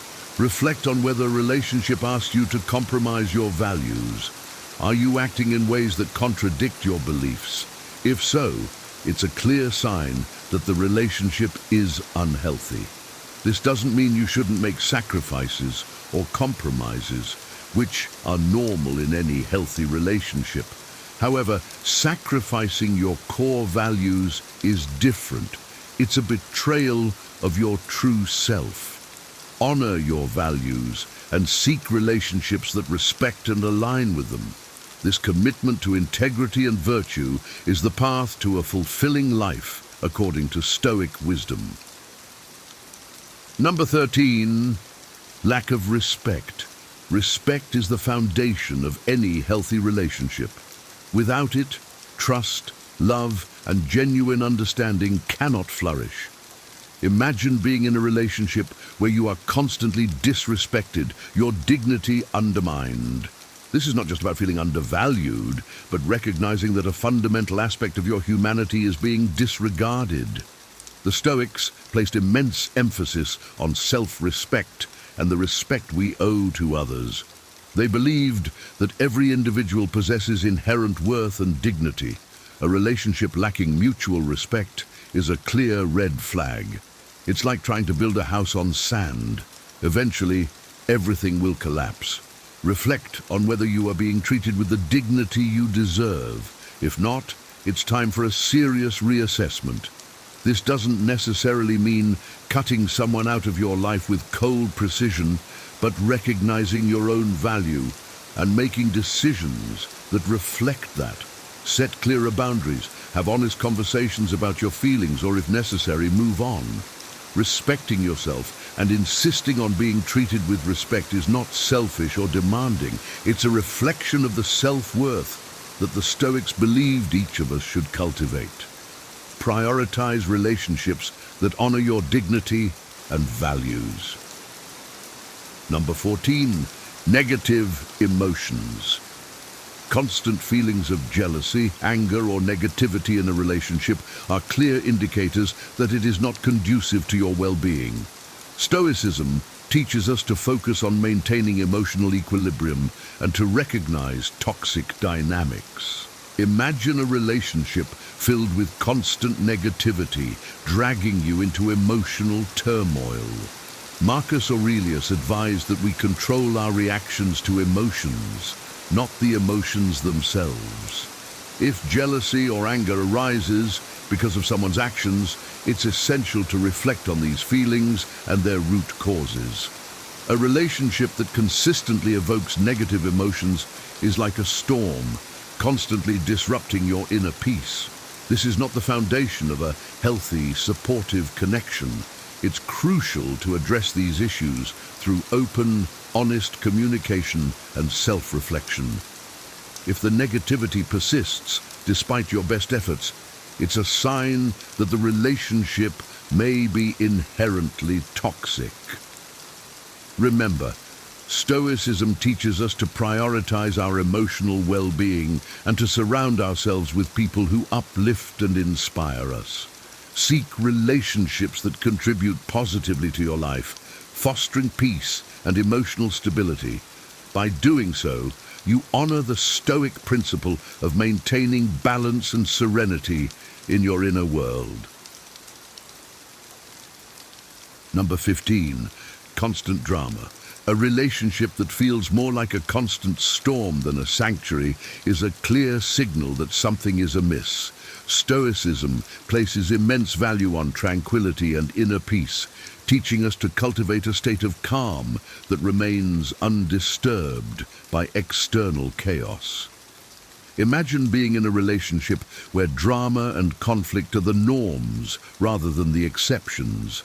This ongoing turmoil can be emotionally exhausting and mentally draining, disrupting your peace and well-being. Marcus Aurelius and other Stoics emphasized the importance of maintaining our inner equanimity, suggesting that we should distance ourselves from sources of unnecessary disturbance. Constant drama in a relationship undermines your ability to live a life of virtue and tranquility. It's not just about the occasional argument, but about a pervasive pattern that leaves you feeling unsettled and stressed. The Stoics would advise taking a step back and evaluating the impact of this relationship on your mental and emotional health. It's essential to communicate your need for peace and set boundaries to protect your tranquility. If the drama continues despite your efforts, it may be time to consider moving on. Prioritize relationships that offer stability and support rather than chaos and conflict. By doing so, you align yourself with Stoic principles, fostering an environment where you can thrive and maintain your inner calm. Remember, your peace of mind is invaluable, and protecting it is a reflection of your commitment to living a life guided by wisdom and serenity. Reflecting on our relationships through the lens of Stoic wisdom empowers us to make decisions that align with our highest virtues and well-being. Ending a relationship, especially one with close friends or family, is never easy, but sometimes it is necessary for our personal growth and peace. Remember, it's not about cutting ties with cold indifference, but about creating a life filled with meaningful connections that uplift and inspire us. As we part ways today, I hope the insights shared have sparked a deeper understanding of how to navigate your relationships with wisdom and courage. If this video has resonated with you, I invite you to join our journey of exploration and growth. Hit the like button, subscribe to the channel, and share this video with anyone who might benefit from these Stoic principles.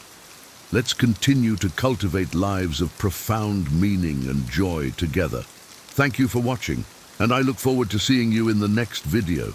Stay wise and keep striving for that inner tranquility. Wisdom is like a baobab tree. No one individual can embrace it. True wisdom is vast and cannot be fully understood or possessed by one person alone. It requires collective understanding and sharing. It takes a whole village to raise a child. Raising a child is a communal effort that involves the support and guidance of the entire community, not just the parents.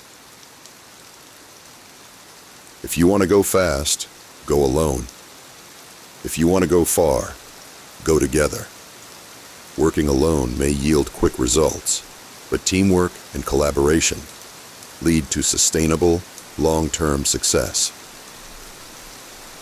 The child who is not embraced by the village will burn it down to feel its warmth. Neglected individuals may resort to drastic measures to gain attention or a sense of belonging. However long the night, the dawn will break. No matter how difficult or dark a situation is, it will eventually pass and give way to better times.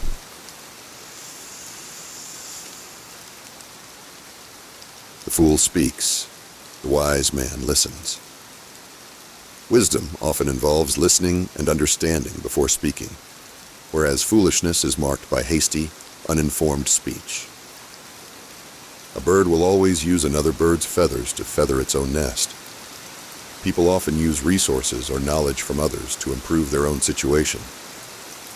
When there is no enemy within, the enemies outside cannot hurt you. Inner peace and self-confidence make external threats less harmful. You learn how to cut down trees by cutting them down. Practical experience is the best teacher. You learn by doing. Rain does not fall on one roof alone. Hardships and blessings are shared experiences that affect many people, not just one individual. A man who uses force is afraid of reasoning. Those who resort to violence often do so because they lack the ability or willingness to engage in rational discourse. Do not look where you fell, but where you slipped. Focus on understanding the cause of your mistakes rather than the consequences. To try and fail is not laziness. Making an effort, even if it results in failure, is commendable and not the same as being lazy. A child's fingers are not scalded by a piece of hot yam, which its mother puts into its palm. Parents or guardians often protect their children from harm, even in challenging situations. A chattering bird builds no nest. Talking too much without action leads to unaccomplished goals. Wisdom does not come overnight. Gaining wisdom is a gradual process that takes time and experience. He who learns, teaches. Knowledge is meant to be shared, and those who learn should also teach others. A single bracelet does not jingle. One person's efforts or actions may go unnoticed.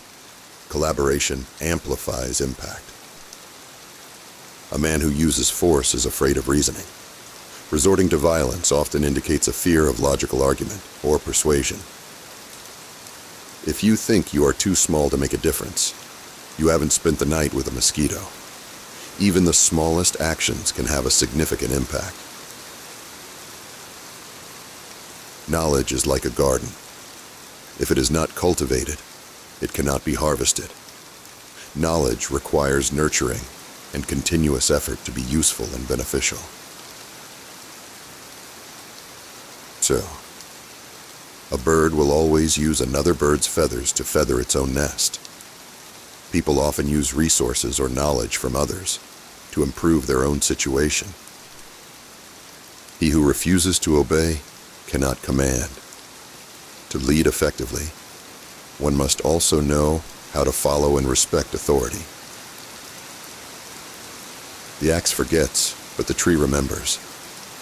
Those who cause harm may forget their actions, but those who are harmed remember.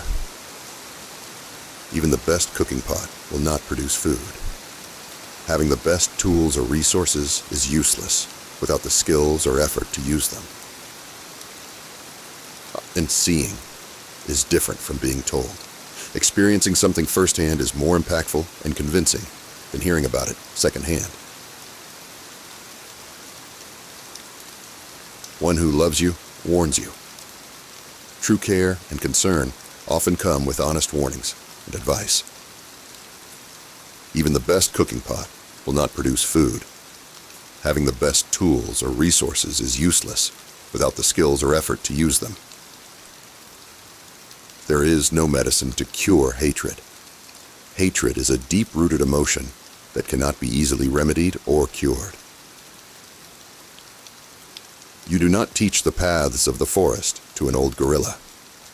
Experienced individuals do not need to be taught what they already know well. Turn